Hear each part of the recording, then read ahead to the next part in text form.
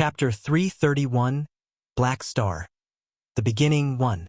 Chapter 331, Black Star. The Beginning 1. Translator. Atlas Studios Editor. Atlas Studios. Advanced Mechanic Control Type Knowledge Detected. Advanced Radar Technology.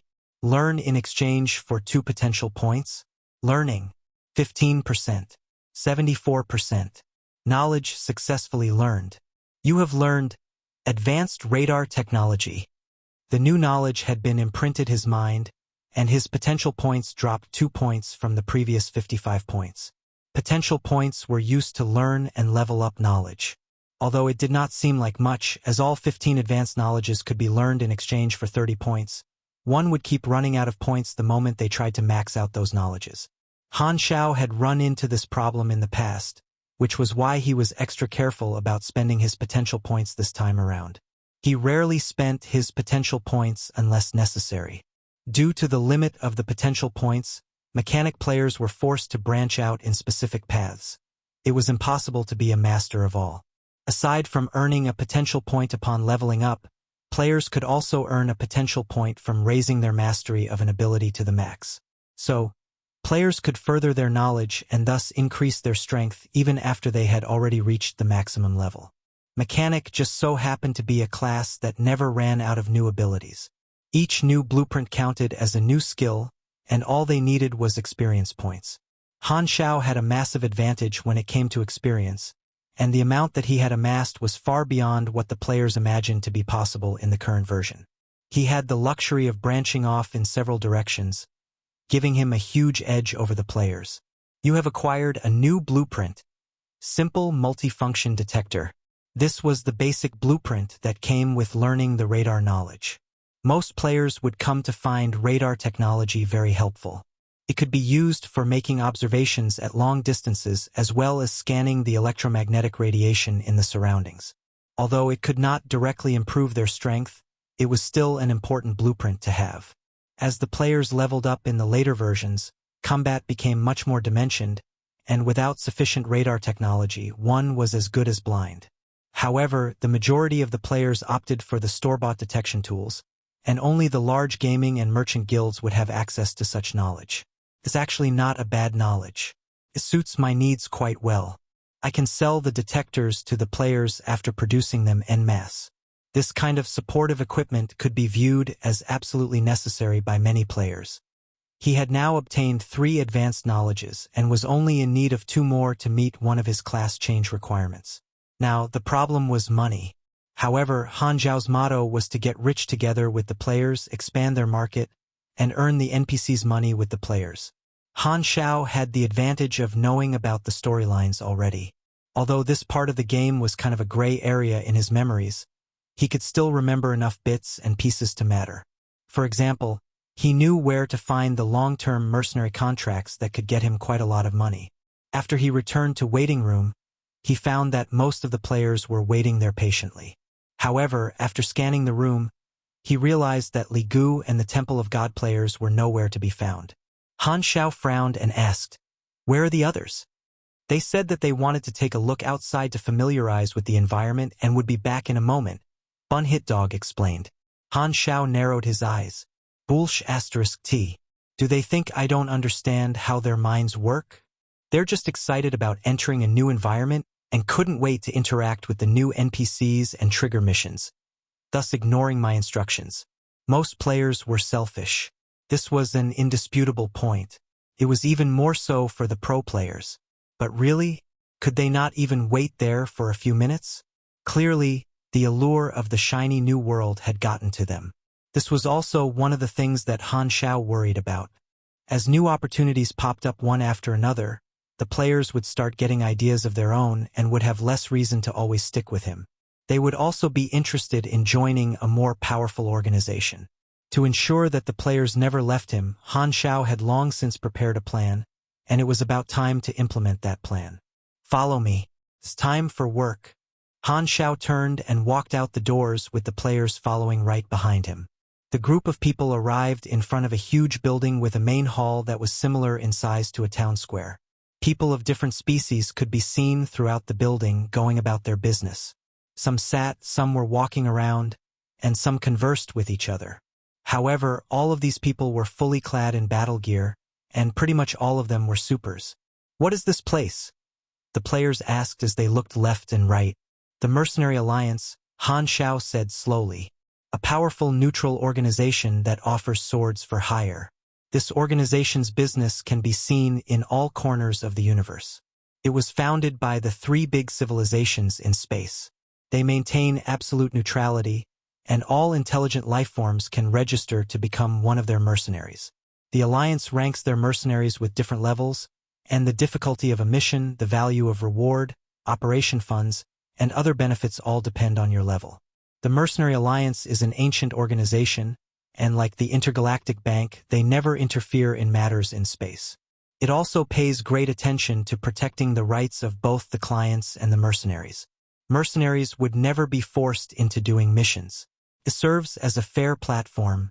He also knew that the original intention for the founding of the Mercenary Alliance was to give the supers something to do. Being able to earn money and make a living with their power meant that they would have less time and energy to cause trouble everywhere. The effect that the founding of the Mercenary Alliance brought was evident. Not only did it make good use of the supers' abilities, it also contributed to maintaining the security in an area. But the players did not need to know about that. The players were stunned, and for a while, it was as if light was coming out of their eyes. They had come to space so that they could take higher-level missions, and they could not wait to head into the building right now. However, everyone stood still as they saw that Han Xiao was not making a move yet.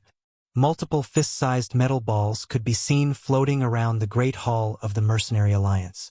These balls would fly toward players with a wave from their hands, forming a virtual screen upon contact. This was a kind of an automatic management system that allowed the mercenaries to take on jobs on their own.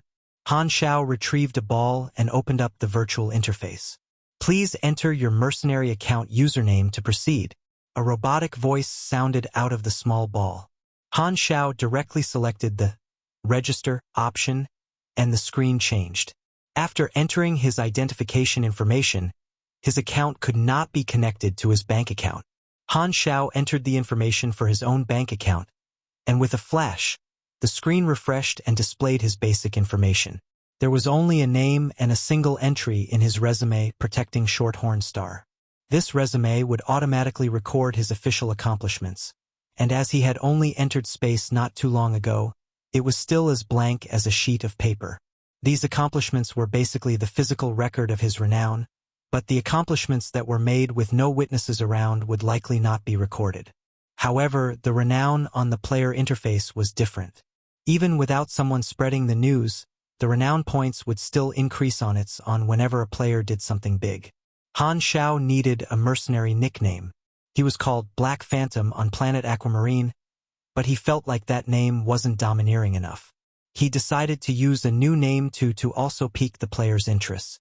After a bit of thinking, Han Xiao said slowly, "Then let's call myself Black Star." Black Phantom was a name for a killer and felt a little bit edgy. He felt that the new name sounded much more righteous and fitted his image quite well. The great mechanic Han was pleased with himself. He chose the color black because he felt a connection to this color.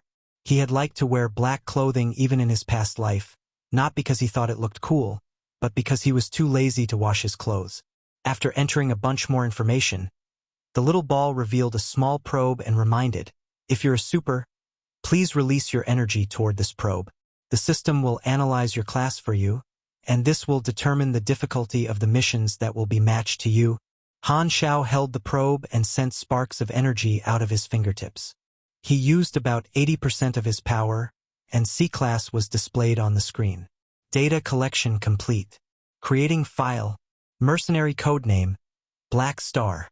Credibility rating, 10. Starting value, strength level C. Class, mechanic. Certificates and badges, none. Faction or group, none. Summary, mercenary recruit. File creation complete. Data has been entered into the system. Black Star, welcome to the Mercenary Alliance. Chapter 332, Black Star. The Beginning, 2. Chapter 332, Black Star. The Beginning 2. Translator. Atlas Studios Editor. Atlas Studios. The Colton Star Cluster had quite a few opportunities, and the Mercenary Alliance's dataset was the easiest way to find the missions. Han Xiao picked some of the missions that he knew. To be a free mercenary was a very good choice. One could earn a lot of money while networking with major organizations. It was a free path of promotion to the higher status. But Han Xiao's plan did not stop there. The next action was the most crucial. Mercenary's identity interface had an option: create a mercenary group. Han Xiao clicked in without hesitation. Are you sure that you want to create a mercenary group? A mercenary group was a team made out of mercenaries that could accept people's missions.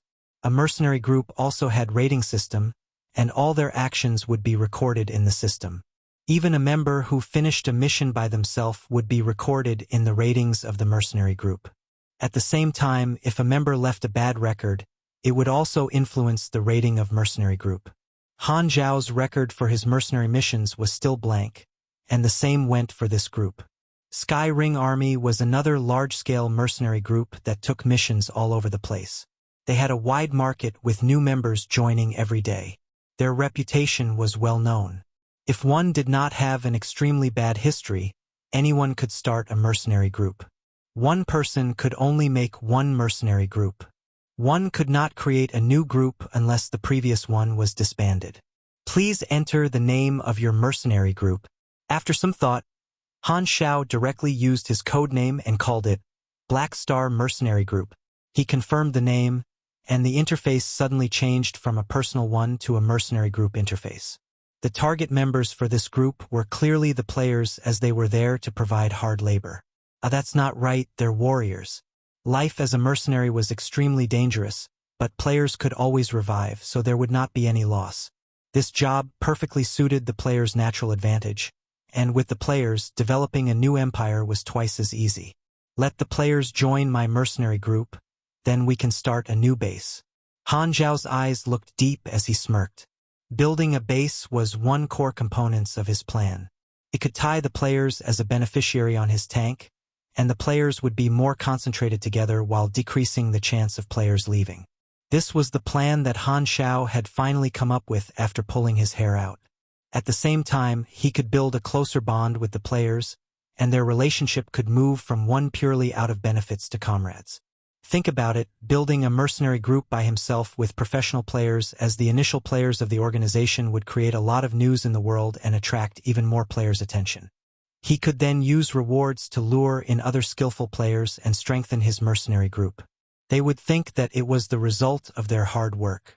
Emphasizing the players' contributions could incentivize the growth of the faction, and players could find meaning in fighting for their own organization and view the faction's achievement as their own. In the end, this sense of belonging and pride could create satisfaction and fulfillment in the players. One could not underestimate the power of social belonging. This romanticism of social belonging could spread roots of feelings into players' hearts, and the power of romanticism could nurture soldiers that would die for their country. For majority of the players, games were just entertainment. The element of role-playing and the option for players to choose a faction could further strengthen the vision and ideology of the faction. On top of that, this setting would attract even more players to join. Everyone's heart would be filled with passion and loyalty. The emotion of sacrificing one's life for an organization, which was unbelievable in the real world, could now be released in a video game without any repercussions. Han Xiao wanted to lure out this romanticism in players' hearts for the sake of his faction. Han Xiao just wanted to make his faction into the hope of the players, and he was the perfect leader to win the players' heart.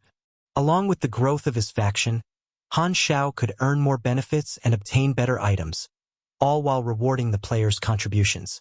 The whole process would be a virtuous cycle, and through this, Han Xiao could aggregate the power of the players to assist him to his goals. Building a mercenary group was the first stage of his plan, and through Bun Hit Dog's show, he could keep refreshing his presence. Once the future version was updated, Han Xiao could simply wave his hand, and all the players would rush to him to join the faction. Of course, it was just an outline of the plan. The actual execution was complicated, and it would take a lot of time and resources to reach the end stage. However, once the plan succeeded, it would be revolutionary for the players, just like the alliances and the hordes in World of Warcraft. This was the blueprint of Han Xiao's new empire. You all have the requirement to register as a mercenary. Join my mercenary group, and I will take care of you all, Han Xiao said in a seductive voice. Frenzied Sword did not hesitate and was the first to register. He only had 2 rules. First, he could eat well if he followed Han Xiao. Second, Han Xiao was always right. The other players slowly joined, and Han Xiao smiled as he watched the whole process, as if he was seeing all the seeds buried into the soil, waiting for them to grow. The display quickly switched to a new interface. Black Star Mercenary Group. Credibility, 10. Scale, 47 members. Class C, 37 members. Frubnov.com. Missions completed, 0. Active region, none. Records, none. Creator, Black Star Han Xiao. Creation date, Galaxy Calendar October 2nd, 688. Summary. Trainee Mercenary Group. Small scale. Abilities are similar among the members. No obvious strength. As the mercenary group had just started, they had no information. There were 3 criteria to rate a mercenary group: scale, strength, and credibility. The first 2 were requirements to determine which missions the organization could apply. For credibility, it was the level of a mercenary group. The points for credibility could be gained after missions were completed. The credibility was the core representation of the reputation. Many employers had standards for the credibility of the mercenaries. If the credibility score was too low, then the employer would reject the application of the mercenaries. Credibility was also equivalent to popularity. Of course, in the formal document, it wouldn't use such an informal word. But in the reputation system, it quantified the reputation system of the mercenary group, and only Han Xiao could see it. Li Gu and Temple of God were not in the scene and ran around by themselves, so they were the only 2 groups that did not join the mercenary group. Han Xiao was irritated. At this time, Han Xiao's interface popped out a hint. Faction formed. Black Star Mercenary Group. Faction management function activated. The NPC model added a new option named Faction Management, which was located to the side of Dungeon Creation. I knew it. Han Xiao was excited. After he succeeded in Dungeon Creation, he had been wondering what other functions the NPC model had.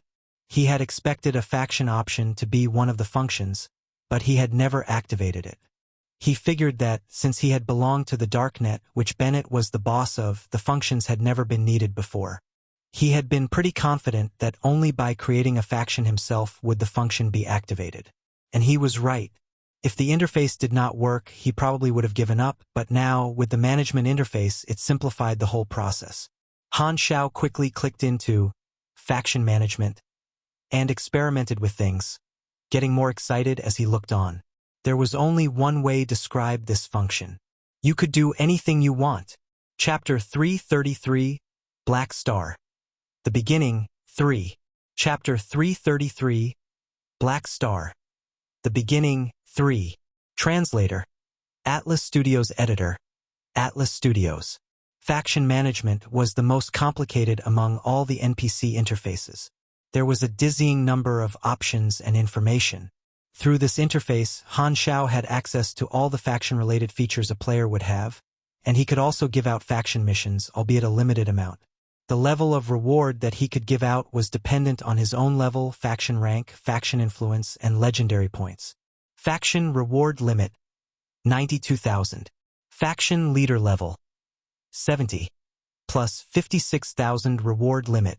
Officers, none. NPC. Faction size, 47. Plus 20,000 reward limit. Renown, 2. Plus 4,000 reward limit. Faction leader legendary points, 3. Plus 15% reward limit. Allies and enemies, none. 92,000 was the limit for a single mission, but the daily total limit was 20 times that amount, far more than the limit for individual members, which was only 5 times more. Moreover, the other factors such as the faction officers and renown would all add on to that limit. With everything added up, their faction's currently daily total limit was 26 times the base amount. This meant that he could reward the players in his faction with a total of 2.4 million experience every day, but as there were currently 50 or so players, each player could only receive around 50,000 experience. This was not really a lot of experience for the players at their level. The reward limit mainly controls the speed at which a faction can grow. This is only the base limit, so there's still a lot of room for growth. He made some calculations, and putting aside his leadership level, his own character level also contributed to the reward limit. Recruiting strong NPC officers to their faction would also greatly increase their reward limit. This convinced him of the need to start interacting with main storyline characters. The faction size was also separated into different stages, with the next cutoff being 100 members. Renown was basically the same as the reputation system with a small difference. Faction renown was the aggregate of all area reputation points. For example, 10 points of renown in the Garten Galaxy and 5 points in the Black Star cluster would add up to a total of 15 faction renown. Legendary points gave a percentage increase to the reward limit, and this increase was calculated after all the other factors such as leadership points were accounted for. The allies and enemies was basically the faction's foreign relations. Aside from faction missions, the system also allowed him to manage and monitor the player-faction relationship, as well individual players' level of contribution. Overall, Han Xiao was very pleased with this new interface, and it could help him attract more players. After Han Xiao established his faction, the other players also received notifications on their interface. You have joined Black Star Mercenary Group. Current relationship: cold, 0/300. The players were not surprised, as something like a faction notification was everyday business to them. Han Xiao's faction management system started listing out the names of the member players. His eyes flashed, and he gave out another notification. You are the Black Star Mercenary Group's first batch of recruits. You have gained 300 contribution points. Current relationship status: neutral, 300/1000. There's something like this? We got the neutral status directly. The players were overjoyed, and they hurriedly studied the faction interface. They wanted to find out what benefits they could get out of earning contribution points. Once they entered the faction reward page, an assortment of items was displayed in front of them. Most of these items were originally in Han Xiao's personal NPC shop, and he simply moved them over to the faction page. Moreover, he also threw in some good stuff that was not available from his shop. There were the Ranger 2.5 robots, each costing 1,500 contribution points to exchange. Mini mobile turrets, each costing 1,200 points, and the original Python mechanical suit, which cost 6,000 points. The equipment and items instantly caused a reaction from the players. Good stuff. God-tier gear. The players were moved. These items had previously been unavailable to purchase no matter how much money they had. The mercenary group is newly established, and the credibility rating is still quite low, Han Xiao said.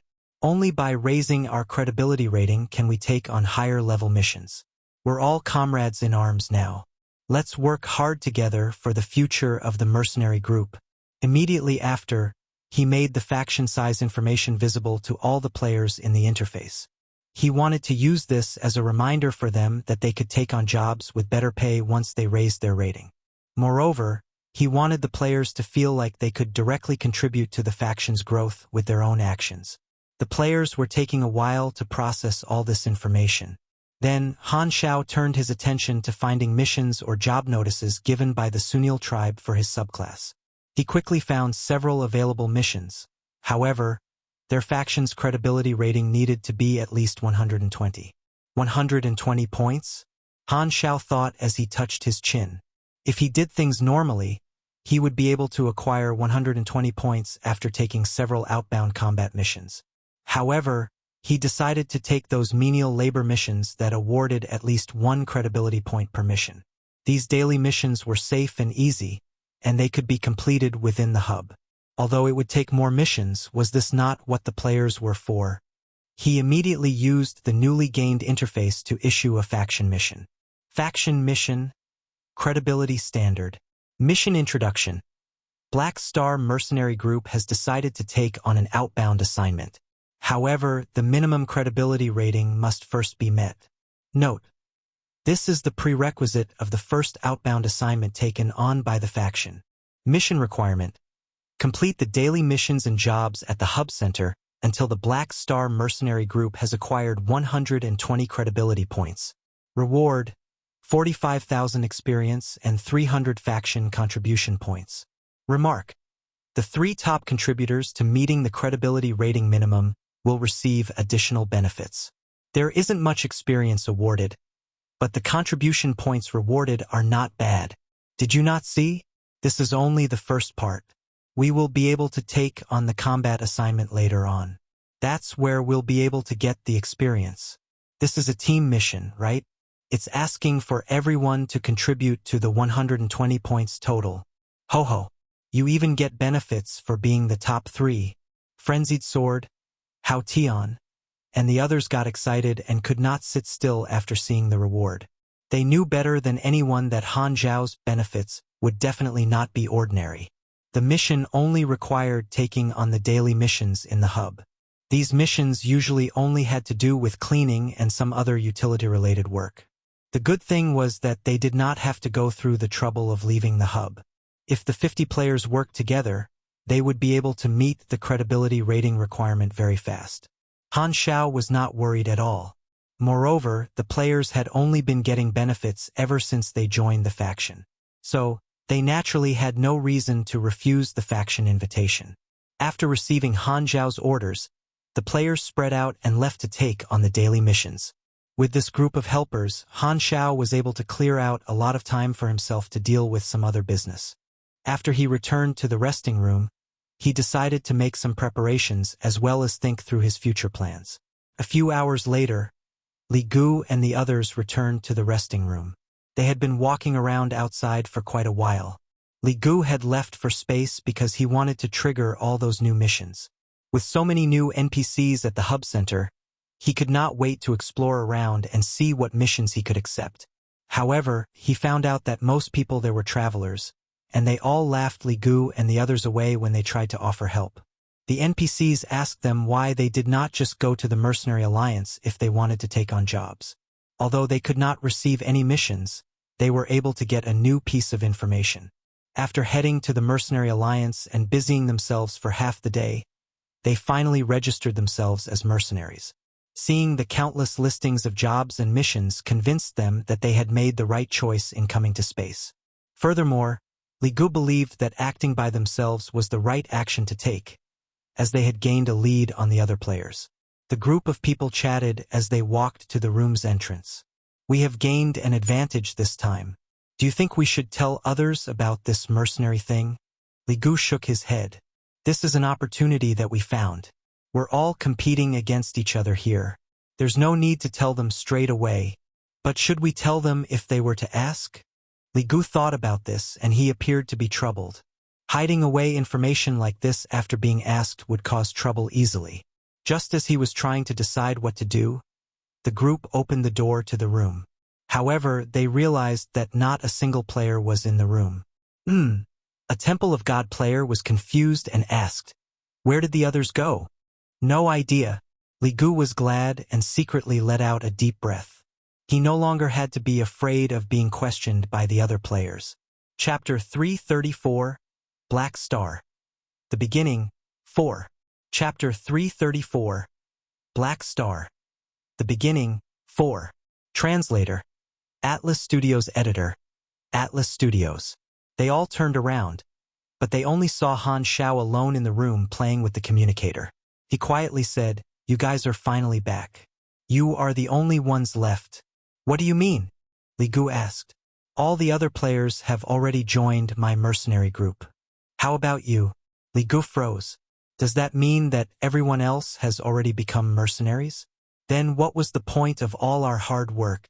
And what's a mercenary group?" A bad feeling slowly arose in their hearts. "We've already registered as mercenaries," Li Gu replied honestly. Han Xiao raised his brows and announced a mission to join the Black Star Mercenary Group. Li Gu had nowhere else to go, so they quickly accepted the mission, went to the mercenary lobby, and joined the mercenary group. Right after that, they activated the mission that other players had begun a while ago. Seeing the faction introduction and the mission requirement, Li Gu and others could not believe their eyes. Li Gu was upset. This was supposed to be their treatment, but because they had moved on their own, they were behind in process compared to the other players. Just before they got back, they had been feeling pleased with themselves, but now, Li Gu only felt embarrassed. He had wasted so much time and energy wandering around, and he had not achieved anything other than lagging behind in progress. After talking with the other players, Li Gu also found out that the other group of players had gotten a reward of 300 contribution points. His mood was extremely poor. He regretted that he did not stay put and instead ran around like a monkey. Why did they think that they knew more about the universe than Han Xiao? The other players soon heard about Li Ji's anguish and laughed. At the same time, they had more faith in Han Xiao. Han Xiao was the only beam of light that they should follow. If they followed Han Xiao, they could get the most benefits rather than trying their luck outside. With the hard work of the players, the mercenary group's credibility rating increased little by little. Han Xiao rented a machinery modification room and tried to make a new battle helmet using the new knowledge that he had gained and the resources that he had brought from planet Aquamarine. He called it Sin, Type A Carbon Life Form Radar Helmet. It had multiple layers of detection and could detect living creatures within several kilometers. It also had a strong radar function and strong life support systems such as air filtration. Han Xiao made a dozen of them and prepared to sell them to the players. The helmet was essential equipment for missions in space. After a few days, Bunhitdog finally released the first episode of his space adventure, and the forums seemed to only discuss the topic. Galaxy Exploration Diary, Black Star 1. The title of this episode indicated that it was the start of a new series. The editing of the opening of the show changed to the view of Shorthorn Star Ubarely Hub and an alien creature with a weird shape. A few minutes had passed, and viewers flooded the channel in an instant. Bunhitdog's Black Phantom show had built a solid, loyal fanbase. This trailer for the new series also garnered a lot of attention. It was the first show about space, and not only the players from planet Aquamarine, even foreign players from other new planets were excited about the show. The view count rose exponentially, and within a few minutes, it almost broke the record for the highest view count in the past shows. Bunhitdog was showered with attention, and his popularity was boosted once more. He was undoubtedly the top figure in the galaxy film industry. What? There's actually an update. What the hell? There are 3,200,000 people watching right now. Am I seeing this correctly? I'm so excited. Let me see what you've got, you foreign friend. Bunhitdog's large face then showed up on the screen. He used his disgusting voice and started the show. Welcome to the Galaxy Exploration Diary. I am Bunhitdog. You might be wondering if something is missing. That's right, since I haven't had enough time. There won't be a poem to start off this episode. Bullet comments instantly covered the screen. One can never be too careful. This host doesn't have any dignity. Screw your family. For the first episode of the Black Star series, Bunhitdog used a different editing method, which did not follow the previous format where he focused on informative content. He filmed the entire process of Han Xiao leading the players up to the Shorthorn Star and then on to Ubarely Hub. Then he edited the video in the style of a movie. It gave up the informative tone that the previous show focused on. For this new show, there was barely any narration, and with some adjustment to the color of the scene, the audience had a new experience as if they were watching a TV series. Because there was too much materials to use, Bunhitdog could not edit the size down. So he directly changed the show to a video with a story, and the video was an hour long. After the success of his Black Phantom series, Bunhitdog had become more motivated about trying new styles of film that had more artistic value, rather than limiting himself to informative content with a sarcastic tone. The change was evident and he achieved great success.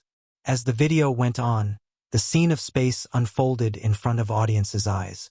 In the unfathomable depths of space with all sorts of spaceships zooming around, the show was like a black hole, sucking in all the attention into this beautiful scene. When Han Xiao appeared on the screen, the bullet comments went on a rampage again. Han Xiao finally showed up. Suck everything out of Black Phantom. Hugging Black Phantom is just a 100-meter sprint. Han Xiao is my husbando. Don't you dare touch my love. Oh my. Black Phantom is now up in the heavens. There are no more boxes for me to open. I still need to gamble. I need to prove my true lineage. Bro, just go sleep. You can find anything in your dreams. The text on the bullet comments flew by, and there were some fangirls in there, but it was unclear how many old uncles were in there as well. Bun Hit Dog also edited in some interactions of the professional players. Of course, he had gotten their approval to use the footage first. These players had gotten to know each other as the days passed, and their relationship had become closer and closer. Their interactions were funny and entertaining, which also attracted a lot of fans to watch the show. Quite a number of fans of the professional players also sent out bullet comments. Suddenly, the scavengers showed up, and Han Xiao and the players protected the spaceship. The bullet comments flooded the screen again, and all sorts of messages were there. Holy cow! In this new simulation of space travel, you can also kill monsters and get experience. Black Phantom is still so strong. He still owned the aliens like it was nothing. Seeing that Han Xiao is still wrecking everyone, I can now drop my worries. In the journey to the Ubarely hub, the large space station made the viewers' jaws dropped. The video also came to an end there. In the last scene, Han Xiao led the players to the Mercenary Alliance, and everyone registered as a mercenary. As the camera zoomed in, it looked on the words Black Star Mercenary Group and froze the frame for 3 seconds. The audience also stared at those words. Then the screen turned black with 3 words, to be continued. Bun Hit Dog had decided to cut the video there because he saw that there would be great potential for the faction. Other than the leader, all the other members were players. The journey of an NPC leading the players to the world of adventure would definitely lure the interest of the audience. And he was right. When the video ended, the audience was greatly unsatisfied, wanting to see more of the show, feeling the emptiness of not being able to watch a new episode. The last 3 seconds of the show created great interest and curiosity of the name Black Star in the hearts of the audience. Of course, this episode hinted at the great potential storyline in the future. I can't wait for another episode. I won't go anywhere until I see the next episode. I want to lock Bun Hit Dog in my basement as my slave to pump out more shows. I think he would like that. Hey, what are you thinking? I'm ashamed of you dirty-minded creatures. The view count of this episode skyrocketed to an unprecedented level. The audience cheered, and the players who had not been chosen by Han Xiao were drowned in jealousy, hating themselves for not being able to last 30 seconds. The influence that this episode brought made the Galaxy Times add another section to their new show. A long time ago, we deduced that the storyline character had its own limit, where once they finished their storyline, they would turn into a nobody. However, this incident shows that we were completely wrong. Black Phantom Han Xiao. Black Star Han Xiao proved us wrong. His activity was not limited by the level of the civilization. He headed deep into space and became the first man from planet Aquamarine to explore the universe. This is his new arc. We thought that Han Xiao was only a character on planet Aquamarine. From what we have seen now, everyone guessed wrong. He did not have only one war storyline. He has another more advanced main storyline on space exploration. Compared to other beginner planets, planet Aquamarine's potential was limited, but after the rise of Han Xiao, he has opened a path to explore new territory and storylines. Black Star Han Xiao was not the main character of this planet. Galaxy Times was brave in recognizing its base mistake, and its honest attitude garnered a positive reaction from the viewers. The segment also boosted the popularity of Han Xiao and promoted his status to a level above the main character of a planet to something even higher. This raised another question from the players. How far could he go? Han Xiao also saw the show, and the effect achieved what he wanted. The players looked up to him even more, which meant that Han Xiao was accepted at a deeper level in their hearts. Thousands of players discussed frantically on the forums, and the heat of the topic did not stop. However, no one would think that Bun Hit Dog's episode was not only popular for a short period of time. The show stayed relevant for much longer than people had thought. In the future, countless people would go back to this episode, which became known as The Beginning of Black Star. Chapter 335 Cheap Bait. Chapter 335 Cheap Bait. Translator. Atlas Studios editor. Atlas Studios. The daily missions were the low-level missions. Once a faction's credibility rating had reached a certain level, daily hiring missions could no longer be used to gain credibility points. This ensured that factions' credibility rating reflected their actual capability. 120 points happened to be the first cutoff. This was the minimum to become an official mercenary group, one that would actually attract potential clients. The pro players had great efficiency. Their faction was able to gain 120 credibility points in 2 short days. Han Xiao then released the faction mission reward with King Admiral Han Xiao and the Berserkers team captain Yen Ran being the top 3 contributors. The players whom Han Xiao had recruited were not just limited to the 4 big guilds, and he had also made sure to get people from the top-ranking gaming clubs and teams from the tournament, such as Thunderstorm and the Berserkers. Thunderstorm was alright. They even had the beauty Rainy Kim, and was thus getting a decent amount of attention. The Berserkers, on the other hand, despite being a top-class battle team, did not have much of a presence. To be honest, Han Xiao would have completely forgotten about them had Yen Ran not made it to the top 3 this time. Han Xiao gave those 3 additional rewards and also re-emphasized to the players that contributing to the faction would net them a lot of benefits. The additional reward was his newly produced SIN Type A Carbon Life Form Radar helmet. It was something that could only be exchanged with 800 faction points and immediately invited the other players' envy. Then, Han Xiao announced, "This helmet can greatly enhance your sight and function in many extreme environments." Unravel.com. He explained the helmet's functions in a way that implied the necessity of this helmet for the future outbound missions. The 3 winners quickly put on the helmet to test its features for themselves. The internal screen displayed all kinds of analyzed information of their surroundings, such as energy density.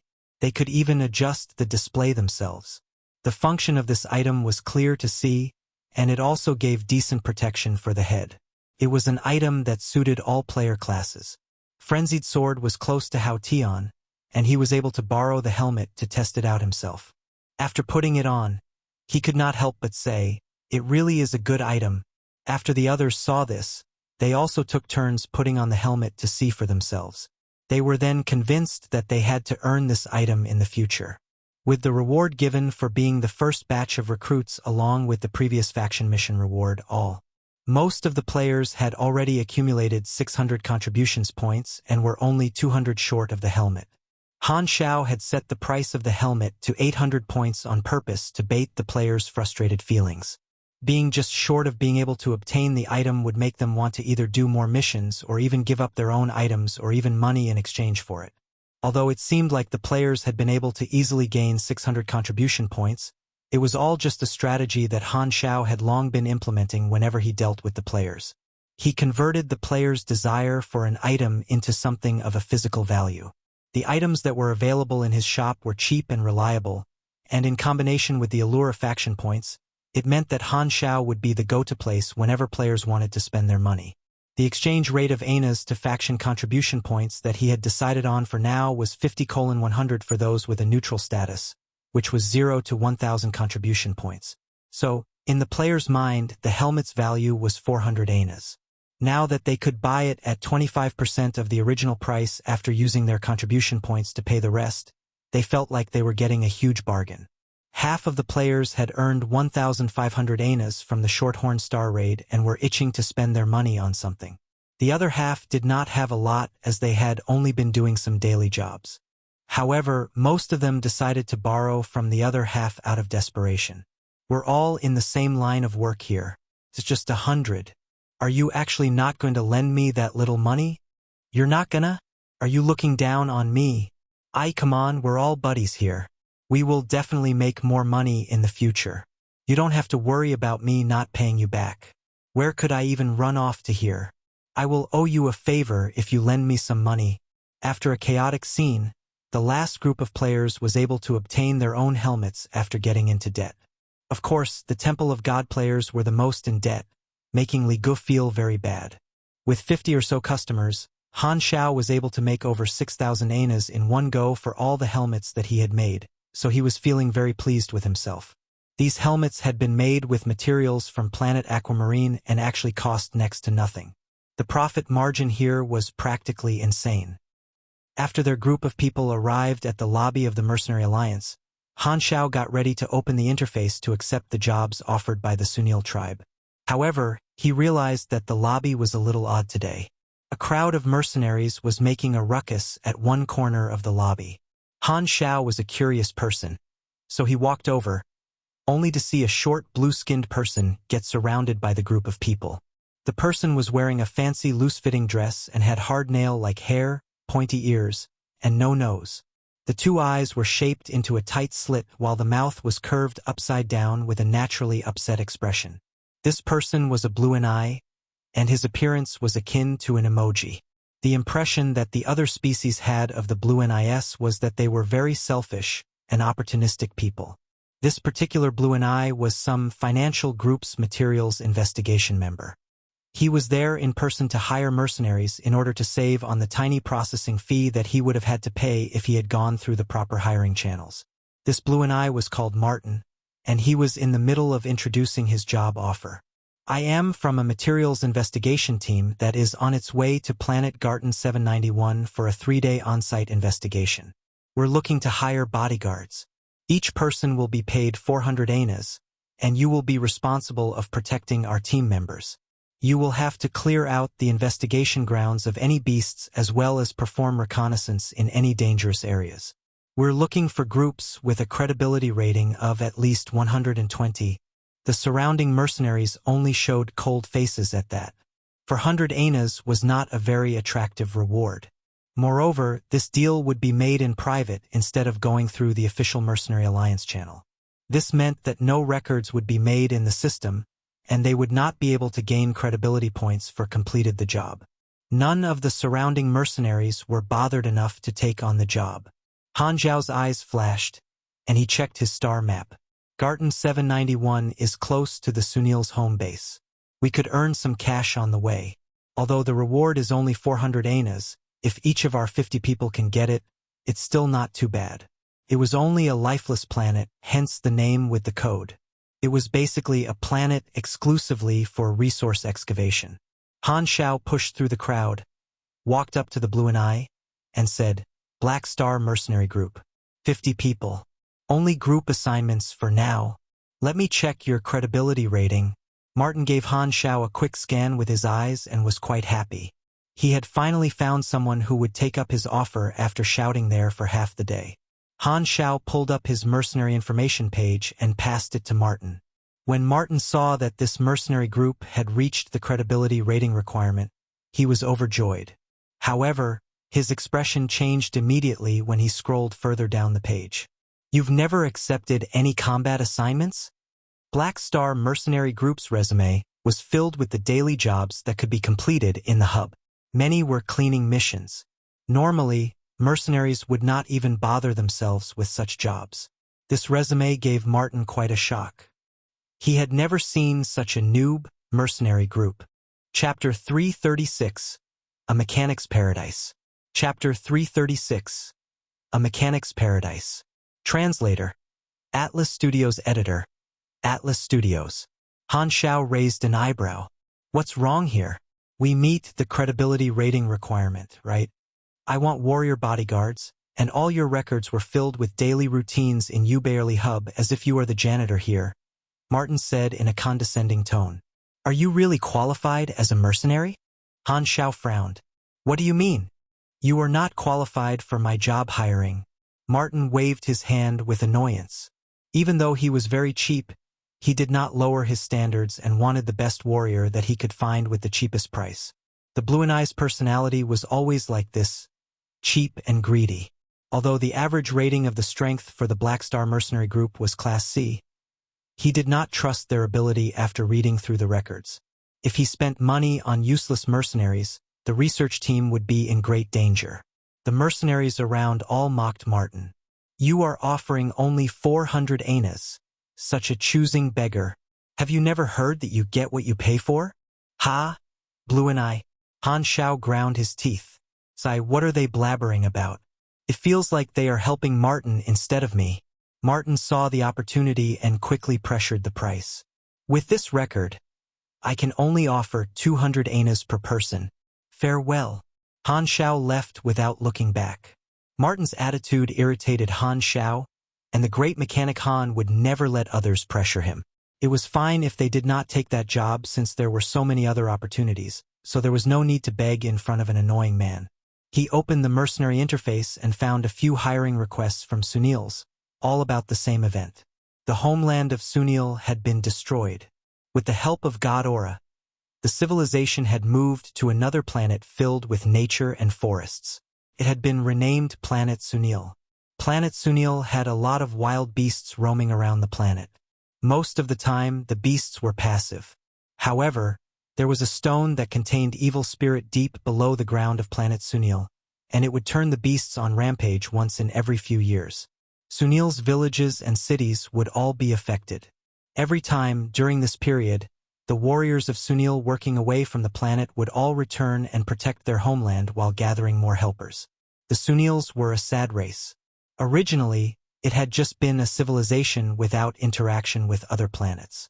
It had been peaceful, and it had tried to develop into a better society. Unfortunately, they had been attacked by Dark Star.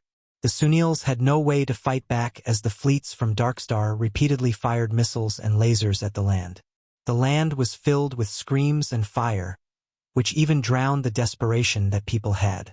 Dark Star was a mortal enemy of God Aura, and it was an active civilization in the Garten Galaxy.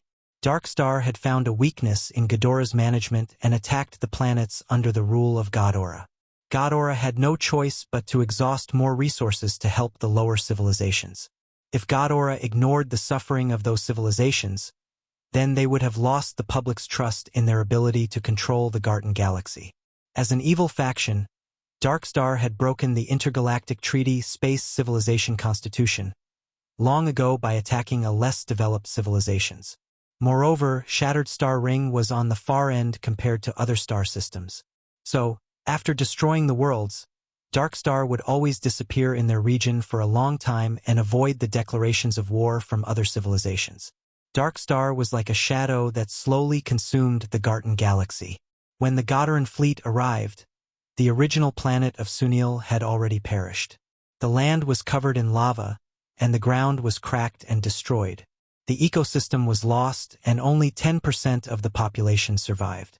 The technology of the Sunils was cut off from the past generations, and it had yet to be restored. The refugees had been moved to planet Sunil with the help of God Aura, and in the beginning God Aura had helped building the cities. It was only after living there for a few years that the people found out about the raging beasts. Moving to another planet would take too much work. The first time that God Aura offered help was because of moral reasons, but if the Sunils asked God Aura for help again, they would feel that they were owing too much to God Aura, so they could not ask them for help with this matter. Therefore, they decided to stay on the planet and fight off the monsters. It was the period where the beasts became active again. These missions were requesting help to protect the homeland. The difficulty of the mission increased as the list went on, and there was no one who applied for the most dangerous mission. As for the easiest mission, they needed 120 credibility rating. Han Xiao could only select the easiest mission, so he submitted the application. A short moment later, he got the reply and his application was successfully. Mercenary mission. Defend the Forest City. Mission introduction. Another wave of the catastrophe is looming over the Sunils. You have accepted the mission, and your duty is to protect the Forest City. Mission requirement. Defend the Forest City. Failing condition. Fail to protect the Forest City. Punishment of failed mission, -60 credibility rating. Reward, 500,000 experience, 1,800 anas, plus 34 credibility rating, plus 3 area renown. Time until activation, 12 days. The Sunils called the period of beast attacks the catastrophe, and the Forest City was the main city of the Sunils. This was just a normal mission, but it was not all Han Xiao had in mind. The reason that he had accepted the mission was so that he could approach the Sunils with an appropriate identity. He had to activate the storyline mission by himself. As one of the members, the players also got the mission in the mercenary group. Han Xiao put out the reward of the mission onto the reward for the faction mission. The players felt like they were getting double reward. It was the first time that Black Star Mercenary Group had selected a battle-type mission, so the players were excited. Han Xiao waved his arm. Let's go. After 3 days, the group took a spaceship and arrived at planet Sunil. From the universe, the planet was covered in green with white clouds floating above. The spaceship shook violently as it descended into the atmosphere, following the directed path and heading toward the forest. Han Xiao then saw an empty plain, and a city was located in the center. That was the new homeland of Sunil Forest City. The spaceship threw down the cabin. Han Xiao felt a bit of weightless for a second, and landed safely on the ground. Whoosh! The door slid open and they were in a military base. Han Xiao stepped out of the door, and he quickly noticed teams of Sunil soldiers and armored trucks protecting the base. Sunil defensive soldier armor was the armor that Sunil soldiers wore. The armor was dark gray, and the armor plate was extremely thick, which could block heavy bullets from machine guns. In matching armor, the soldiers looked like a true unit. The armor suit's weight was almost a ton, and it had equipment that supported the movement. There were also machine guns with large caliber, small rocket launchers on the shoulder, and other melee weapons.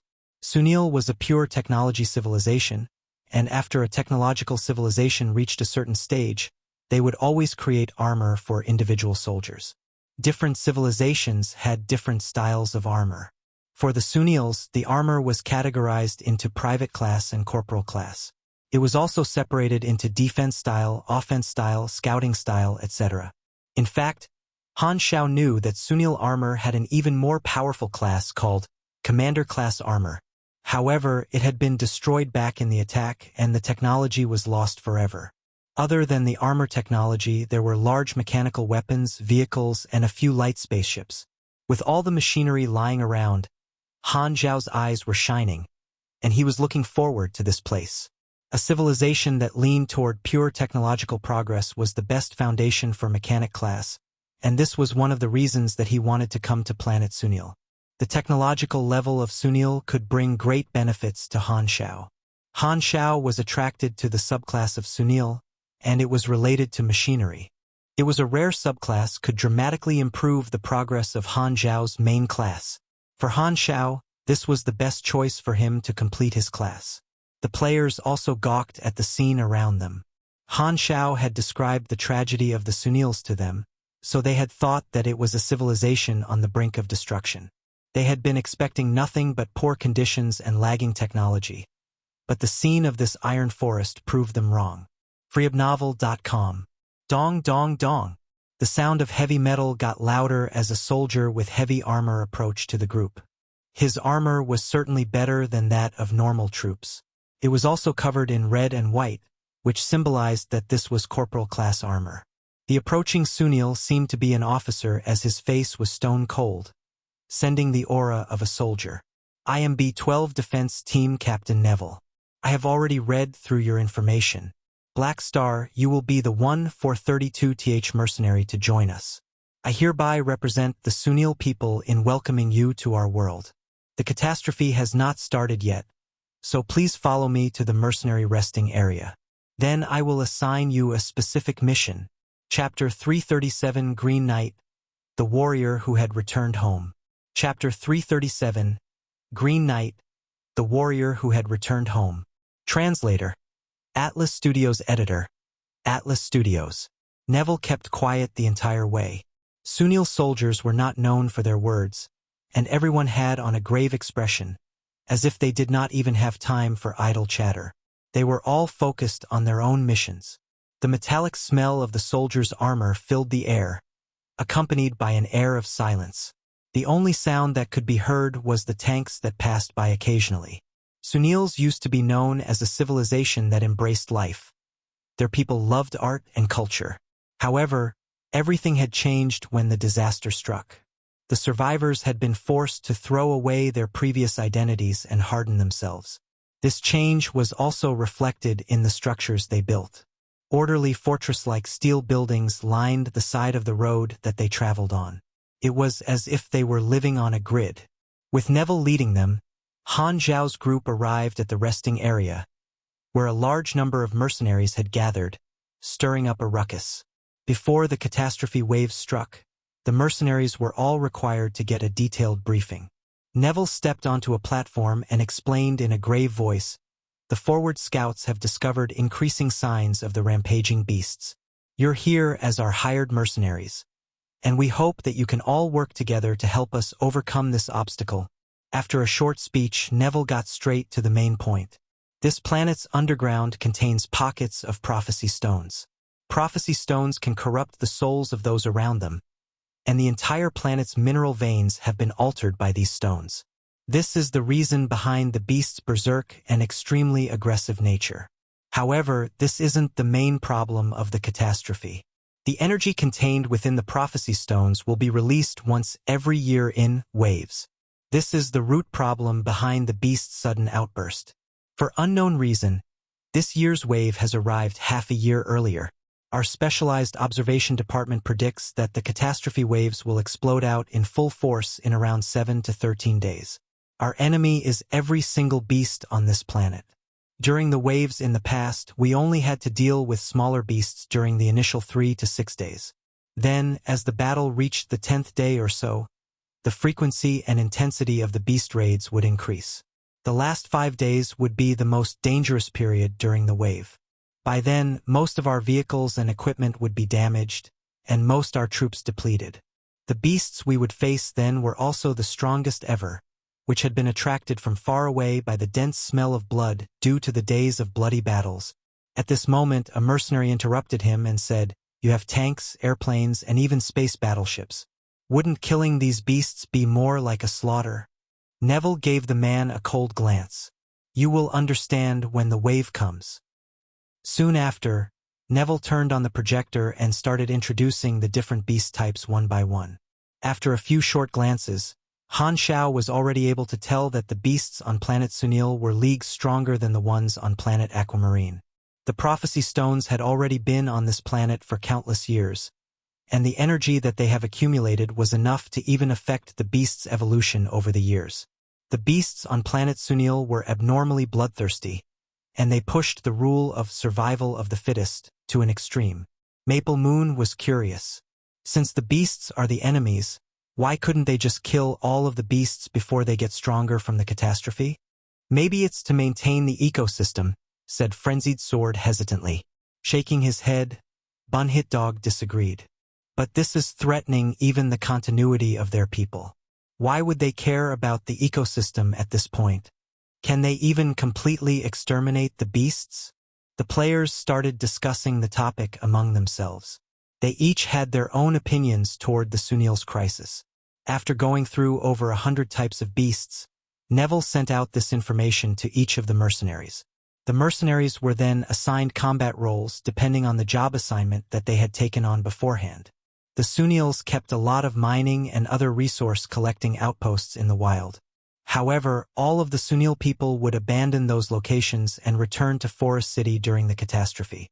They grouped all their forces into a single area to decrease the chance of getting sneak attacked by the beasts. With the main city as the final barrier, Forest City had a total of 5 walls that circled the city. Han Xiao and the others were stationed at the second last wall and were tasked with protecting scout planes and the larger battleships from the ground. They also served as a rapid response reinforcement group for the front lines. Forest City was decked out with defensive infrastructure, and building everything around a main city was only a tactical decision.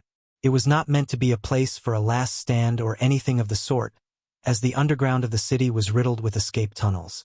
The Sunil people could flee through the tunnels or even be evacuated by the air transports at a sign of danger, and this meant that it was impossible for them lose the main city.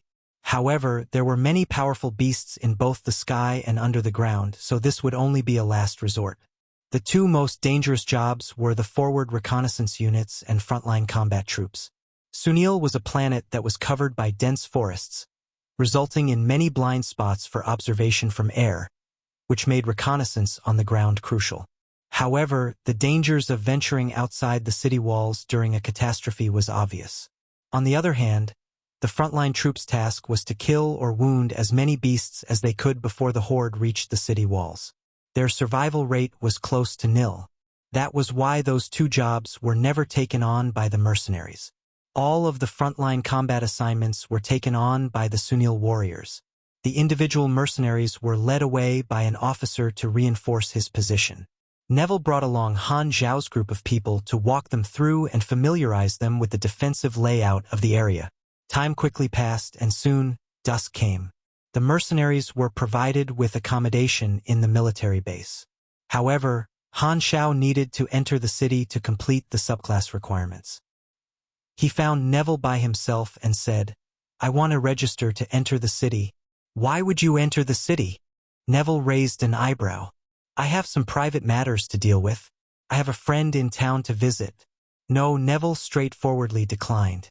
To prevent any unwanted accidents, mercenaries are never allowed into the city. You are only allowed to stay in the base outside of combat. You cannot use this reason to enter the city. However, your friend can come out to visit you. Han Xiao was not sure what to do. The storyline character whom he wanted to meet did not know him at all. There was no way that he would come out to visit him. Did he really have to sneak in? He had the face-disguising tool and his Night Stalker subclass.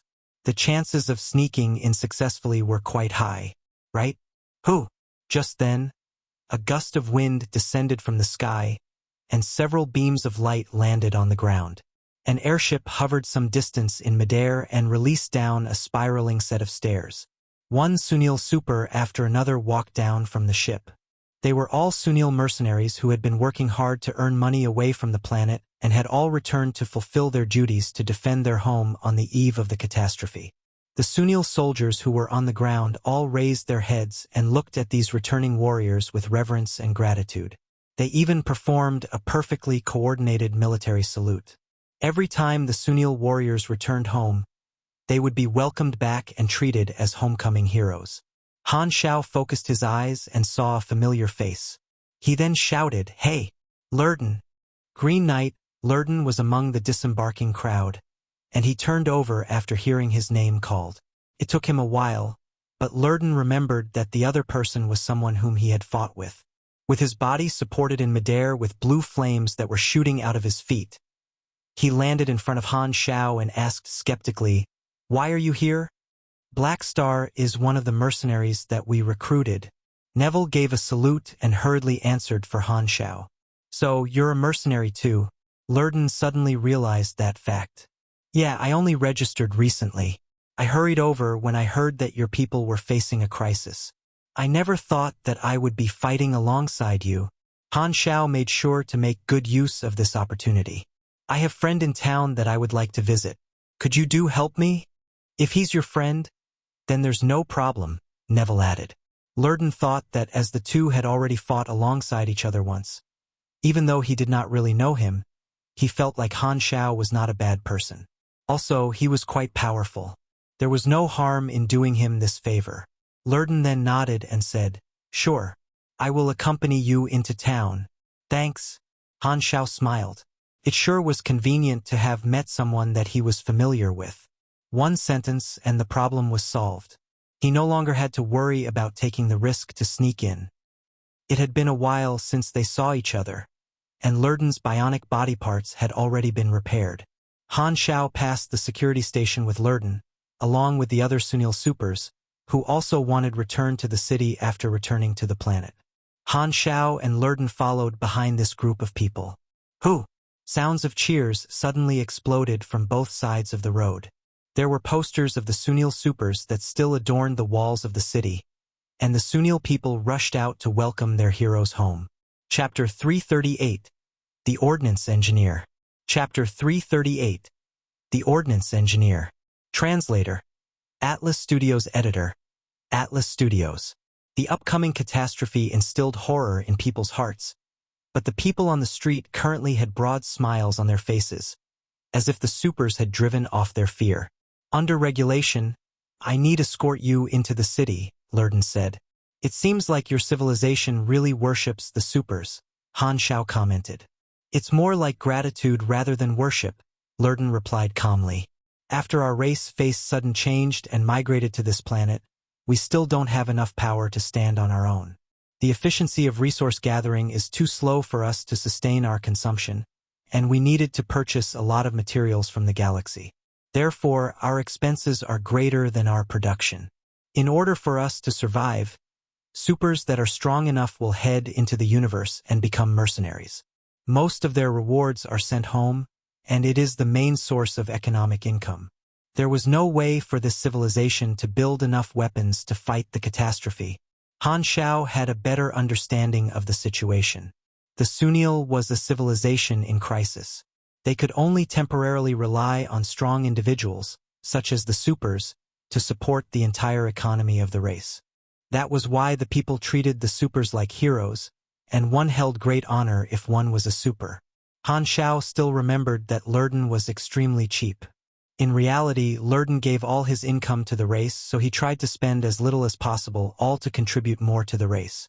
It will bring disastrous effects if this civilization keeps on relying on the supers.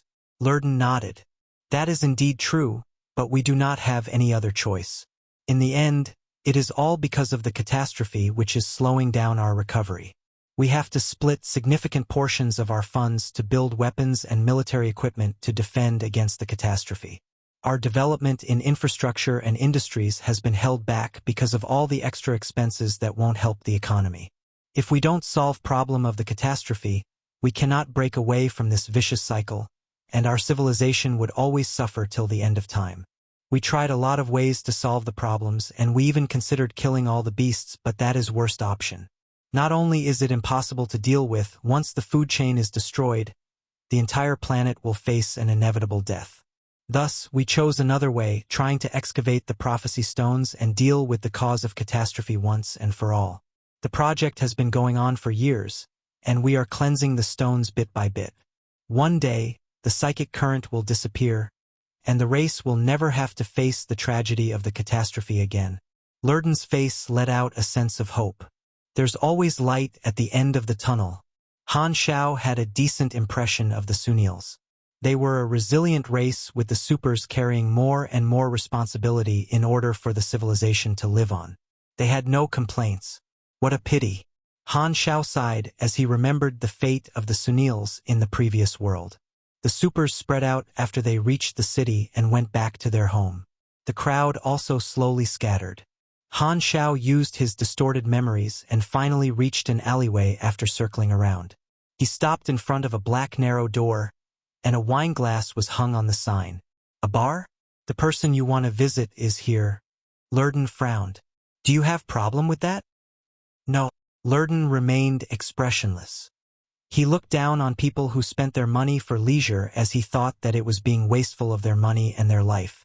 After all, he had lost his right to enjoy his life. They pushed open the door and walked into the bar.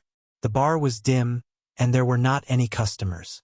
The city was in an emergency state, so no one had the guts to get drunk in a bar.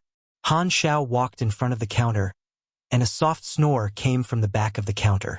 The great mechanic Han looked over and saw a man sleeping with his head on the counter. He was well asleep alongside a pile of empty bottles. Bang!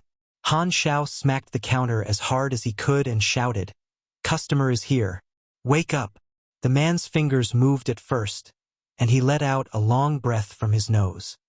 He then finally stood up with the stench of alcohol oozing from his body. His eyes were lifeless, and he looked like he was only half awake. The man then asked, "What do you want?" "2 signatures. One is enough," Lurden interjected. The man yawned. "Pay first." Han Xiao took out his communicator and prepared to pay. The man suddenly laughed out loud and said, "My dear, you are not trying to pay with anas, right? This is a small business, so we only accept local currencies." Lurden frowned.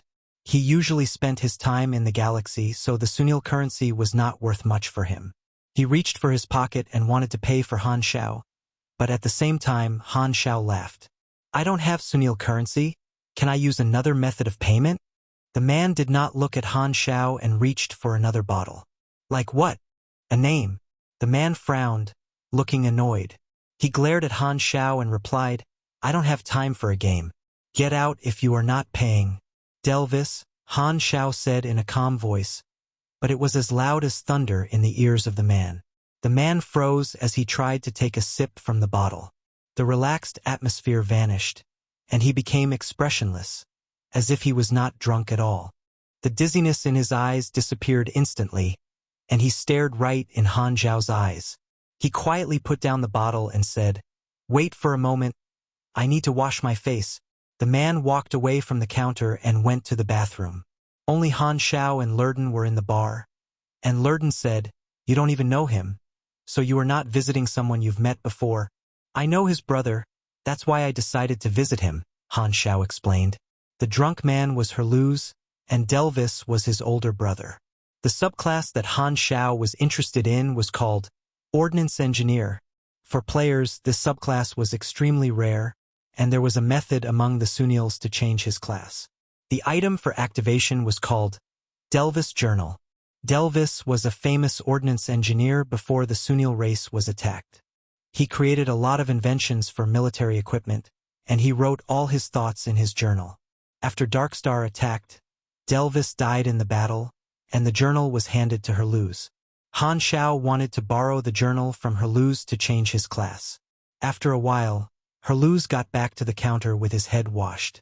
He was a middle-aged Sunil. His skin was light blue, and there were a few wrinkles on the side of his forehead, far fewer than one might expect of a 150-year-old. Other than that, he was almost the same as a super. Herluz opened up a bottle and brought it to Han Xiao. "I don't know how you found me, but my brother's name is worth a bottle. I brew this myself." The bottle was covered with white smoke, and the smell of alcohol penetrated their noses. Alcohol made by Sunils was usually made from the leaves of a certain tree, which had a bitter taste. After a sip, Han Xiao felt the spiciness on his tongue. "I am just a mechanic. I have heard your brother's name, and I want to borrow his journal. Is that it?" Herluz raised his eyebrows and tried to get more information. "That's it for now." Han Xiao laughed and glanced at Lurden. "Do you think I have another purpose?" Herluz heard the obscure response and asked in a cold voice, "Do you think this is threatening?" No. I am being friendly." Han Xiao smiled. "But for a nice person like yourself, you won't reject this small request, right?" On the side, Lurden did not understand what was happening. Were they still speaking with a real language? Why could he not understand? Herluz hesitated for a while, but his expression showed that he had given up. He went into the house and came out after a while with the journal in his hand. He slammed it on the desk and said, "Leave when you are done." Han Xiao touched the journal, and the interface popped out a hint. "You obtained Delvis's journal."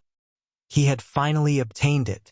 Han Xiao suppressed his excitement as he opened the diary. He acted like he understood everything, but the journal was written in the Sunil language, which looked like cursive English.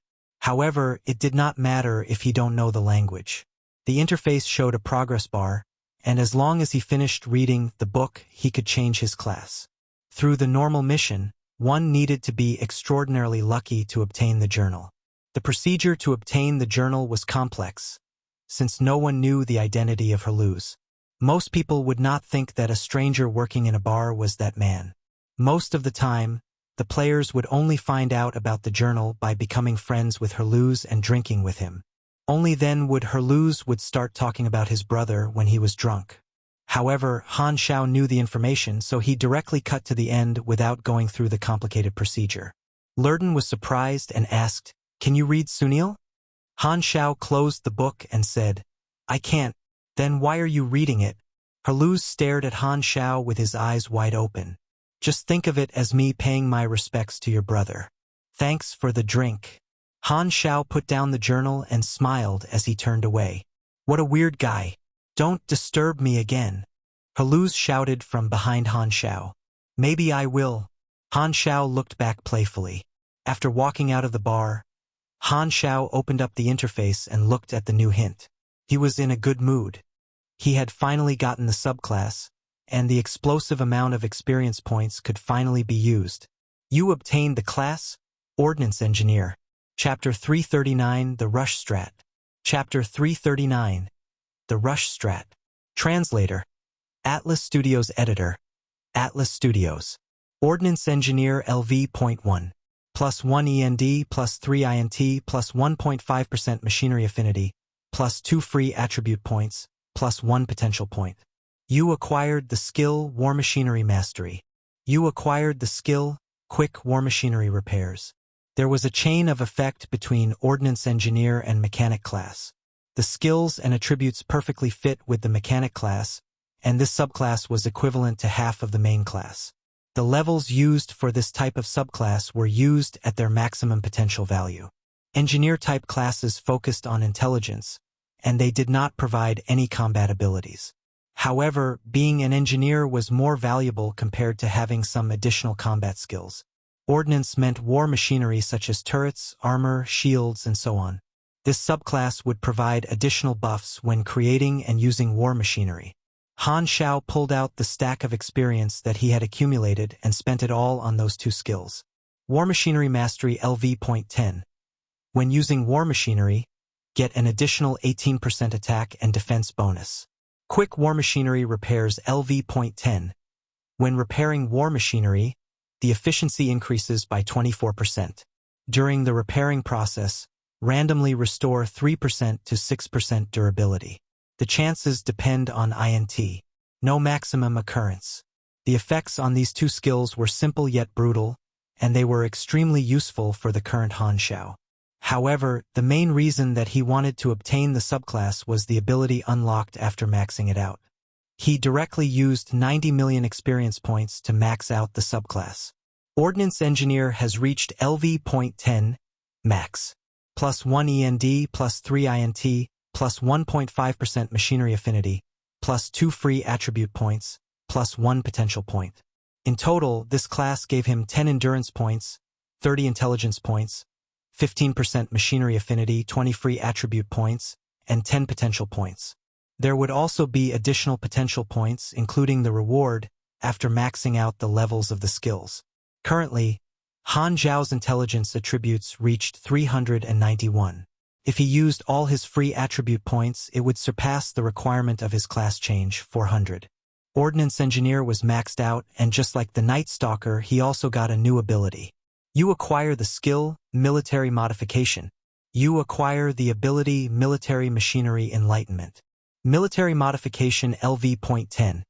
When creating or modifying war machinery, the status of equipment increases by 8% to 14%.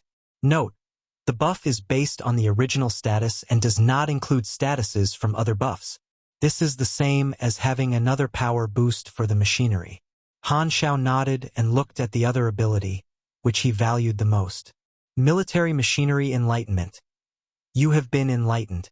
When building new war machinery, plus 30% success rate when building a new production line, plus 10% quality of production line, minus 18% resource costs, and plus 20% speed of production. Productivity was the essence of this subclass. A mechanic had multiple stages in their development, and each of them was indicated by certain benchmarks. One of them was fast building while fighting, which was one of the reasons the mechanic became powerful in version 3.0. As for the assembly line, it was the mark of the later stages.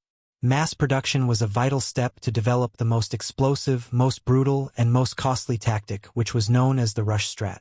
For normal mechanics, they would use the best weapons made out of the best materials. For mass production, the equipment created had low quality. Although the difference in quality would increase between normal mechanics and mechanics that used mass production, the latter could stack up an uncountable amount of machinery and suppress the enemy with numbers. Frubnov.com. Mechanics and mages were two powerful classes in the later stage. The rush strat from the mechanic and the summon rush strat could turn a one-on-one battle to survival against a zombie horde. These two battle styles ruined the game experience as exceedingly few players could win against them. However, even though these two strategies were strong, the cost was obscene. The cost of building one single army was detrimental to the players. Moreover, at the later stages of the game, all players had the ability to fight against an army. So, although the rush strat could overpower the opponent, there would also be an unneglectable cost in their own army. If they joined the competitive scene with matches after matches, the combat ability of the army would also decrease, and after 10 or 20 matches, the player would use up everything they had. And if two used the rush strat, then everything became simple. With one team fight between two armies, both sides would lose all their forces in one match. Therefore, in the previous world, the rush strat was seen as a myth. One hardly found these players. So, if anyone was such a player, they would treasure that moment, since the meta could change at any time. Han Xiao had analyzed the situation. Because the players were in a weaker stage, he could deal with them with ease. However, the players would be deadlier in the later stage, and different sorts of powers would arise. So, Han Xiao did not want to take risk, and the rush strat was the obvious choice. The rush strat was costly. In the eyes of the great mechanic Han, money was not a problem. Especially since he had obtained the ability to reduce cost, Han Xiao had no worries about costs and money in the future. Han Xiao had a long-term plan for his development. Even though he had not learned the knowledge to create assembly lines, he had gotten all the important abilities. Level 80 would mark another class change, and the class advancement mission required 60 million experience. Han Xiao let out a sigh. It was a piece of cake for him. In version 2.0, the maximum level was 90, but that of the current version was level 60. Players in version 1.0 did not know anything about class advancement missions. Because they could not break the barrier, the players had to experience 2 class advancement missions at level 60 and level 80. The class advancement at level 60 would make a huge, but not so much for the one at level 80. The piece of cake was just in the standards of the great mechanic Han. The players would have to spend an enormous amount of time to accumulate 60 million experience points. Han Xiao spent 90 million experience to go from level 70 to level 80, while the players had nothing in their pocket, so they could only grind level by level.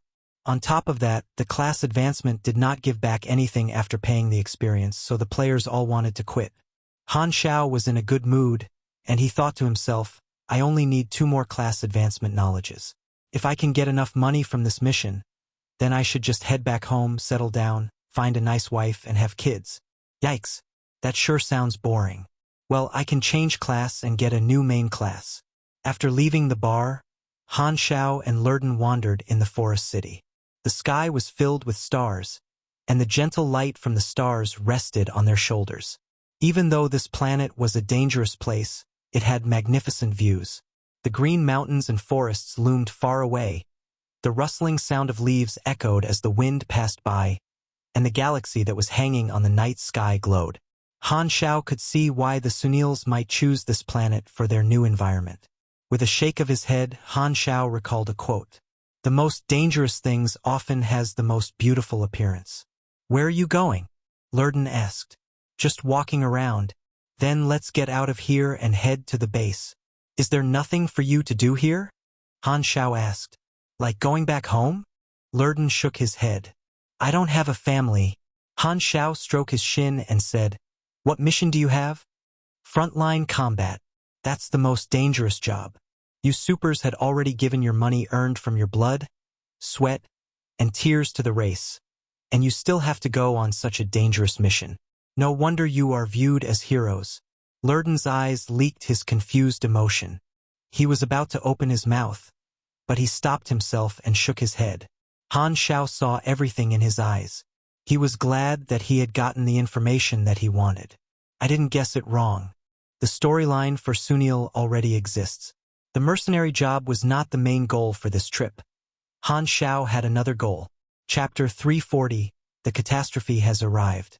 Chapter 340, The Catastrophe Has Arrived. Translator. Atlas Studios Editor. Atlas Studios. Lurden left to join the forward reconnaissance forces on his own, and Han Xiao could only sit and wait inside the military base. However, he had already met his objective for the subclass, so there was no longer any need to enter the city again for now. As the date of the catastrophe approached, the effect of the waves became more and more apparent to everyone on the planet. A blurry voice would suddenly speak out from the back of people's minds. The voice somehow sounded foreign and familiar at the same time. However, whenever one tried hard to understand what the voice was saying, it would immediately disappear like it had never been there in the first place. When the frequency of the spiritual whispers started to match the wavelength of a living being's brain, it would cause a ripple of emotions through their mind. The mercenaries were no exception and were all getting aggravated due to this phenomenon. The Sunil soldiers, on the other hand, treated this like any other day and carried about their business with their usual determination. That was the mental disruption that the prophecy stones were capable of. More intelligent creatures would have a better chance of suppressing it and not being affected much by it. However, whenever the waves exploded, the intensity of these disruptions would increase, and everyone would be able to experience what the beasts had been going through every day. Living in such conditions all the time meant that a tiny push would be more than enough to nudge one over the line of sanity. In other words, the waves were the spark that would bring about the catastrophe. Woo! Woo! That day, ear-piercing sirens sounded throughout every single corner of the base. Everyone was already familiar with what that sound signified. Enemies had attacked. The atmosphere in the base suddenly grew tense.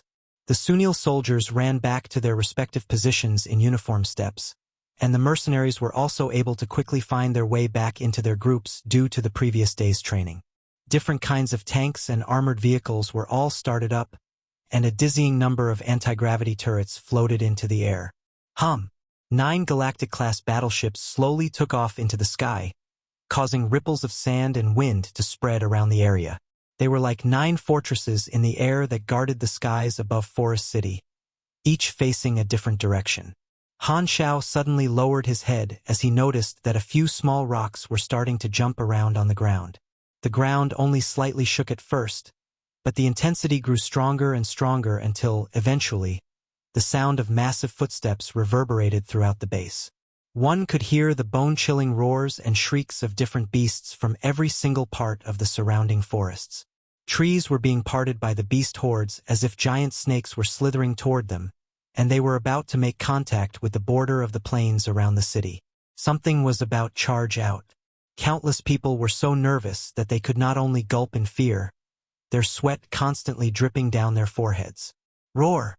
The beasts' roars were like thunder, and the trees toppled in swaths to reveal beast hordes as far as the eye could see. The beasts trampled over each other and charged over as if they had gone mad. It was as if a tide of darkness was washing toward them, quickly filling up their vision. Just this scene alone terrified the hearts of many of those who were present. Fruobnovel.com. Open fire, an officer desperately yelled. Boom! At the next moment, the countless artillery installations around the defensive circle all opened fire at once, causing ear-shattering explosions all over. The catastrophe had arrived. Forest City had a total of 5 main defensive walls. The first consisted of massive numbers of mines and automated turrets. According to the battle plan, this section would coordinate with the supporting fire from the back to disperse the monster hordes. The second consisted of many fortresses, ditches, traps, and electric walls, all to slow down the movements of the beasts, allowing the anti-gravity turrets, main batteries, as well as the battleships to deal significant damages to the beast hordes. The third was the iron defense line. Squadron after squadron of armored vehicles and defense teams lined this section. When the beasts entered this part of the defenses, the battle would enter its close-quarter stages, and the defense teams would unleash the fury of their metal weapons on the beasts here. This was also where Neville was stationed. The last 2 sections were full of artillery formations. Its purpose was to provide supporting fire for the frontline forces. The rapid response troops and other reinforcements were also stationed at the second-last section. During the calmer periods in the catastrophe, personnel from the last section would carry out repairs and first-aid work for the troops. Black Star Mercenary Group was stationed at the second-last section. They were assigned to a long-range heavy armored division, with the code name G7. 3 Fortress-class main battle tanks served as the core firepower of the formation. These tanks could attach themselves onto the ground and transform into a single gigantic turret. They were also equipped with 18 mobile heavy artilleries and a decent number of ground troops that moved with the tanks. As a mechanic, Han Xiao's job was to control one of those heavy artilleries. He had only one mission: fire the cannon. Most people with the mechanic class were assigned to similar roles in the base. With their special affinity and machinery-related abilities, they could increase the damage output of these weapons. Han Xiao was of no exception. With a crisis-level event such as the catastrophe, it was basically impossible for individuals to influence the battle by themselves, with only a few exceptions. Boom! Artillery shells drew arcs over the multiple perimeters and covered the sky before they smashed into the distant beasts, causing red mist to bloom all over the hordes. Flesh and bones of the beasts were blown apart, causing a horrifying scene. The black tide was momentarily stopped.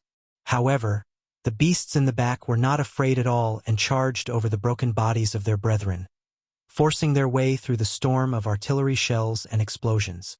The smell of gunpowder and gore mixed together and wafted into the military formations with a gust of hot wind due to the many explosions. Boom! Boom! Boom! Han Xiao could feel the tremendous recoil every time that he opened fire with his artillery cannon. He fired shot after shot as he watched the shells drew a blazing arc before landing in the middle of the beasts thousands of meters away, blooming like an orange flower in the middle of the black tide. He was starting to feel the thrill of freely firing this massive piece of artillery. Line and line of notifications kept popping on his interface, notifying Han Xiao of all the experience points that he was gaining from the battle. Although using borrowed Sunil weaponry would automatically cause some experience to be reduced, Han Xiao was doing this mainly to calculate how much experience the players would be able to get out of this battle. Moreover, being able to participate in a battle of this scale excited the players to no end. It made them feel like they were part of a historic moment, and they contributed as best as they could. The black tide was stopped short at the first perimeter. The blanket of covering fire from the back covered every single inch of ground that the beasts were on, and they could hardly advance without leaving behind rivers of their own blood. A newbie mercenary, who was firing his assigned artillery next to Han Xiao, said casually, "So, the catastrophe isn't a big deal. The beasts can't even get in." Han Xiao gave him a glance, but he did not say anything. This greenhorn most likely did not pay attention to when the Sunils briefed them on the beast hordes. This was only the first wave and only consisted of the smaller-sized beasts. The largest ones right now were not even taller than 10 meters. Based on the information that they had been given, these beasts were only the appetizers. The nightmare was still to come. The artillery bombardment lasted for whole hours before slowing. The support troops quickly rushed through the battlefield to resupply the combat troops. Flamethrower units were also sent out to burn away all the blood and gore on the plains to prevent any disease or sickness from spreading. The soldiers were also replaced by a new shift. Each position had a pre-assigned shift cycle.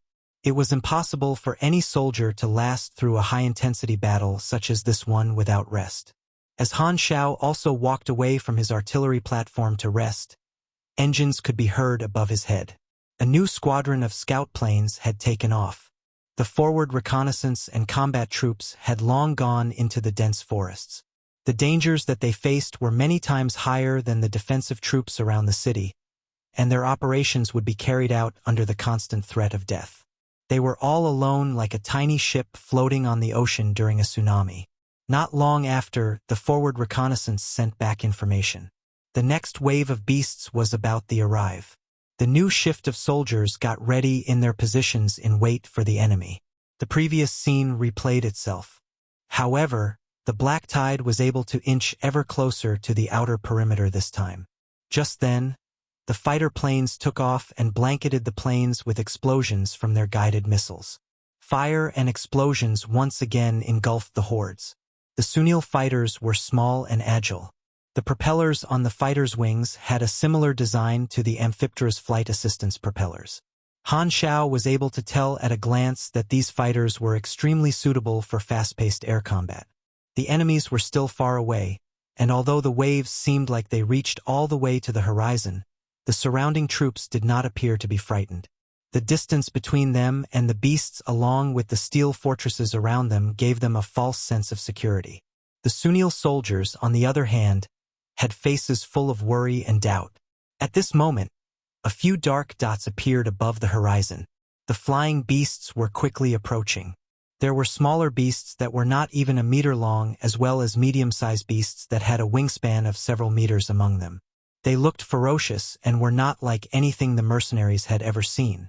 Some of the beasts looked like giant cockroaches. The information they gave us stated that flying beasts wouldn't appear until 3 days into the catastrophe. Seems like they had arrived early. Just as this thought flashed across Han Xiao's mind, the G7 commander shouted out a new command. Switch to flak shells and adjust your aim. Fire at the sky. The artillery squadrons followed the order and blew open the sky in the distance, causing bloody bodies to rain down. The fighter planes flew to a higher elevation to shake of the aerial beasts and launched missiles that drew orange arcs through the air. The fighter planes were equipped with a simple energy barrier. The first wave of aerial beasts was only capable of using their sharp claws and teeth and were unable to do much other than make screeching noises as they scratched at the barriers. The fighter planes dashed in and out of the beast swarms, looking like medieval knights that charged through infantry units. This battle was already on the scale of a massive surface battle. Time seemed to pass by quickly amid all the intense fighting. At first, the mercenaries fought in a laid-back manner. However, after 3 short days, as the beasts increased in number and size, they could not laugh anymore. The continuous fighting had started to draw out the fatigue from everyone. Han Xiao did his best to fulfill his own responsibilities and played the role of a gear in a giant war machine. On the 4th day, enemies that could threaten the safety of the inner perimeters appeared. The surface of the ground rocked around like waves, as a group of beasts that could dig and maneuver around underground smashed into the reinforced steel wall of the 3rd section and broke out of the ground. This was the first time that the rear troops had ever seen the beasts at such close distance. The ground-burrowing beast's appearance signaled the start of the close-quarters combat. The supers who had been waiting behind the 3rd perimeter could finally make use of their powers. The wall of steel and machinery at the 3rd perimeter finally unleashed their fury. Chapter 341, Battlefield Repairs, Target Blueprint. Chapter 341, Battlefield Repairs, Target Blueprint. Translator, Atlas Studios Editor, Atlas Studios. Beasts crawled out of the ground and bared their fangs, rampaging toward the defense line. Dong! Dong! The sound of firing from the guns of the Sunil soldiers sounded like cannons, with more than 1 meter of flames leaping out from their muzzles. It was like an invisible, enormous hand had sent the burrowing beasts flying, falling onto the ground and getting focus fired, screaming in agony. Their carapace and flesh became mud, splattered across the ground, leaving slimy marks on the dry dirt. Hold your positions. Neville's tone was harsh and cold, ordering the B-12 defense team under his command from the communicator in his NCO-class armor. He had 30 soldiers under his command, and their crossfire had stopped the beasts in this area from stepping in. During the gaps between firing, Neville looked around. This wave of burrowing beasts did not cause much trouble. Some armor had been damaged, but no one had died or been injured. Boom! 2 black burrowing beasts suddenly dashed out of the ground near B-12 defense team. Their large mouths suddenly bit toward Neville and another soldier. Before the other members of the defense team could turn their gun around, Neville had already reacted. He threw down his firearm, reached out his metal hands in a blink of an eye, and accurately grabbed onto the opened maw of the beast, not letting its fangs penetrate through his helmet. In an instant, a stream of gas shot out from the mechanical arm. All the joints became locked, stopping the strong biting power of the beast. The next second, a spinning saw bounced out from his wrist, cutting away half of the beast's huge mouth. Neville withstood the beast's claw attacks out of agony, positioned himself, and tackled the beast, throwing it to the ground. He then stepped onto its throat with his huge metal feet, like a needle, pressing the struggling beast. From his wrists, he quickly drew out 2 electromagnetic handguns and shot through the beast's skull.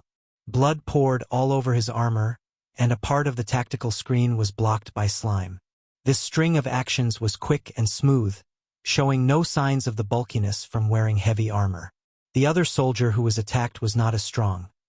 His helmet was twisted and deformed, almost flattened, and blood splashed onto the ground from the gaps of the helmet as he fell to the ground.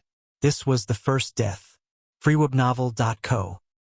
He had fired many shots into the beast's belly before dying, fulfilling his duty till the last moment of his life. He had even worried about Neville, wanting to help the captain before he fell. His muzzle had already turned toward his captain, but he did not have the strength to pull the trigger anymore. The enlistee-class Sunil armor increased the combat capabilities of a normal soldier, enough for the soldiers to match up to strong beasts. Neville's NCO class armor had even higher capabilities. Even if the wearer was not a super, with the performance of the armor and his experience as a veteran, he would not lose to most super mercenaries. Neville picked up the machine gun, fired, and killed this beast with his comrades. He briefly looked at the corpse of his subordinate, and without any change to his voice, he yelled, "Leave him, don't break the formation." After more than 10 years in the army, he had already lost count of how many times he had donned this armor. In his long military service career, he had taken part in the Dark Star disaster, experienced the planetary migration, and brought the scouting team to carry out the early-stage exploration of planet Sunil. With every catastrophe that he went through, there were dead comrades, the number of veterans became fewer and fewer, and his old friends disappeared one after another. Neville's team had been refilled multiple times. His current subordinates were all new recruits that were only in the army for a few years. He always led the team to carry out dangerous missions, so the damage suffered was always heavy, including many friends that he had known for many years. Regret? This word was not in his vocabulary. Neville did not care about the death of his subordinates. In order to protect the entire race, sacrifices were unavoidable. This had always been his creed. In the eyes of others, there was no doubt that Neville was a very cold-blooded commander.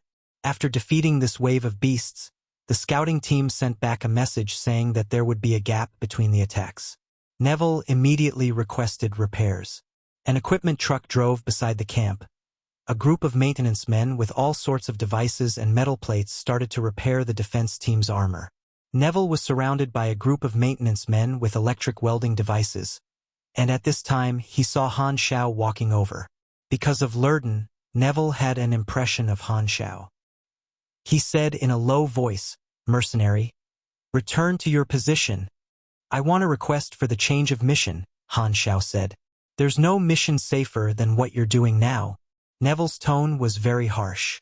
He had seen many mercenaries requesting to change mission on the spot because they were terrified by the catastrophe and did not want to stay in the dangerous front lines. The Sunils would not force the mercenaries to take part in dangerous battles. They would only deduct a certain amount of credibility points and reward. Of course, Neville would usually get rid of them as soon as possible. He felt that even saying a single word to them was a waste of energy. So he would rather use that time to close his eyes, rest, and recover some energy. However, the safest job that these mercenaries could request for was what Han Xiao was doing right now. Neville did not know what this Black Star's issue was. Was he just too afraid of death and wanted an even safer job? No, he was Lurden's friend. He did not look like such a person. Neville suppressed his impatience and asked, "What request do you have?" "My team wants to join the scouting team." As soon as he said that, the resting soldiers and mercenaries looked over in surprise. Neville thought that he had misheard.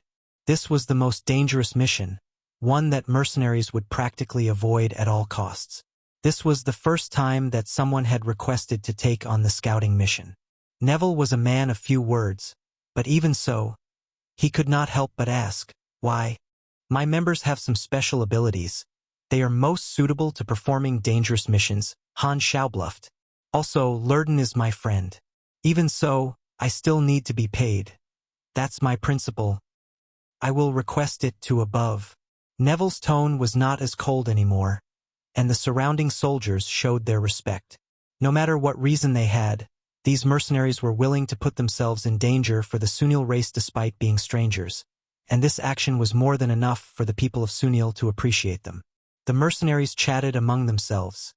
They were curious about Han Xiao's team. "What mercenary group are they?" "Think it's called Black Star." "Never heard before, probably new." "They sure are hard-working, but why?" "It's not worth if they die anyway." Not long after, a new mission popped up on the interface, Scouting the Wild.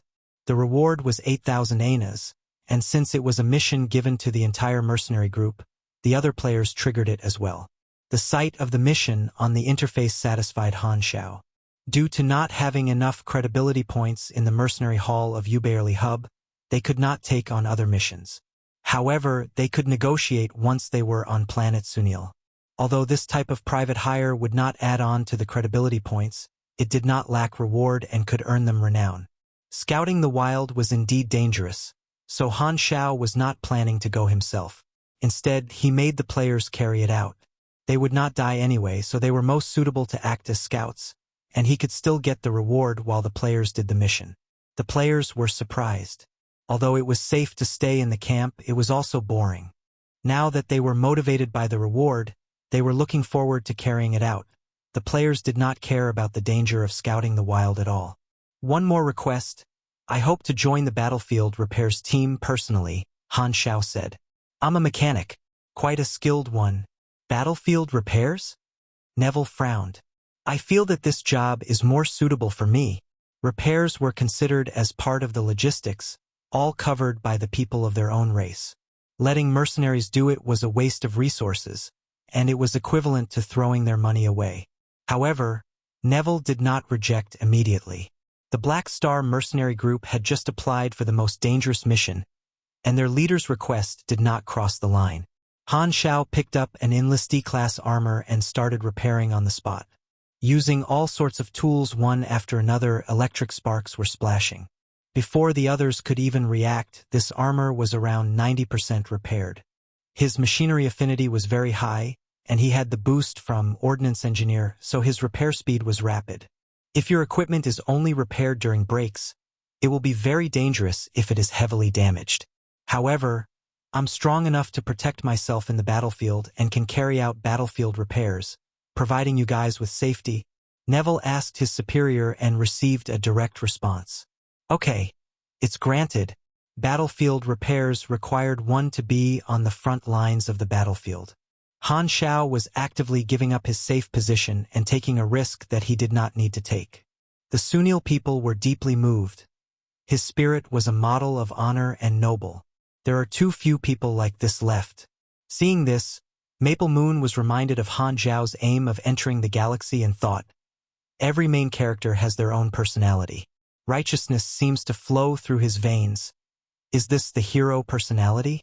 After the mission changed, the players were all pulled to attend the lesson for scouting the wild. They had to head out before the next attack arrived, and they temporarily split up. Han Xiao did not have to operate the cannon anymore, heading directly to the battlefield repairs team to report. Naturally, this was all part of his plan. The mechanic class could reverse engineer the machinery blueprint from repairing and modifying, only that it required a lot of experience points. Han Xiao was not short of experience. As long as he had enough chances to make repairs, he could figure out the blueprint. He was most interested in the enlistee class and NCO class armors, and the performance of this type of mass-produced single-unit armor was quite high, very suitable to sell to the players in large quantities. Not only could he earn a fortune from it, he could also increase the average strength of his mercenary group. Over the next 2 days, the defense team went through contact battles continuously. Their equipment was frequently damaged, so Han Xiao ran around the defense circle and carried out his battlefield repairing job. His reverse engineering progress was gradually increasing as he came into contact with more and more armor. Although his motive was not pure, his in-time battlefield repairs did indeed save the lives of many guarding soldiers. It was very clear and effective. Even Neville, who did not care much about the injuries and deaths of his subordinates, found Han Xiao to be a huge help. Chapter 342, Hidden Thoughts. Chapter 342, Hidden Thoughts. Translator. Atlas Studios Editor. Atlas Studios. In the late night, in the forest 200 miles away from Forest City, a wild scouting team was on the run.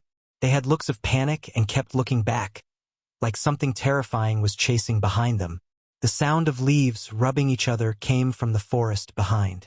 It seems like the sound kept getting closer, and the pitch-black darkness was constantly encroaching upon them. This team was made of 3 people, all Sunil supers.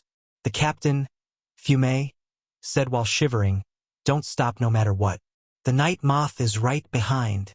According to the different beasts appearing at different times, the catastrophe was divided into stages.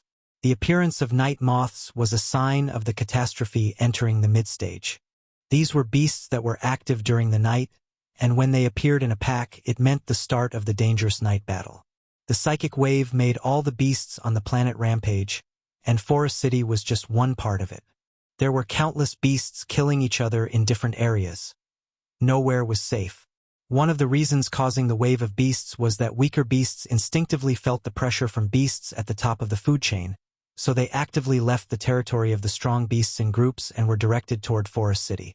As the beasts were killed on a large scale, it attracted stronger beasts. The aim of scouting the wild was to discover the species of the attacking beasts and warn Forest City. This was a very dangerous task, as meeting the beast herd in the wild meant almost certain death. This wild scouting team had already sent the message back, and now they were running for their lives. Feeling the cold and darkness that was inches away, the three of them were horrified. Fiume clenched his teeth, his heart filled with regret. Turned out this way again. This is not the first time. He had experienced 3 catastrophes, and all 3 times he had been chosen for the wild scouting team. He had wandered near the gate of death countless times, and the scars on his body still hurt sometimes. As he sprinted, he could not help but think that he was just about done with such a life.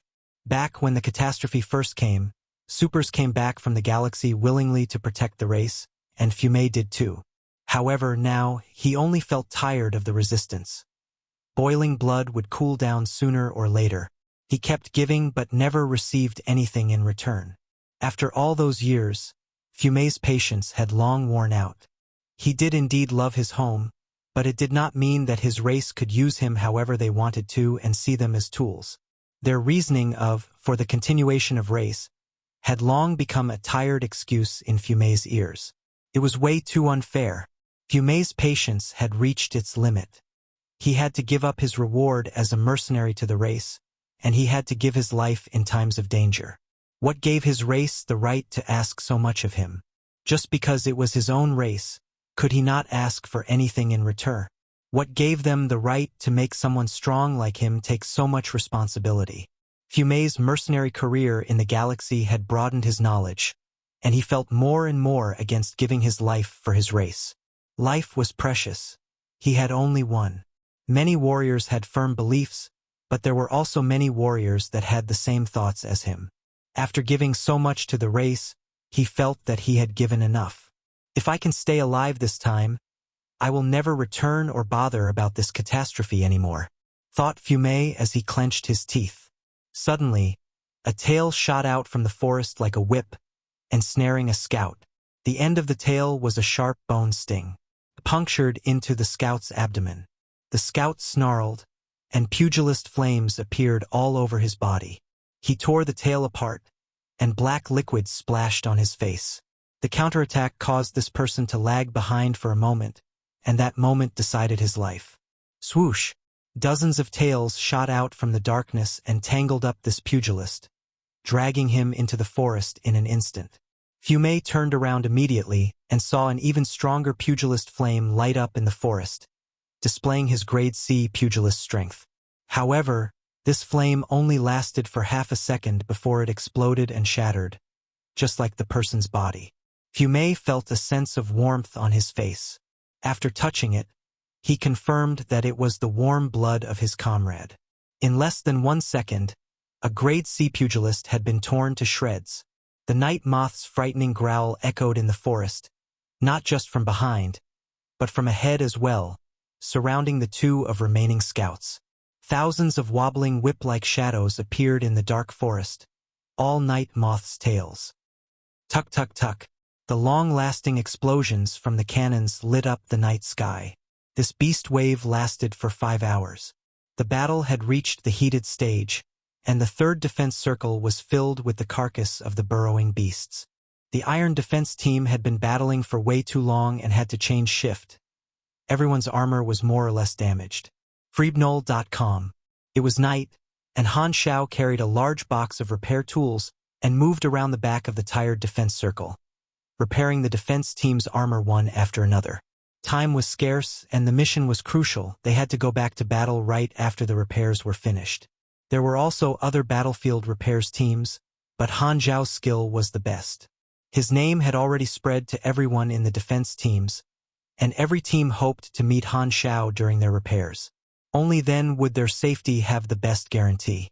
Welding steel plates, fixing circuits, resetting systems, Han Xiao's repairs flowed like water. The battlefield repairs team gave him the internal communicator to make giving him missions easier. Just as he was finished with the repairs of one team, a new command came from the headset. B-12 Defense Team is requesting in-battle emergency repairs. B-12 was Neville's team, so Han Xiao rushed to the location. Neville's team did not change shift to rest. They were still battling, and repairing during battle had the highest risk. One soldier saw Han Xiao and said hastily, "Quickly, this way." Han Xiao rushed over to find Neville lying on the floor. A beast claw mark had penetrated the armor between his chest and abdomen, giving off electric sparks. The broken pipes were showing, and the energy device had shut down. Neville could not get up from the ground, so a group of soldiers guarded his surroundings. F***CK. All of you new recruits, get away from here. You're not allowed to leave your positions.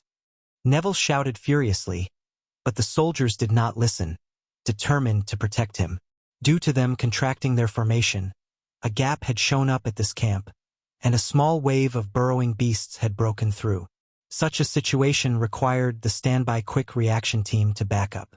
The backup was already on the way, so it was not be a huge problem, it was a normal process. However, in Neville's eyes, this was an absolute dereliction of duty, so he struggled to stand up in a fit of rage. "Don't move." Han Xiao pressed Neville down, took out materials and tools, and started his work.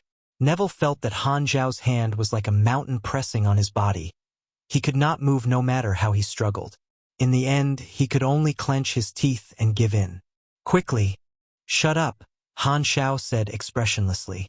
Sunil, defensive NCO class armor derivation progress, 27%.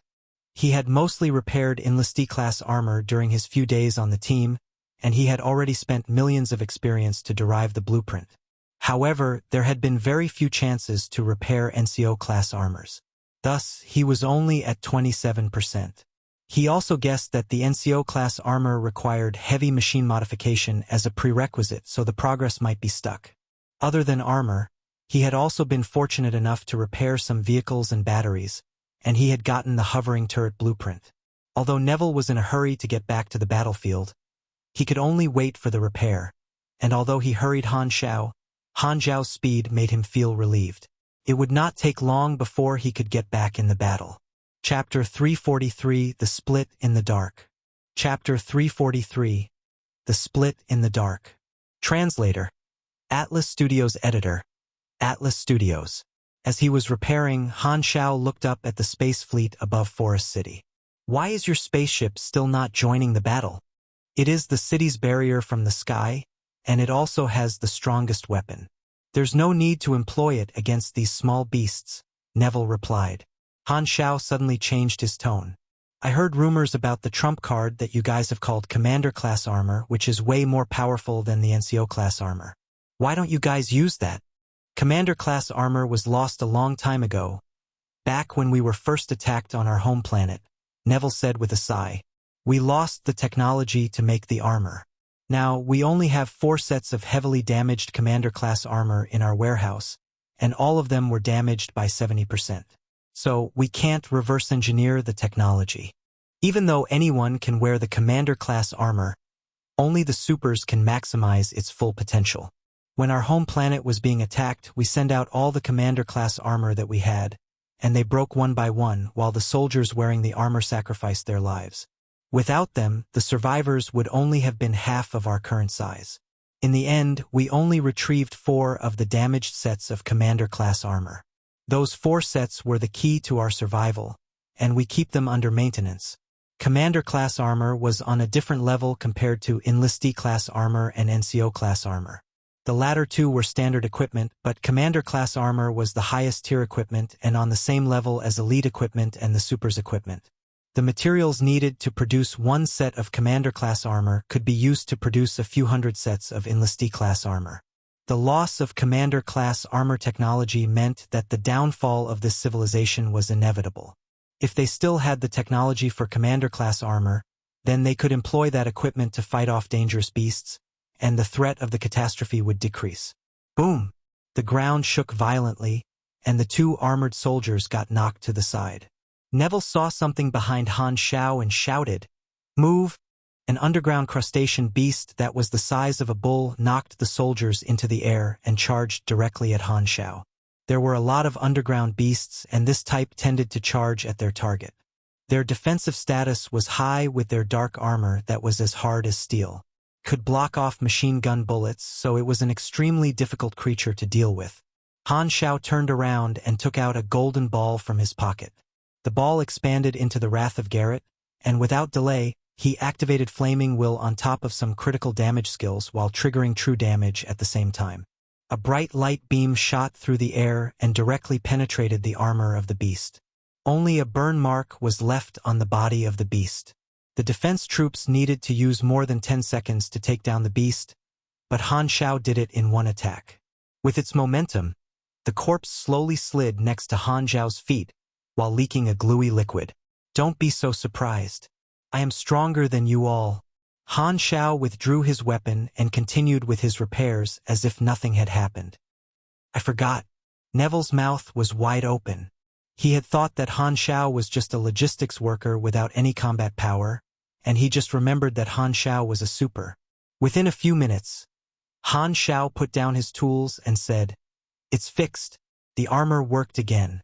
Neville stood up, double-checked that the armor was fixed, and ran straight back to the battlefield, yelling at his troops for leaving their posts. Even though they were being yelled at, the soldiers did not complain. They were actually happy that they had been able to save their boss's life.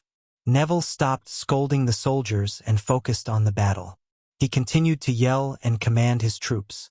Just as Han Xiao was prepared to move to the next repair point, a sharp alarm rang from the base. Han Xiao stopped his steps and looked around. Level 2 warning. The catastrophe is now in the middle stage.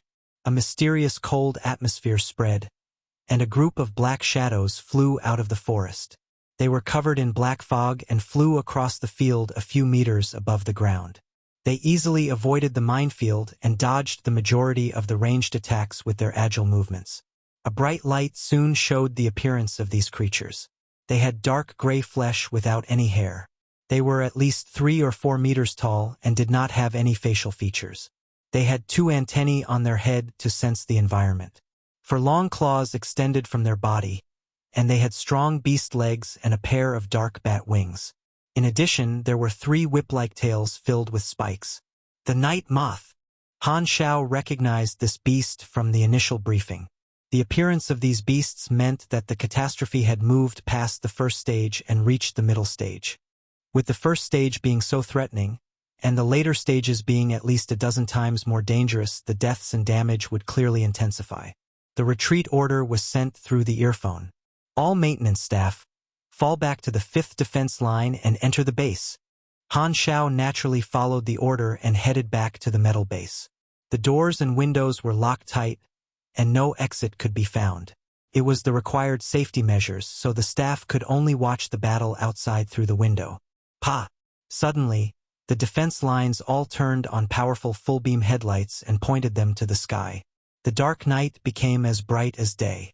The approaching night moths screeched as the light shone on them, and they lost all sense of direction as they collided with one another, rolling on the ground as if they were drunk. Then, quite a number of night moths landed on the minefield and exploded into pieces. A night moth's antennae were sensitive to light, so they could only move in the dark. The Sunials had prepared specific plans for certain types of beasts. After reaching the middle stage of the catastrophe, the mission was not as simple as just shooting bullets. Now, the troops had to use specific tactics to deal with certain beasts. The tactics had been obtained from all the bloodshed of previous catastrophes, and they would surely reduce the damage. In the end, there were also a lot of enemies that were hard to handle. The toxic bugs were an example. Those things were the sign of the final stage. Every single night moth was on the same level as a Class D super. They were very agile, and their tails could easily penetrate armor. Because of that, a lot of turrets were destroyed, and the defense troops and mercenaries were in a predicament. The number of deaths kept on increasing. The intense battle dragged on until dawn. The remaining night moth finally backed off, and the battle reached a temporary peaceful stage. At least a few thousand soldiers had died in the span of a single night. It was the deadliest battle so far. Countless corpses had been put into corpse bags and sent to the back line. Many family members of the soldiers lived in the city. Their glorified sacrifice was not only because of their pride but also for their families. Their corpses would all be identified by the families, and the night was filled with painful wails echoing from the city. The soldiers that had still been well and alive the night before turned into corpses in a few hours. The morale of the base hit rock bottom. The soldiers were exhausted after last night. They could not even take off their armor in case of an emergency attack, so they scattered and sat on the ground, staring into the sky without thinking of anything. Hearing the cries of the families, the soldiers realized that they could be one of those corpses in the next few days. In such an atmosphere, the mercenaries could only stay quiet and prepare their equipment. This scene reminded Han Xiao of planet Aquamarine. No matter where one traveled in the universe, the suffering that war brought was the same. Suddenly, there was some movement on the side. A large group of scouts had returned to the base. They were well respected by the Sunils. A lot of soldiers stared at them, and some saluted out of respect. The scouts had a logical schedule. There would always be troops to replace the team for them to come back and rest. The players were the troops that had been sent out to replace this team. Han Xiao recalled a conversation with Lurden. Lurden had mentioned that there were 2 strong soldiers who had reached Class B. They were working as mercenaries in the galaxy, and every year they would earn large sum of money. They were the idols of the entire civilization. The leader of the returning scouts was one of those 2, Furnaz. All the high officials from the military showed up and welcomed the returning troops. Furnaz waved his hand and said, "We have lost a lot of brothers. We brought back as many corpses as we could." The crowd spread out and put down 20 or so corpse bags on the ground. They were all Sunil supers. Fume was also one of them. Freebnol.com. Han Xiao looked around and did not see Lurden's corpse. He looked into the crowd and saw that Lurden was still standing in the team. Although he had lost another leg and 2 arms, at least he was still alive. "They are all heroes," the military officials said. "We will take care of the rest." "I hope so," Furnaz replied. The Sunil supers all looked at the corpses at their friends and showed sorrowful expressions. The atmosphere dropped another notch. Han Xiao kept on observing the expressions of the supers, and he found out that one group, including Lurden, only showed a despairing expression and mourned for the loss. As for the other group, other than sadness, they also showed rage and anger. Chapter 344. Meeting the Liar Again, 1. Chapter 344. Meeting the Liar Again, 1. freewebnovel.cm. Translator. Atlas Studios Editor. Atlas Studios. The returning team split up to rest, while Lurden was jumping on one leg, planning to find the doctor to repair him. Han Xiao whistled, signaling for Lurden to go over. "It's you. Can't believe you're still alive." Lurden hopped in front of Han Xiao. "I should be the one saying that." Han Xiao looked at his broken limbs. "Met a bit of danger, almost died," Lurden said like it was nothing. Although he was not very close to Han Xiao, he felt a little bit more relieved when he saw someone whom he considered a friend to still be alive. Han Xiao raised the toolbox in his hand and said, "Seems like you need a very skilled mechanic. Is it free this time?" Lurden raised an eyebrow. Han Xiao thought and said, "Get me a drink, in the same bar as last time." It was currently the break period of the catastrophe. There was time to rest. The commanders had allowed Han Xiao into the city, seeing that Black Star Mercenary Group had actively taken on the job of scouting. Lurden had a backup implanted arm, so Han Xiao repaired and connected it very quickly. Originally, only Lurden's right arm had still been made of flesh, but it was now broken, bound, and left alone. His expression was calm. He did not care about losing the only part of flesh that he had left. The two entered the city and came to Herlu's bar as Han Xiao had requested. There was quite a number of customers that day. All of them were civilians from nearby. The soldiers were bathing in blood and fighting outside the city, and most civilians hid in their home or in the official emergency evacuation areas. There were also some that chose to use alcohol to get rid of their terror. 90% of the shops in the entire city were closed during the catastrophe, But Herlu's bar opened as usual, so the place was a little noisy. Walking up to the bar counter, Han Xiao said, "2 glasses of your signature drink." Lurden immediately raised his hand and cut in. "Just 1 glass. Drunk?" Herluz raised his head, and after seeing Han Xiao's face, his expression changed. "You again." He remembered Han Xiao, a weird guy that came to find his brother's old notebook out of nowhere, who seemed to also know his secret. "What do you want again?" Han Xiao smiled and said, "Just here for a drink." Herluz stared at Han Xiao for some time, then unwillingly took out a bottle of alcohol. Han Xiao did not speak to him again, just drinking and chatting with Lurden casually. Herluz saw this and kept his doubt. He turned away to attend to other customers while eavesdropping on the conversation between Han Xiao and Lurden. Han Xiao looked at Lurden's broken arm and said, "Don't you feel pain?" Lurden shook his head and said, "When I went through the implant operation, I told the doctor to cut off my nerves, so that injuries will not affect my combat ability. You're an Esper, so implants will weaken your power." "Why did you do it?" "It's fine to be weaker," Lurden said calmly. "I can live longer this way. A dead man is of no use. To choose implants to live longer, and to actively execute the most dangerous mission, your love for your race really is strong." Han Xiao's eyes sparkled. "No one is born a hero. The supers of Sunil seem to be too selfless. You guys must have your reasons. How about tell them to me? I'm quite curious." Lurden kept silent for a while. His expression became nostalgic, and the look in his eyes started to change a little.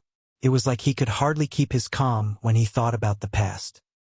He said slowly, "Just like every other Sunil, I once had a complete family. My father was strict, my mother was kind and warm, and I had 2 younger sisters. When Darkstar attacked, I was still a kid. Even now, I can still remember the laser cannons descending from the sky, thick like waterfalls, turning the largest buildings in the city centers into ash in an instant. We joined the evacuating crowd, and the military protected us. They knew clearly that staying behind meant death, but they still prioritized guarding us and sending us away. Unfortunately, my parents could not board Ghidorah's rescue spaceship. They died halfway there. A beam of laser turned my parents into ashes. I was just a kid in despair, and the only thing that I knew was how to cry. I followed the other refugees numbly. Every day, the army gave the refugees very little food. I was starving so much that I could not control myself at all. After I took the food, I hid more than half of the portion, only giving a little bit to my sisters. I just wanted to live at that time. I did not know how to think of anything else. Then, my 2 younger sisters starved to death." Lurden paused, then said in a very low voice, "I can still vividly remember their expression. Their bony palms grabbing my clothes as they stared right into my eyes, like they were telling me how hungry they were, but they had no energy to talk.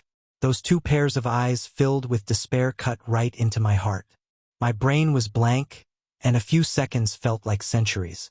When their arms slipped down without strength, only then did I dare take deep breaths. I was completely petrified. I couldn't believe what I had done. If I had shared the food with my sisters, even if I would be hungrier, at least we all could have lived. But I knew nothing back then. I only thought about having filling meals. I felt that if I ate less, I would be starved to death the next day. I followed the crowd up the rescuing ship numbly, not knowing where to go. There were many kids like me who lost their families back then. They were all given to veterans with a disability to raise. A group of kids and I were given to a veteran too. From then on, we lived with him. He raised us and taught us how to fight. He was a rough, impatient man, but a good man and a good soldier. Many of us supers were orphans that were raised by the race back then. As time passed, I gradually took that veteran as my foster father, but I always had a grudge in my heart. I felt my past was too dark. I felt I was an evil man. If I told my foster father, would he chase me away? One day, on impulse, I told him about my younger sister's death, and he gave me a serious scolding. But not because of my selfishness.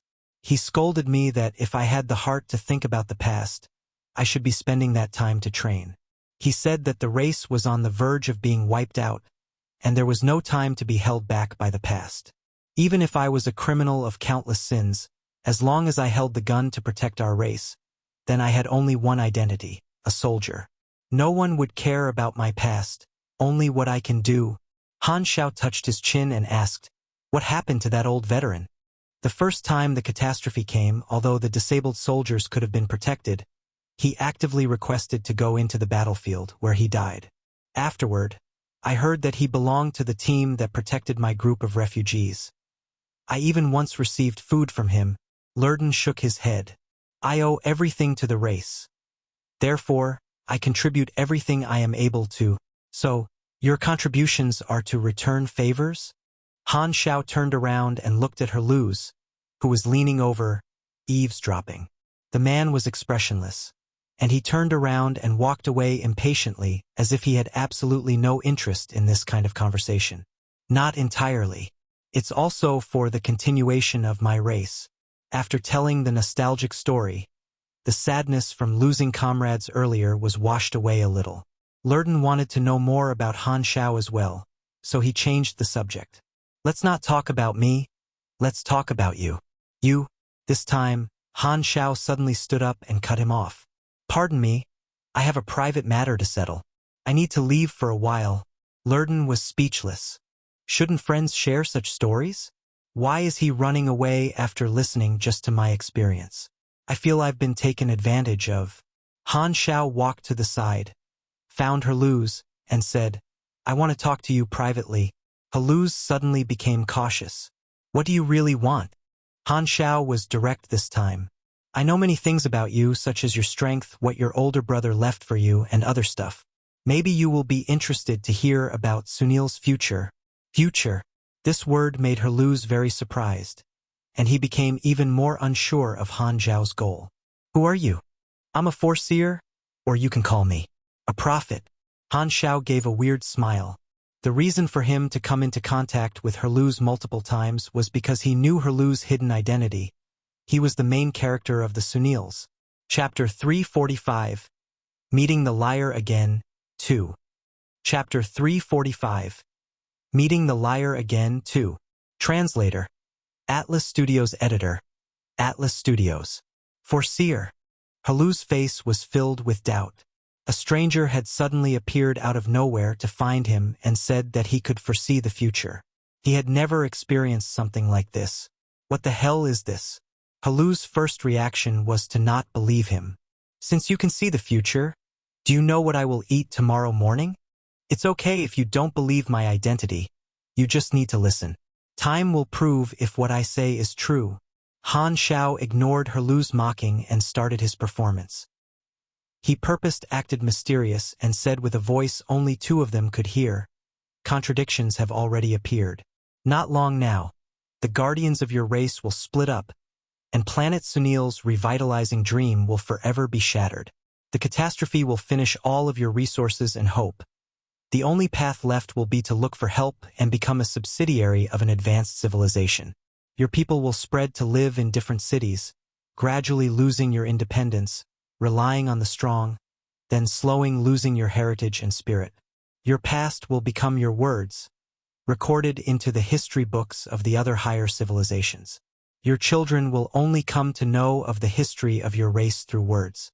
Your race will be another withered race in the broad universe. He used unclear words on purpose. Foretelling had to give people a blurry and unclear feeling, and when it really happened, people would feel enlightened and regret when they thought back to the foretelling. Han Xiao, of course, knew the future of the Sunil race.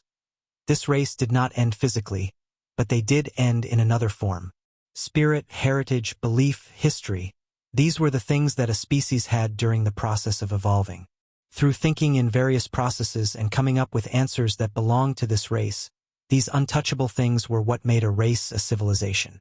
Just like the base of a building, they were something that everyone in a race shared, pillars that held the race together. There were many races and species of beasts, but no one ever called them civilizations.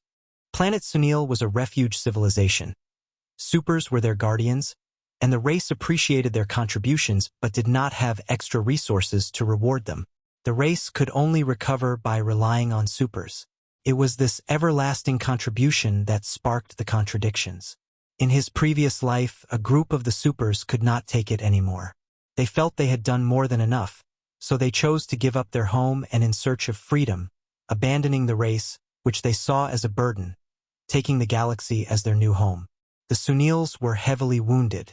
Originally, the damage after every catastrophe was still acceptable, and the strength of the race as a whole was slowly recovering. Everyone had been looking forward to the day when all that bitterness would be gone and they could taste the sweetness. However, when the guardians of the race split up, their situation went downhill extremely fast. The damage suffered through the catastrophe started to grow larger than the race's accumulated resources, and the times became harder and harder. The Sunils did not have enough resources to migrate.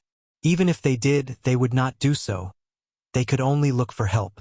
Many evil forces existed in the universe, and refuge civilizations were their favored prey. If they left Ghidorah's protection, worse dangers would come, such as large scavenger groups, slave traders, and many others. Examples of this were not extremely rare. Slave traders with strong backing wiped out an entire race except one, then raised the price due to the reason of that one person being the last of an extinct species. There were also evil organizations wiping out races to fulfill some kind of ritual or simply for satisfaction. Regulations kept the universe balanced, but it could not get rid of all evil. In the end, Sunil accepted Ghidorah's military aid and migrated once again. Ghidorah split the Sunils up and sent an army for long-term protection. As Ghidorah made more decisions and as time passed, the Sunils were assimilated, ending the Sunil civilization. The three universal civilizations made laws that forbade the invasion of lower civilizations, but the war never ended. The festive, boisterous, and the regulated universe was just the surface, and hidden in it were many ambitious civilizations that either waited or were already acting. After all, every civilization dreamt of becoming the overlord. Since it was not allowed to invade lower civilizations through war, they assimilated them. Even the lawful civilizations were not completely kind people, and even Ghidorah, who held pure blood beliefs, also cultivated subsidiary races. Whether a civilization prospered or fell was on the population. If the people wanted their civilization to continue, others would only grab the opportunity to take advantage of them. Every day, there were races or civilizations dying in some corner of the universe. What difference would one more make? At most, their race's history would be recorded and become a conversation topic after dinner or a record that did not make a difference to anyone. Some galactic shows liked to report the dilemmas faced by civilizations, and its selling point was sparking sympathy in the audience, but hoping that others would turn sympathy into actual action was extravagant. One might make an emotional decision because of one's emotions, but when it came to an entire civilization, an entire race, only profit mattered. After all, Sunil was just one of the hundreds of thousands of normal races. It had no right to receive special treatment. Furthermore, this was Shattered Star Ring, the edge of the visible universe, rural and unpopulated. The active groups of people were scavengers, abandoned people, mercenaries, and vulture-like pragmatists. Furthermore, Dark Star had attacked the lower civilizations because they wanted them to spend Ghidorah's resources. If one refuge civilization could stop relying on Ghidorah and rely on itself because it had revitalized, how could the Dark Star allow the birth of an ally of Ghidorah? Han Xiao used vague words to describe this future to Herluz, letting him know that the Sunil's future was covered in darkness. Why did you tell me something like this? Do you think I will be interested? Herluz asked indifferently. He raised his head and gulped a mouth of alcohol, looking completely unconcerned. Because I saw your ending, many things can be prevented. Han Xiao smiled. Herluz put down the glass and said curiously, how do I end? Although he did not believe that Han Xiao was a so-called prophet, most people would be curious about their future. Han Xiao had talked about many things earlier, and Herluz really wanted to know how this guy would foresee his fate. Han Xiao stopped instead with a smile and said, when you believe I'm a foreseer, I will tell you, I already do. Herluz took back what he had said previously. If you really believe, you're welcomed to actively find me next time. Han Xiao smiled. Lying did not work on him. Herluz was the storyline main character of Sunil. According to this person's experience, Han Xiao thought that there was a chance to take away this main character role. At this time, Haluz was still an alcoholic escaping from reality, not matching up the style of its storyline main character. The parts he was going to play had yet to start, and the great mechanic Han had done all this specifically to target Haluz's changes in the future, to leave a heavy impression. His faction had to have more than one NPC other than himself, and Haluz was the first testing target. At this time, an argument could be heard from the corner of the bar. One of them was clearly drunk and had a conflict with his friend. It seemed like they were on the topic of the survival of their race, and they had a conflict due to disagreements. "You don't know about sh*T, the friend said furiously. "This is all part of Ghidorah's plan. They purposely migrated us to a dangerous planet. How could they not know this planet's actual environment? Ghidorah wants us to beg them." Chapter 346 Contradictions and Splitting Up. Last stage of the catastrophe. Chapter 346. Contradictions and Splitting Up. Last stage of the catastrophe. Translator. Atlas Studios Editor. Atlas Studios. On the other side, the drunk man spun the alcohol bottle. He was very emotional as he shouted loudly, "Then we beg Ghidorah. What can race honor do? Only staying alive is important. These leaders' heads are all full of sh*T. Too many people died every time. My 2 younger brothers died in the army. All of this is useless, so we should get help from Ghidorah. Why are we acting so tough? These supers are useless. If they really were strong, the catastrophe would be long gone." The drunk talked in a very disdainful and emotional tone, despising the supers and the military for being too lousy, blaming and complaining with more and more vulgar language. This kind of action angered the other customers. Supers and the military were heroes to most of the civilians. Any doubts or insults would cause an outrage. Everything you are enjoying now is because the heroes fought their lives for it. Who are you to talk? The drunk sneered and said, "This is what they should do. With ability comes responsibility. If not for the race's cultivation, they would be ordinary people just like me. People like you are so disgusting. You should be sent out the city." The drunk sneered again. "Even if the city's defenses are broken through, I'm a civilian that will be prioritized in the evacuation. I won't be the one dying anyway. You don't deserve to be protected." The crowd became even more furious. The argument became heated. Lurden sat at the bar counter, expressionless, like he did not hear it at all. He did not even bother to turn around and look. At this time, a very young guy pounced at the drunk guy furiously and started a fight straight away. He pressed the drunk man to the floor and punched his face rapidly, with blood splashing onto the floor. The others saw that there were blood and hastily tried to pull the young guy acting on impulse away. "Lana, calm down. Stop punching, he's going to die." Lana gave a few more punches before he finally stood up with hatred and got pulled aside. The drunk man was bleeding from his nose and mouth, unable to stand up after receiving a heavy beating. The other customers went to check, and luckily the drunk man was just wounded. Then people blamed Lana for using too much force. Many people here were his neighbors, and Lana was a young man who hoped to enter the army. He was strong and muscular, an ideal recruit. "You too. Get the hell out of my shop." Haluz yelled, "Go home and calm down." Lana left unhappily, and the drunk man was carried away as well. Thus, that small farce had ended. Han Xiao turned around, looked at Haluz and said, "I'm Black Star. If you are interested in what I said, come find me. I can solve this problem." Then Han Xiao called Lurden, and the two of them left the bar. The unconcerned expression faded from Haluz's face, turning a little serious. His eyes sparkled, and unlike his disguise, he was not really completely unconcerned about the future of the race. He did not know if a mercenary who called himself Black Star was really a foreseer. Even if he was, it was possible that he had lied about the foresight to trick him into a trap. He definitely had a motive, but Haluz did not know what it was. Was he coming for him? The bar door was pushed open again, and a tall man in a hood walked near the bar counter. "Give me a glass of beer." The man in the hood raised his head and showed his face. "Furness." Haluz was surprised. "You don't drink. Consider it a celebration of me coming back alive." Furness took Haluz's glass and drank a mouth, It seemed that they were very close. If others knew the strongest grade B super of the race was this close to the boss of a small bar, they would definitely be shocked. They were childhood playmates, so Herluz was way too familiar with this person. Almost every positive adjective could be used to describe Fernez: brave, honest, responsible, and many others.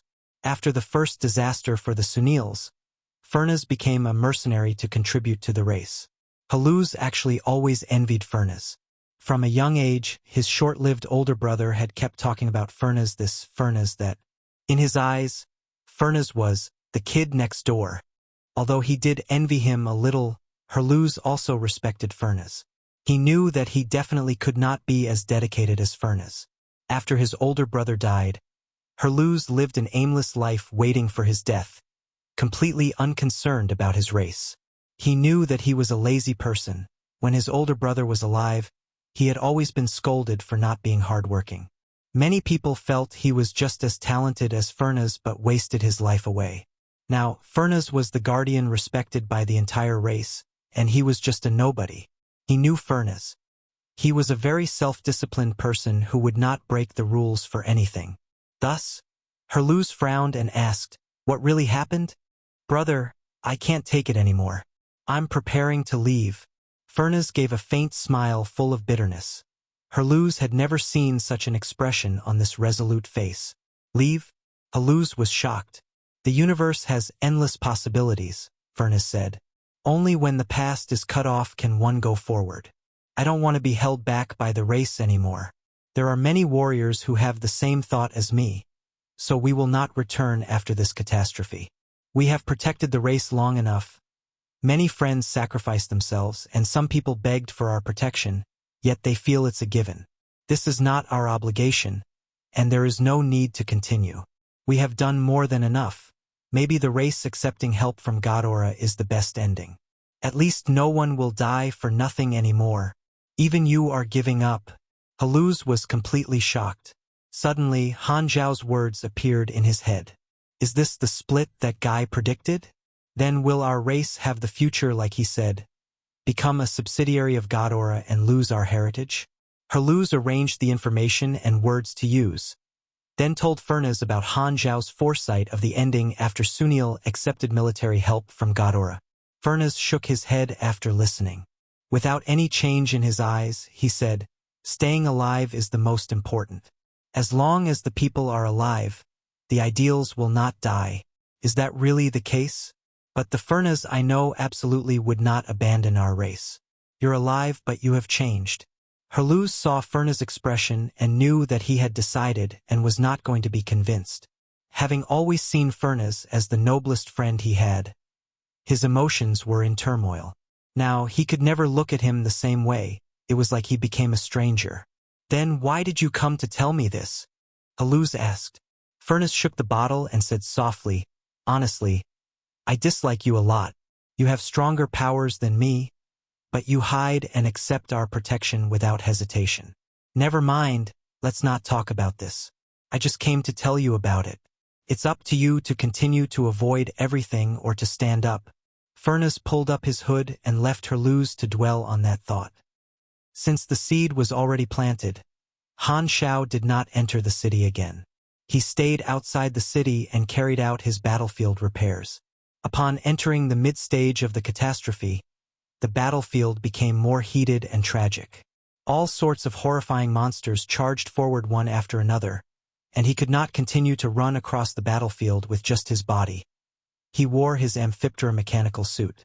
Sometimes, when the place he was repairing had gaps, he had to become the backup to fill up the gap as well. Among the mercenaries, his strength was not too conspicuous, and the only reason the other mercenaries remembered him was because the Black Star Mercenary Group actively took on the forward reconnaissance mission. Many mercenaries felt Han Xiao was insane.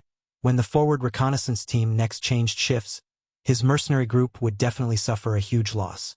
A large number of soldiers died every day, and incomplete corpses were sent to the back line one after another to be identified.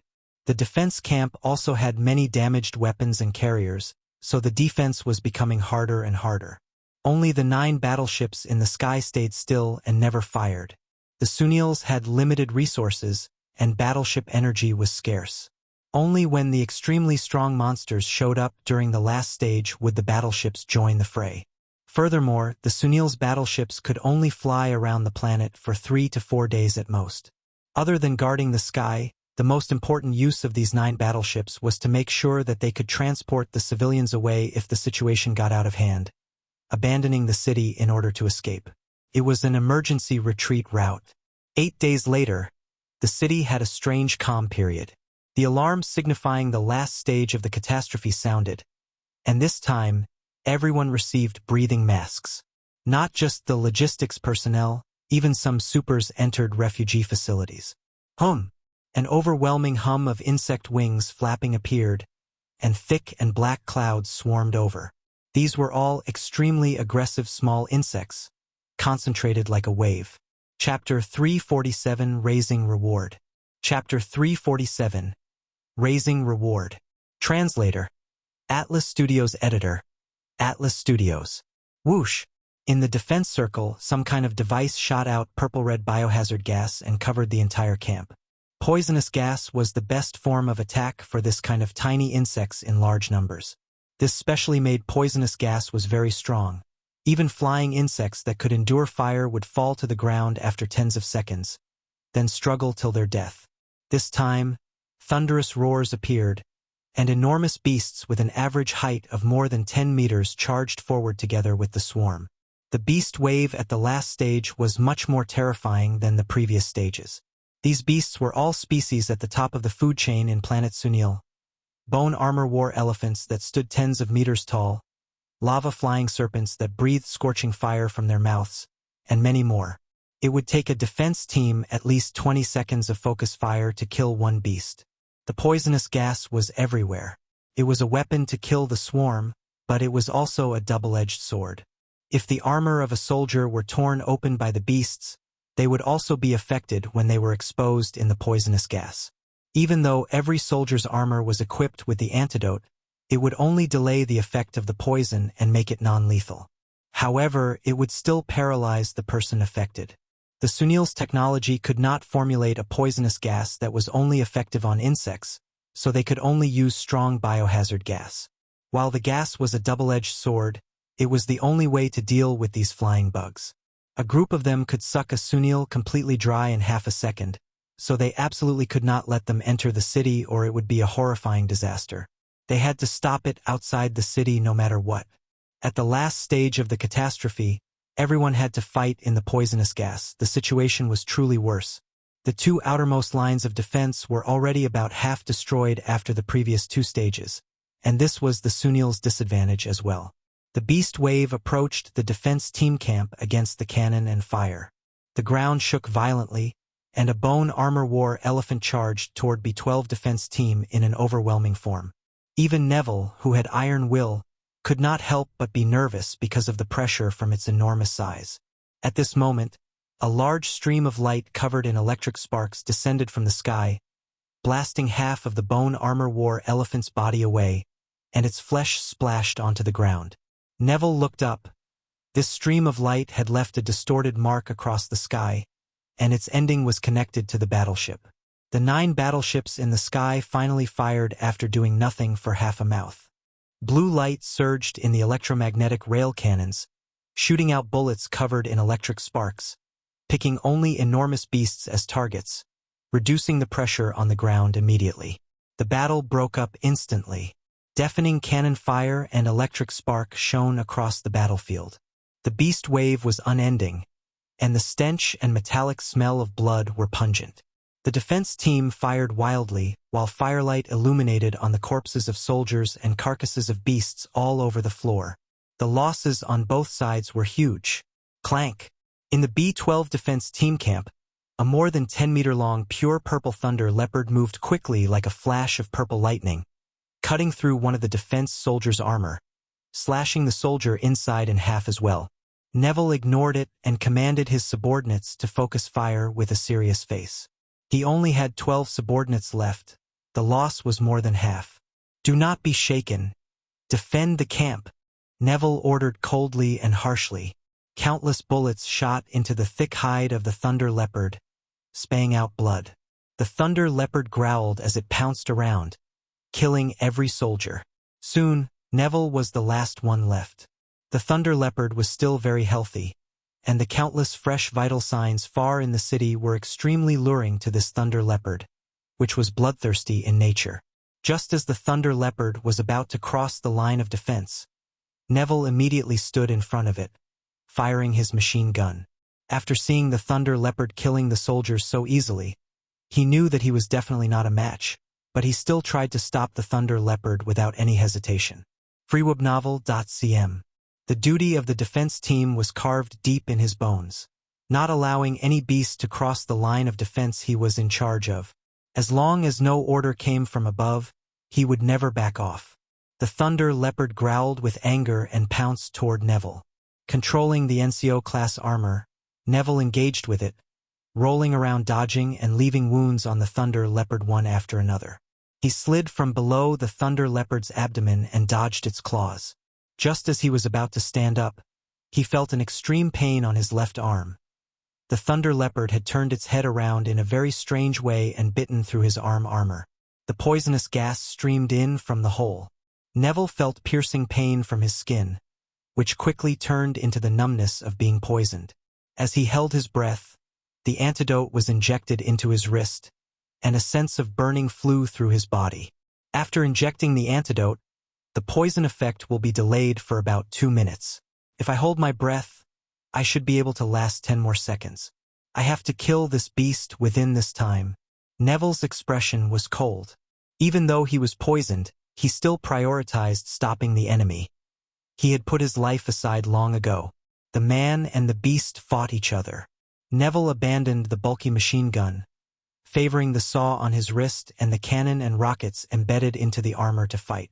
After dozens of seconds of heated combat, both parties were covered in wounds. Neville started to feel his body getting stiff, and his head was becoming heavy. It seemed that the effect of excessive blood loss and poisoning was starting to get to him. Neville suddenly stopped moving. The Thunder Leopard pounced over, and he did not dodge, letting the Thunder Leopard press him against the ground and penetrating his chest and abdomen with its claws. Plop! Blood spurted out from his mouth, but Neville endured the pain. One of his hands stabbed into the Thunder Leopard's neck and tightly hung onto the Thunder Leopard. His other hand reached into the Thunder Leopard's mouth and fired wildly. He knew his movements were too slow, so he had given up his life and used himself as a bait. The Thunder Leopard twisted itself in agony. It bit off the arm inside its mouth, then slashed its claws down on Neville in a frenzy. Neville was heavily injured, incapable of moving despite the huge claw expanding in his sights. "This day has finally come for me," he murmured calmly. Just as the claw was about to slam down, Neville saw an enormous blinding electric fire descending. The next moment, Neville and the Thunder Leopard were both covered by the light of the electromagnetic rail cannon.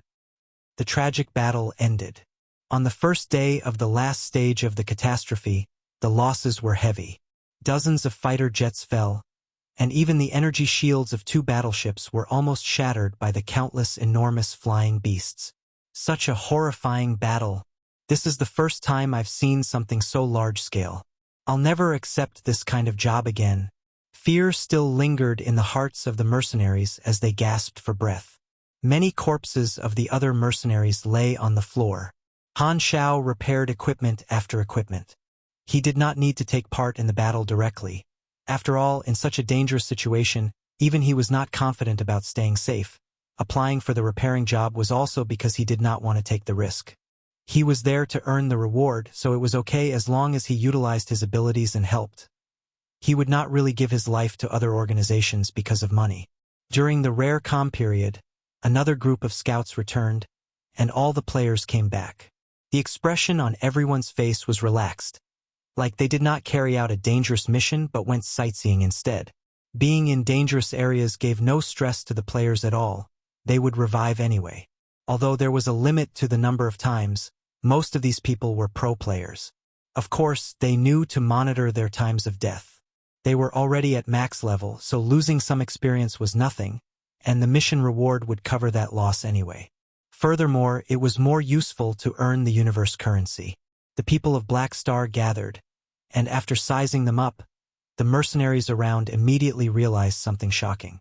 It looks like they did not lose anyone. What? Every single one came back alive. The mercenaries were completely shocked and curious.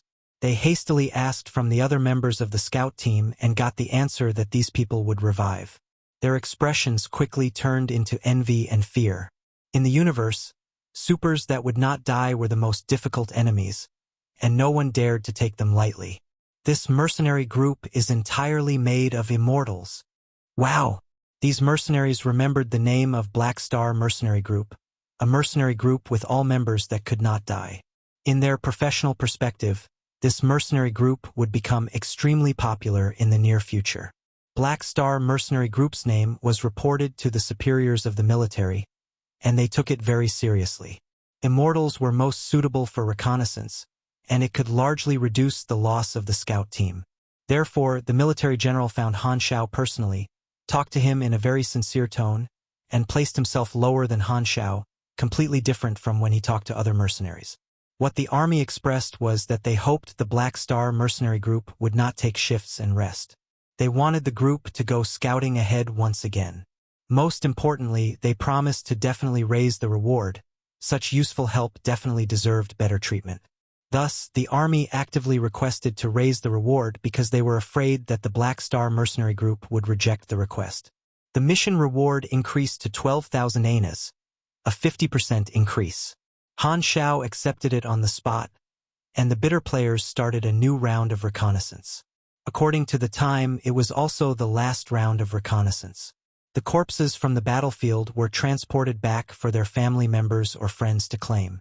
Han Xiao realized that Neville was dead and felt a little emotional. After all, this was someone that he knew. The family member who came to claim him was a woman, wailing loudly. Han Xiao asked the other soldiers and came to know that this woman was Neville's wife. Apparently, Neville also had a young kid at home. In Forest City, most people stayed in front of their televisions and watched the live report of the battlefield situation. In such a crisis, the media did not report any fake information at all. They were all the true situation. In an extremely nervous state, they were still able to barely hold on. The bar did not open. Herluz sat in the attic, watching the report from the television, and drinking alcohol non-stop. Images of the tragic battlefield flashed one after another. Suddenly feeling inexplicably upset, he placed his bottle down, left the bar, and strolled through the streets. The streets were quiet. There were no pedestrians. After walking aimlessly for a while, he heard a faint argument. As a grade B super, although he had not fought for so many years, his sharp senses had not deteriorated. Out of sudden interest, Herluz followed the sound and came to the outside of a building.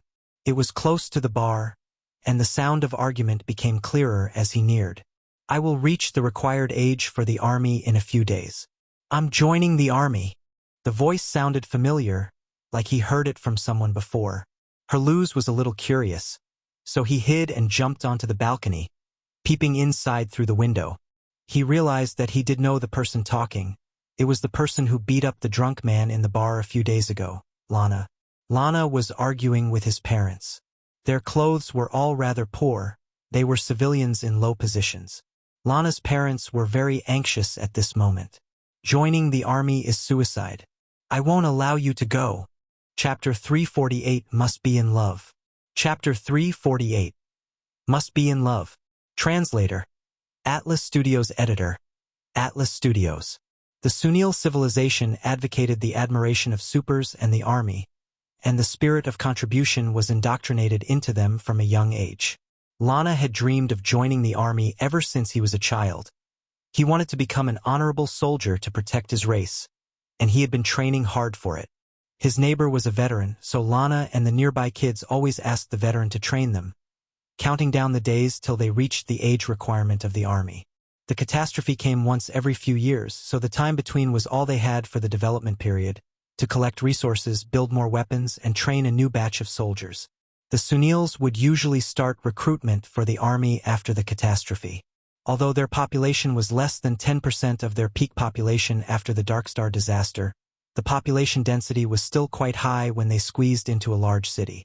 There were two types of recruitment. One was a self-request, which needed no further explanation, and the other was conscription, targeting prisoners and families with many children. All the youngsters coming of age were also required to take part in military service for some time to go through basic training so that when the time of danger arrived, these people could be recruited as soldiers on the spot.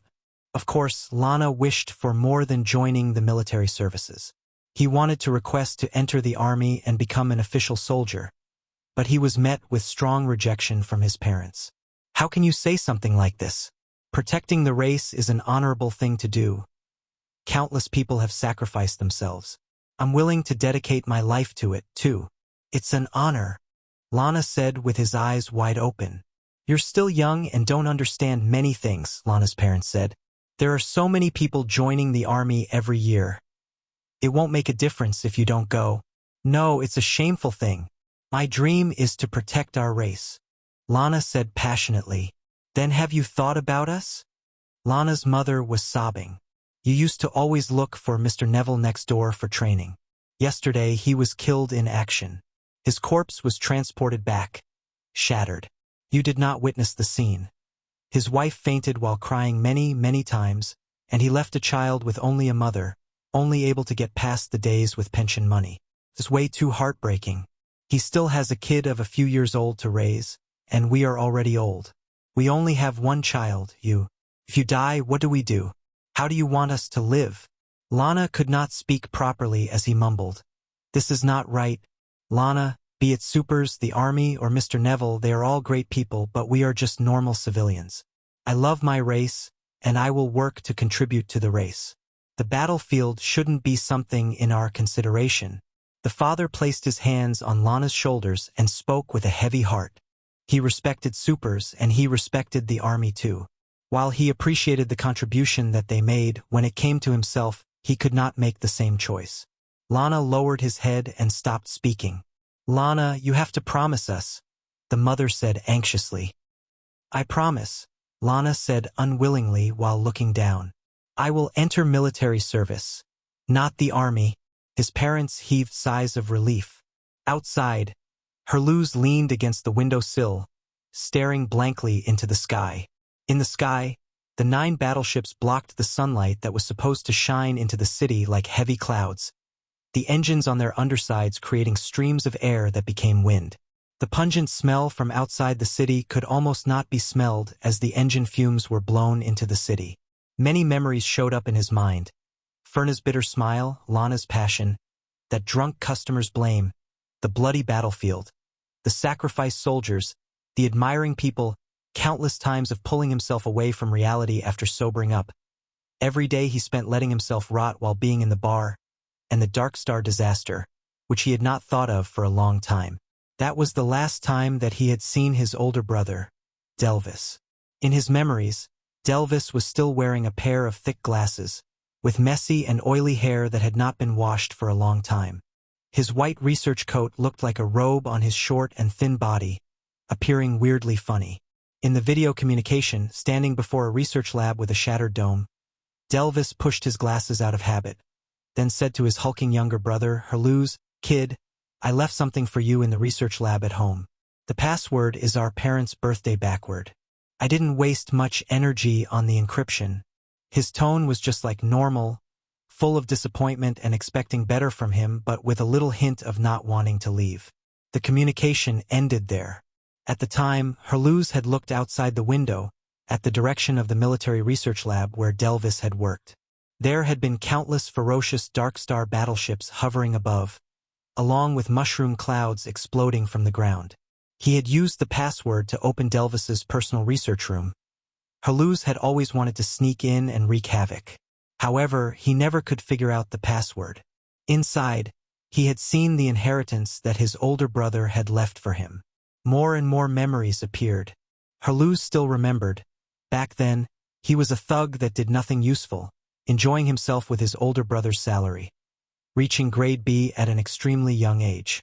He had been 1,000 times stronger than Delvis, but he had always stood lower when he faced his older brother, always getting blamed and scolded. Yet, he had not cared because it made no difference. Brother, Herluz muttered softly to himself. The memories were like rolling bubbles. His thoughts stopped at Han Xiao's deep and dark eyes. His pupils seemed to have the current of time hidden in them. Helu's expression became a little firm. He went back to the bar, entered the attic, then opened a wardrobe that had been closed for a very long time. Inside was the tunnel toward the secret basement under the bar, which was already covered in dust. He walked down slowly, turned on the light, gazed upon the pile of boxes in the basement. Most of them were Delvis's relic. He walked directly to the corner of the basement, pulled out a wooden box, swept away the accumulated dust, and opened the cover. Inside was a dark-colored suit, the inheritance that Delvis had left for him, armor that had been specially built for him in secret. Shattered light. During the Dark Star disaster, Herluz had relied on this armor to stay alive, and he had never used it after that. Thus, it had simply collected dust in the basement as a souvenir of his older brother. It was possibly the last usable commander-class armor in the entire Sunil race. Herluz stared at the armor, and his eyes gradually turned sharp. It's been too long since I battled. Hope I don't get cramp.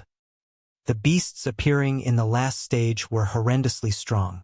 They were all at the top of the food chain on the planet, and some of them already exceeded the beast category and could be called monsters. One such monster was the huge acidic flying beetle with a wingspan of more than 100 meters that would not die even after taking more than a dozen rail cannon shots. It was able to shoot out corrosive acid from its mouth, sticking onto the shield of the battleship and sizzling with smoke. One of this monster could be dealt with easily, but they appeared in groups, and the firepower of the camp could not match up. So, the shield of a battleship was broken, and its exterior armor was damaged. It was forced to descend and undergo emergency repairs. What did the monsters on this planet eat? The mercenaries were in shock. Monsters with a 100-meter wingspan were almost as large as Sunil's smaller battleships. This was just a wild animal on a planet, but it had grown into something comparable to a battleship. Such an enormous monster did not even require the ground scouting team. The reconnaissance aircraft could locate it directly. Missiles exploded deafeningly in the sky non-stop. Suddenly, an alarm sounded from within the defense ring. It was an emergency announcement. Prepare for impact. Prepare for impact. Mountain beasts have been detected and are closing in. Estimated to arrival is 14 minutes. All soldiers, get ready. High-energy concentrated particle cannon. Begin charging. At the 5th defense ring, the ground cracked open, showing a metallic, fearsome, and extremely complex cannon. Its muzzle was a hexagon, and it was embedded into the hollow particle stabilization device, like a cannon being divided into sections. Han Xiao's mechanical suit immediately released a high-energy reaction warning as a light started to appear in the muzzle of this enormous cannon. This high-energy concentrated particle cannon was a scrap product spat out from the central wormhole of the Shattered Star Ring, a galactic-level war weapon, and it was unknown which higher civilization it came from. It had been picked up by scavengers for sales, and the Sunils had spent a huge sum to buy it. This was what they had learned from the huge loss they suffered from the first catastrophe. They had to have a trump card against strong beasts. Although it was a scrap product, it had cost the Sunils a fortune. It had technology protection from a higher civilization, could not be repaired or studied, and could only be used. Every shot required a large amount of energy, which was precious on planet Sunil. Every shot meant burning away a large amount of fortune, as their energy technology naturally did not match up to higher civilizations. It had to take a long time to charge up before firing, so they only used this enormous cannon when they met the most fearsome monsters. The Sunils had explored this planet for more than 10 years, and they had recorded a large number of beasts in their database. Mountain beasts were one of the monsters at the very top.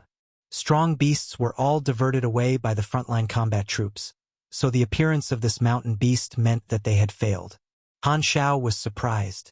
He casually penetrated an approaching thunder leopard, turned around to look at the high-energy concentrated particle cannon, and felt like he was almost drooling. This feeling of butterflies in my stomach. Chapter 349. Shocking the entire race. 1. Chapter 349. Shocking the entire race. 1. Translator. Atlas Studios Editor. Atlas Studios freewebnovel.cm. The ground tremored. In the distance, the forest collapsed as an enormous beast slowly approached, like a looming, moving mountain. Although the mercenaries knew about the mountain beast from the database illustration, many of them were still shocked. Such a gigantic creature! The mountain beast had 4 feet as thick as buildings and a long tail. Its thick stone-like scales provided a sturdy defense along with the large mud yellow shell on its back like a tortoiseshell. Its head looked like a shovel, a protruding lower jaw and eyes hidden between the gaps of its stone shell, creating an aura of fierceness. Actually, the mountain beast was a very gentle animal. Its favorite pastime was to disguise itself as a mountain and sleep. Only because of the effect from the psychic wave did it become abnormally grumpy and aggressive. Adult mountain beasts stood about 150 to 200 meters tall. In comparison, Sunils were like ants. The battleships in the sky fired at the mountain beast from far away, and 6 or 7 shots from the electromagnetic rail cannon hit its body, shattering large areas of its stone shell. However, the attacks did not hurt its flesh. The defense of the mountain beast was truly astonishing. These shots enraged it, and it let out a growl which sounded like a moo. Its tail thrust into the ground, rolling up a huge pile of mud mixed with trees. As its tail tightened, this pile of mud became much denser.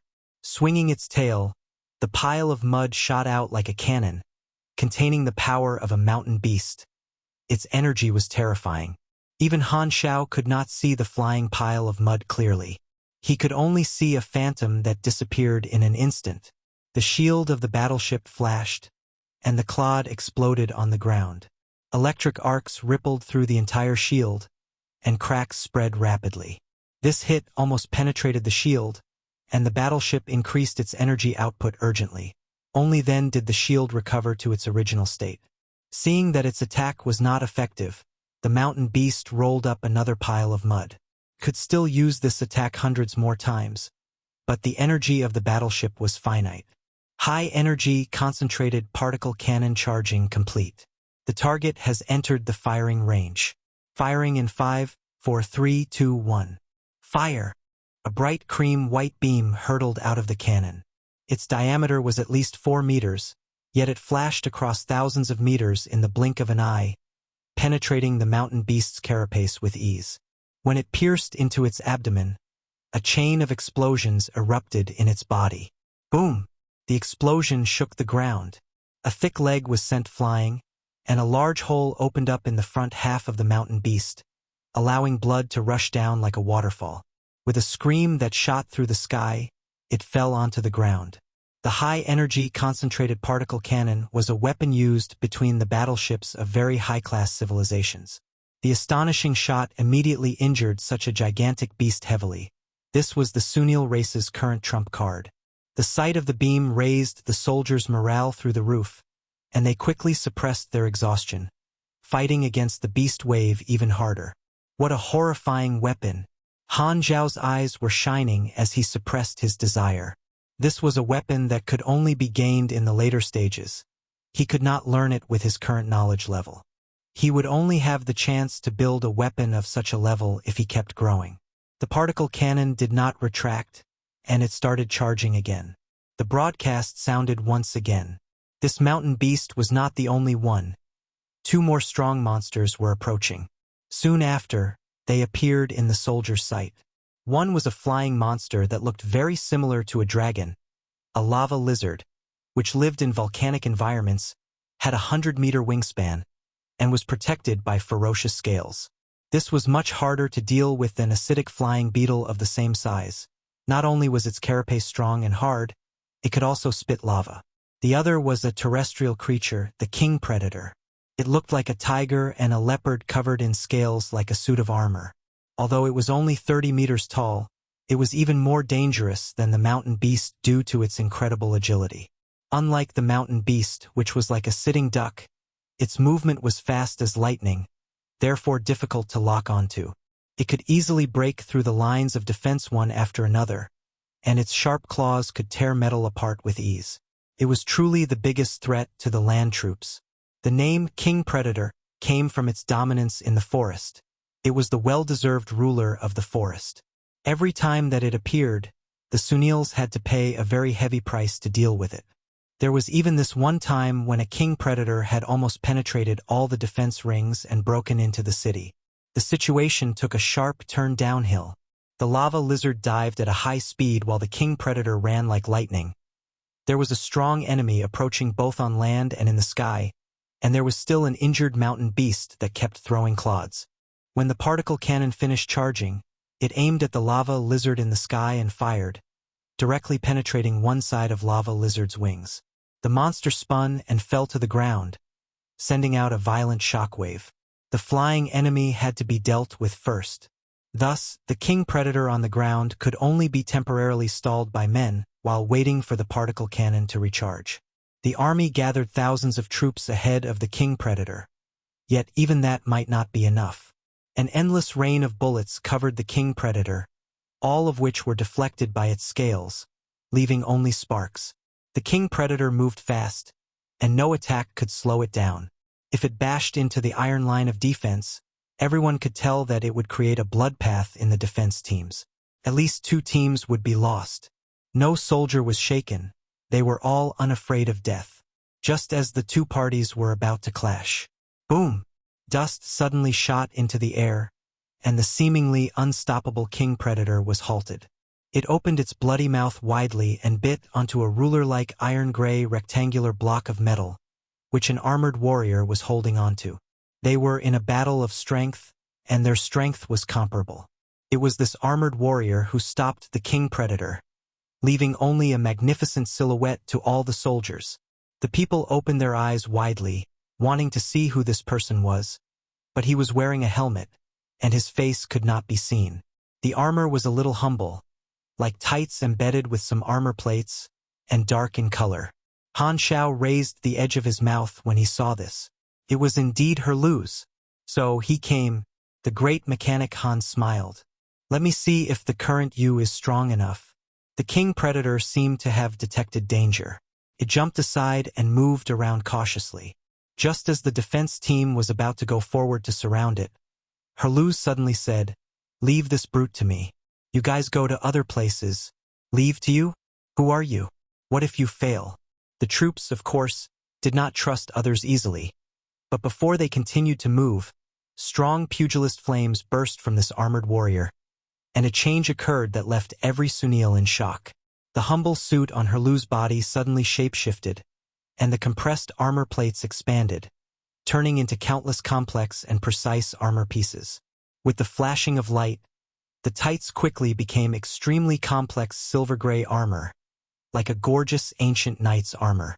Soft white metal extended from the shoulders like a piece of cloth, moving in the wind like a cape behind his back. Even with the great mechanic Han's very picky sense of beauty, this style was impressive. Energy surrounded the entire armor as Herluz shook the rectangular block in his hand. It expanded part by part and turned into a 10-meter-long mechanical battleship slicing blade. All the Sunils were stunned. A word deeply buried in their memories started to surface, and countless soldiers opened their eyes even wider. This is the commander-class armor, the strongest armor of the race that was said to be lost. Every soldier was stunned and shocked. Their mind was blanked. Commander-class armor was a legend to the Sunils at this time, and the legend had become reality that day. Herluz twisted his neck, and the familiar thick pugilist energy flew through his entire body. The dormant fighting genes in his body gradually awakened. This tailor-made armor was still in perfect condition. I almost forgot this feeling. It feels quite good. With a loud yell, Herluz held the 10-meter battleship slicing blade and pounced, as fast as a phantom. The thick light from the blade flashed like lightning. Swoosh! An impact wave came out of the blade, creating a trench dozens of meters long. The king predator barely dodged it, and a wound appeared on its long body, which expanded rapidly, blood jetting out. The position of hunter and prey switched instantly. Chapter 349.1 Shocking the Entire Race. 2. Chapter 349.1 Shocking the Entire Race. 2. Translator. Atlas Studios Editor. Atlas Studios. Haluz was a Grade B pugilist, and Shattered Light was a super equipment tailor-made for him, enhancing his pugilist abilities further. Many energy-converting devices hid between the gaps of the armor, and the raging flames sent waves rippling through the air as he moved. Grade B pugilists had surpassed the early stage of a pugilist. They were walking, living bombs. Haluz's strength was not to be ignored even across the entire Shattered Star ring. The Commander-class armor was a piece of top-class equipment, and its level was completely different from the Enlistee class and the NCO class. With the energy-enhancing battleship slicing blade, Haluz's damage was astonishing. The thick light from the blade released shockwaves, creating trenches on the ground one after another. This level of strength was way higher than the normal soldiers, and there was no need for anyone else to join in. Haluz spun the rough-looking battleship slicing blade with ease, much more agilely than the King Predator. Having nowhere to escape, the King Predator's flesh was splashing all over. Haluz's godlike power had lit fires in countless soldiers' hearts. The Commander-class armor appeared again after disappearing for so many years. Who is this armor user? The Sunils had many questions in their minds. Commander-class armor had a very special position in the Sunils' hearts. Many people knew that this was the display of the strongest single warrior in the entire race, and it was almost like a totem. Haluz's appearance awakened the buried memories of every Sunil. Morale skyrocketed instantly. In gaming terms, all Sunils received the All Attributes Boost buff. Han Xiao was watching the show from the side, nodding. Haluz was very strong, much stronger than his current self.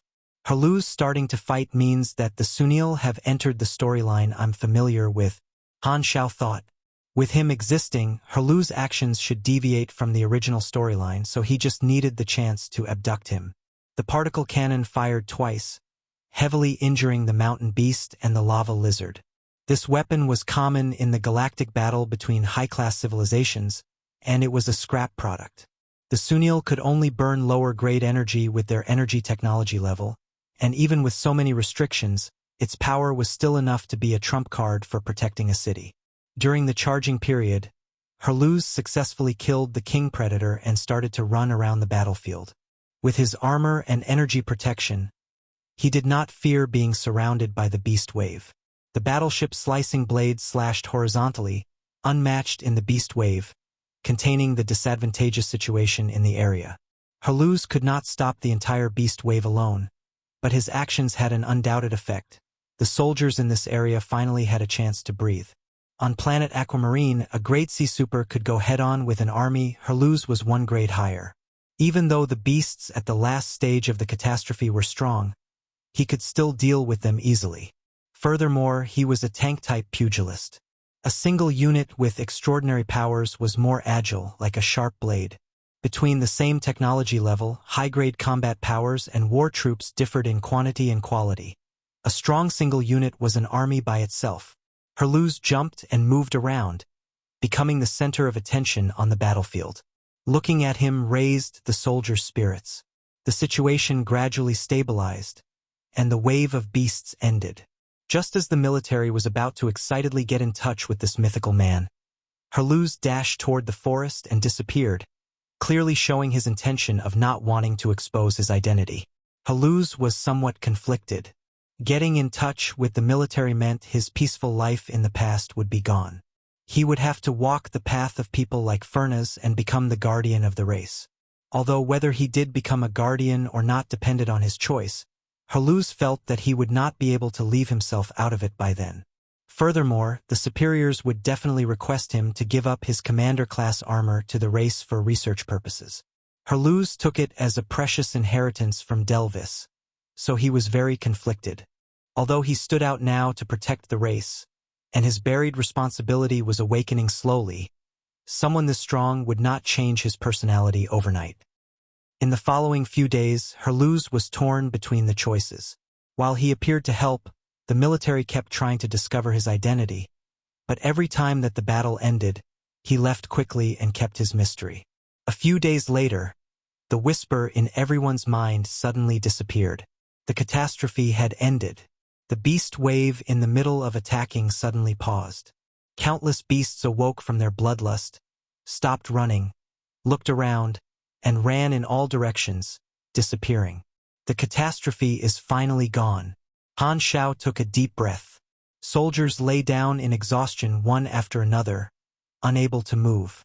Their bodies had reached their limits, and the surviving soldiers were way too tired. The logistics team cleaned up the battlefield, pulling soldiers out of their armor and sending them into the medical room one after another.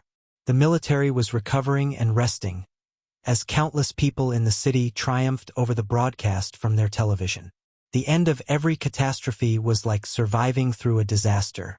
As per tradition, there would be a celebration a few days later, appreciating the army's contribution and mourning the lost soldiers. This kind of celebration filled with the feeling of a ritual was beneficial to increasing a race's unity, relaxing their tightened nerves, making the people laugh and cry, getting rid of the negative emotions, and once again feeling hopeful for the future. However, this time was completely different. Only 1 hour after the catastrophe ended, Fernez' cold face appeared on the television everywhere. "My fellow men, I'm Fernez. I believe many people know me. I want to make an announcement. From today, on behalf of 40% of the supers, the people you call guardians, we will be leaving planet Sunil and never return." The words he used were very firm, saying that they had done enough and were now going to search for freedom, not giving their lives to the race anymore. The Sunils felt like a bucket of ice had been poured over them. The happiness and passion from getting through the catastrophe vanished, and they were all stunned. What is this? Why is it so sudden? The superiors of the military were shocked.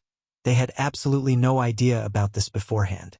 Far away in the forest, Herluz saw Fernez's announcement from the internal terminal in his armor, and he mumbled in disbelief, "Why not leave quietly? This way the people will..."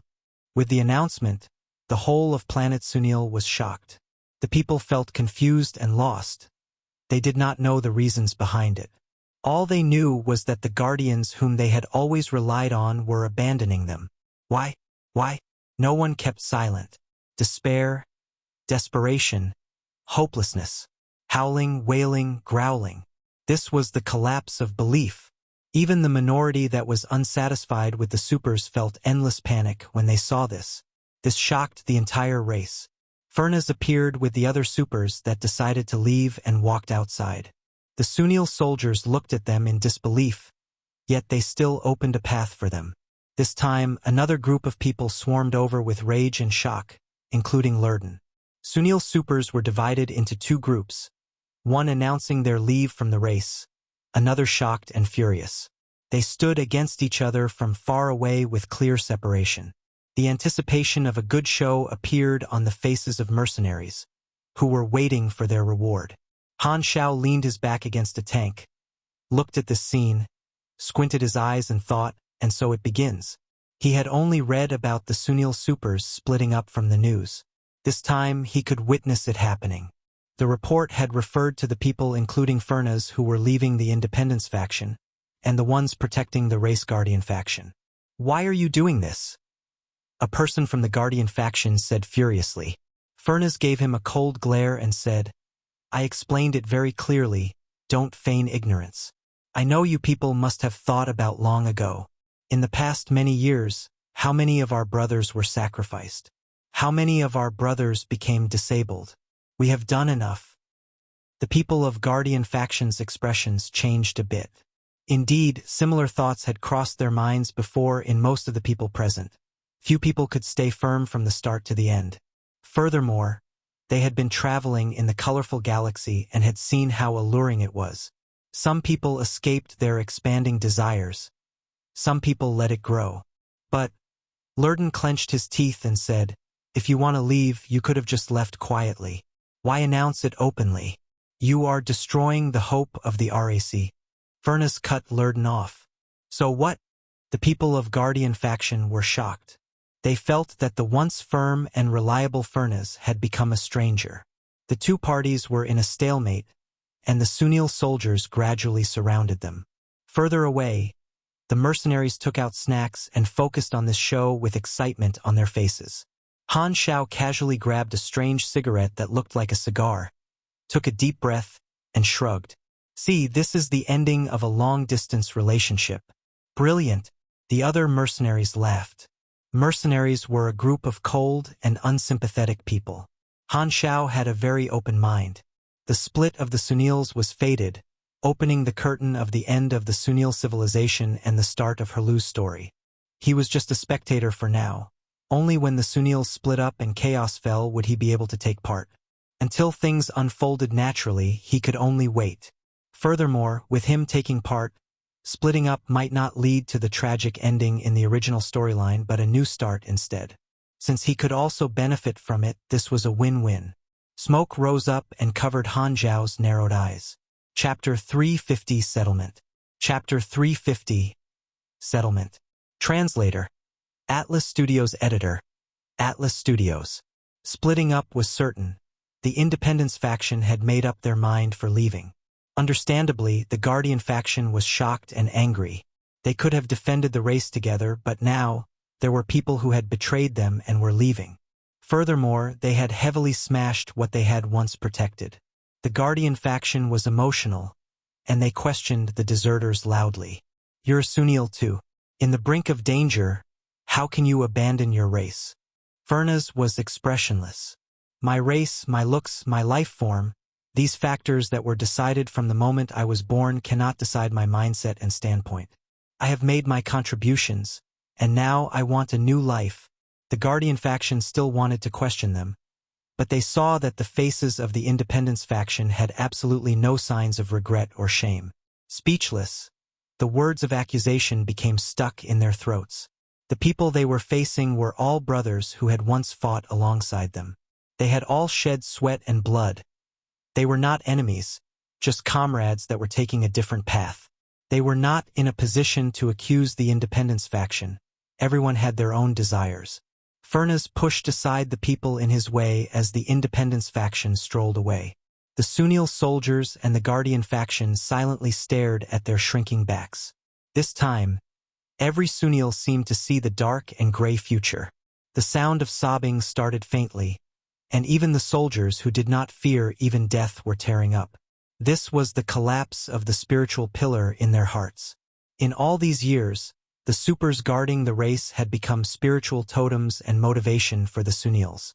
Sometimes, the collapse of the spiritual pillar can have a blow even heavier than an exterior disaster on a group. Han Xiao shook his head. The Sunil after disaster was like a tough, disabled man, and the parts lost on his body did not defeat him. He still had the determination and motivation to continue. His mind was healthy, but when even the belief collapsed, he became disabled in his mind too, losing the strength to move forward. Therefore, the impact of the split in the race was not just the decrease in the number of supers, it had made a deep impact on the spirits of the people and the tough quality of the race.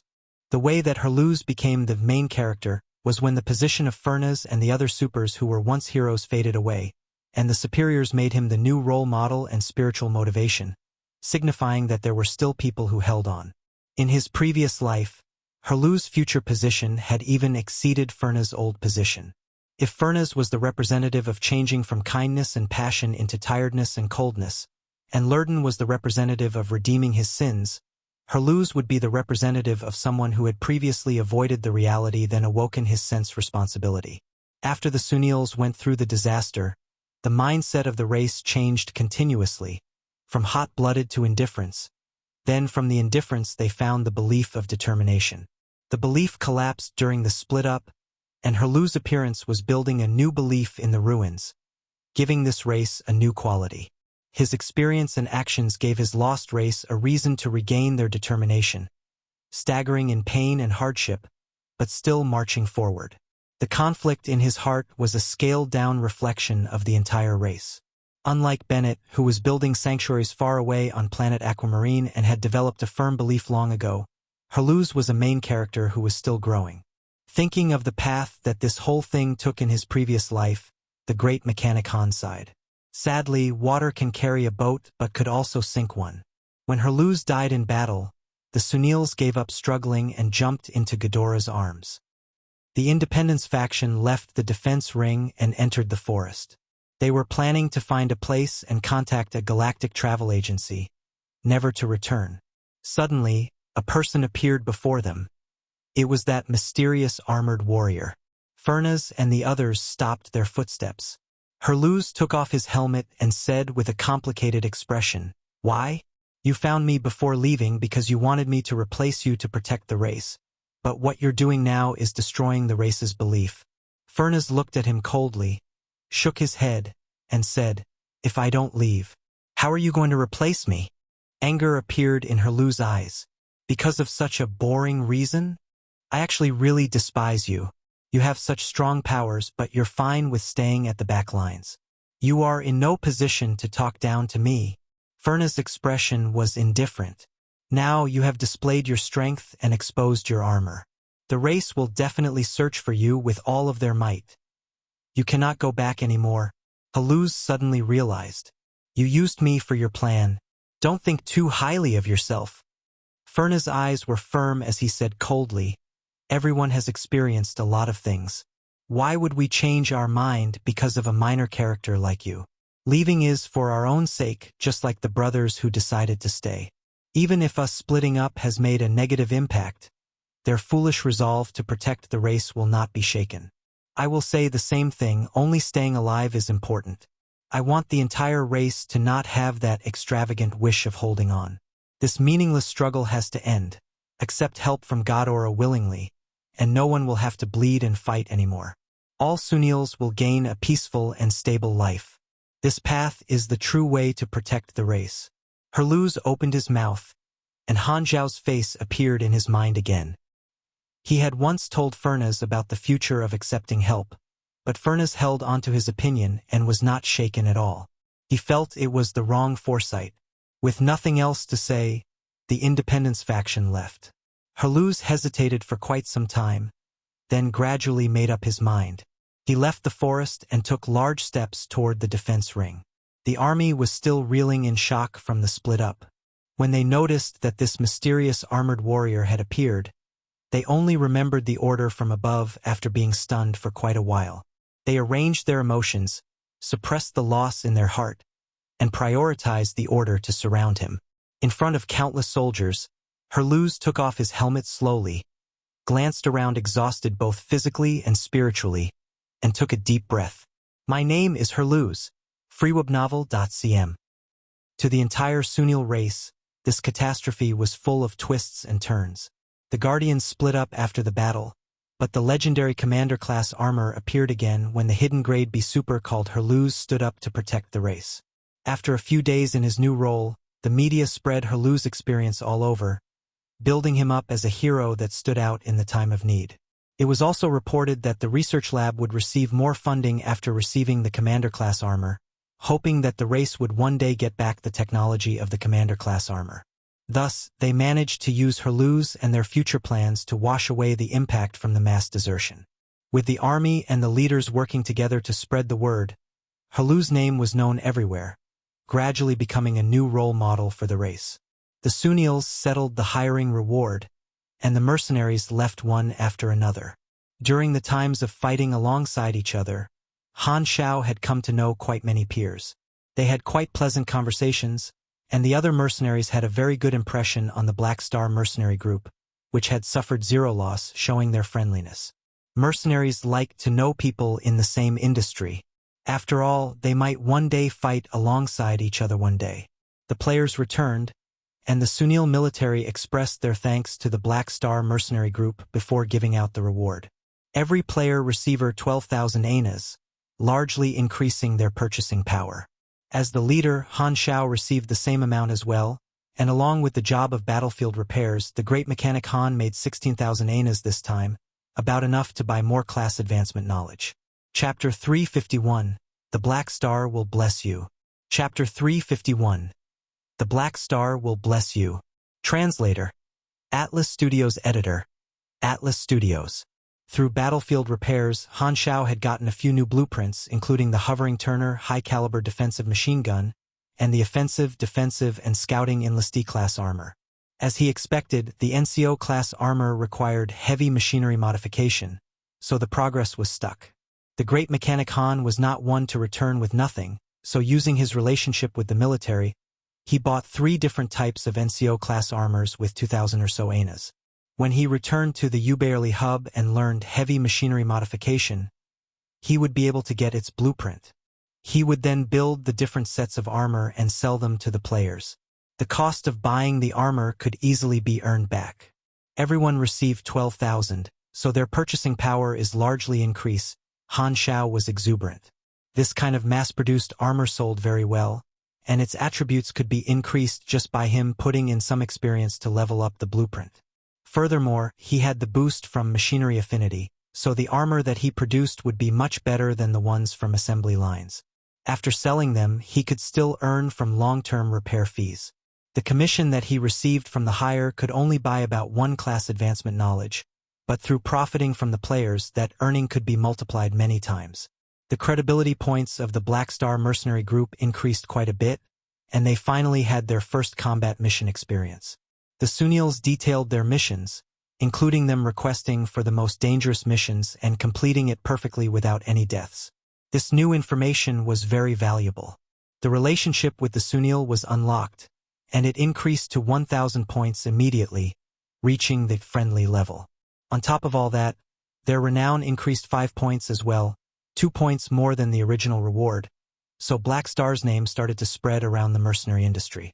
The most direct increase was the faction single mission reward quota was increased by 10,000 experience, which meant that there was 260,000 more daily experience due to the 26 times multiplier. After the rewards were given, the mercenaries left one after another, but Han Xiao stayed in Forest City. The players stayed for a few days and got a little impatient. On this day, the players found Han Xiao, and Frenzied Sword asked Black Phantom, "You call me Black Star?" Han Xiao knocked on Frenzied Sword's head. Frenzied Sword then said, "Black Star, when are we going back? What are we staying here for?" Waiting for someone. The players thought that after the catastrophe ended, so did this hiring mission. But in Han Xiao's eyes, it was just the beginning. One day later, the Sunil military sent someone to tell Han Xiao that Herluz wanted to meet him. Han Xiao narrowed his eyes and smiled. Finally, following the soldiers to a base facility, he entered a private room, where Herluz was waiting. The man stood up, waved, and sent the soldiers away. He then closed the door, leaving the two of them alone in the room. There were 2 glasses of alcohol on the table. Han Xiao glanced around and sat down directly. "I thought you'd find me sooner. It was delayed by something. I had to fully cooperate with the military for publicity and lend the armor that my older brother left me to the research institution." Herluz sighed. He had never expected to receive such treatment, but it was mainly caused by 3 reasons. Firstly, they needed to wash away the effect of the split up. Secondly, Herluz was strong, and strength signified position. There were only 2 known grade B supers in the entire race. Furnaz had left, and Herluz had appeared. Thirdly, they now had a chance to resurrect the commander class armor. "You seem to have many questions for me, but first let me ask you a question." Han Xiao raised the glass up, swirled it gently, and purposely said in a very slow tone, "Do you believe I'm a foreseer?" "Half." Herluz's eyes were sparkling. "Did you foresee the future of me protecting the race long ago, and that was why you came to contact me?" "Of course. I didn't know a bar owner is actually a hidden grade B super, and I also didn't know that he would wear a commander-class armor called Shattered Light to fight the catastrophe," Han Xiao said mockingly. Herluz smiled bitterly. No one knew his armor was called Shattered Light, so the Foreseer identity was proved. Yet that left him with another question. How many things can you foresee? How far can you see into the future? Ha ha ha, frankly, I can only foresee parts of the future, bits and pieces. I don't know much. If I didn't accidentally peek into Planet Sunil's future, I wouldn't have come, Han Xiao said sincerely without even blinking. "I see, although I don't know much about the galaxy, I did hear that foresight usually has limitations." Herluz understood, and he was glad that Han Xiao had seen Planet Sunil's future instead of something else's future. Maybe this was the long-awaited luck of his race. Suddenly, Herluz's eyes became sharp. He stared at Han Xiao and said in a low voice, "So, what is your real motive?" The atmosphere suddenly became intense, and faint flames flickered around Herluz. He felt that Han Xiao definitely had a goal, or else he would not have exposed his foresight. This mysterious man definitely wanted something from the Sunil race. Han Xiao put the glass down and said slowly, "Let me tell you a story. In a planet where its surface civilization lagged behind, there was a handsome man who was a test subject. One day, he went through an experiment, awakened the ability of foresight, and saw many pieces of the future. Relying on his foresight, he escaped successfully and gained freedom. Then he destroyed the evil enemy of this planet, becoming a legend known throughout the entire planet. However, at this time, he saw a new future. A man-made disaster from the sky would fall on his mother planet. The people behind it hid in the depths of the universe. So he left the planet and stepped into a broader world, searching for ways to save his mother planet. Han Xiao adjudged his collar. Naturally, I am that handsome man. Herluz suddenly could not keep a serious face, and his lips started twitching. He did not know if calling oneself like that was common in the galaxy, but it was shameless in the Sunil culture. We are from different races, so it's normal to have aesthetic differences, Han Xiao said. Okay. After being momentarily stunned, Herluz suddenly remembered what they were discussing. So, you're saying that you entered the universe to save your mother planet. What does that have to do with Sunil? Han Xiao smiled. My mother planet is located in the Garten Galaxy, soon to face a disaster. I think you Sunils are more than familiar with the name of the people behind it. Herluz blinked a few times, then his expression suddenly changed. Dark Star. He suddenly felt that everything made sense, and everything was connected. Dark Star was their common enemy. Therefore, he came to Sunil. This was the motive. The mercenaries under me are warriors from my planet as well, Han Xiao added. They know of this as well, and they followed me because they wanted to search for a way to save the planet. They can vouch for me anytime. I helped you not only because we will share the same tragic experience, but also because I'm looking for an ally. Since you know why I came, you don't have to worry anymore. Herluz's expression softened, and he was immediately filled with respect for Han Xiao. So, you're the same as the Guardians of Sunil, a hero wanting to protect his planet. Without any blushing, Han Xiao said with humility, I'm not a hero. I just have responsibilities on my shoulders. The great mechanic Han felt like he had traveled back in time when he acted like he was brainwashed. Giving an Oscar-worthy performance, his actor's soul was on fire. This moment, Herluz felt that Han Xiao looked much taller and greater, and he felt a bit ashamed. Phoebnovel.com. Han Xiao had the resolve to immediately look for ways to save his planet just because he foresaw parts of the future. He was a complete doer. He, however, even after his race went through a disaster, still escaped from reality for so many years. Just thinking about it made his face hot. He was ashamed and could not remain tough in front of Han Xiao anymore. Chapter 352, Dropping a Chess Piece in the Galaxy. Chapter 352, Dropping a Chess Piece in the Galaxy. Translator. Atlas Studios Editor. Atlas Studios. Upon understanding Han Xiao's reasoning, Herluz's expression softened. He paused before asking the question that he had been curious about. What's my future like? You.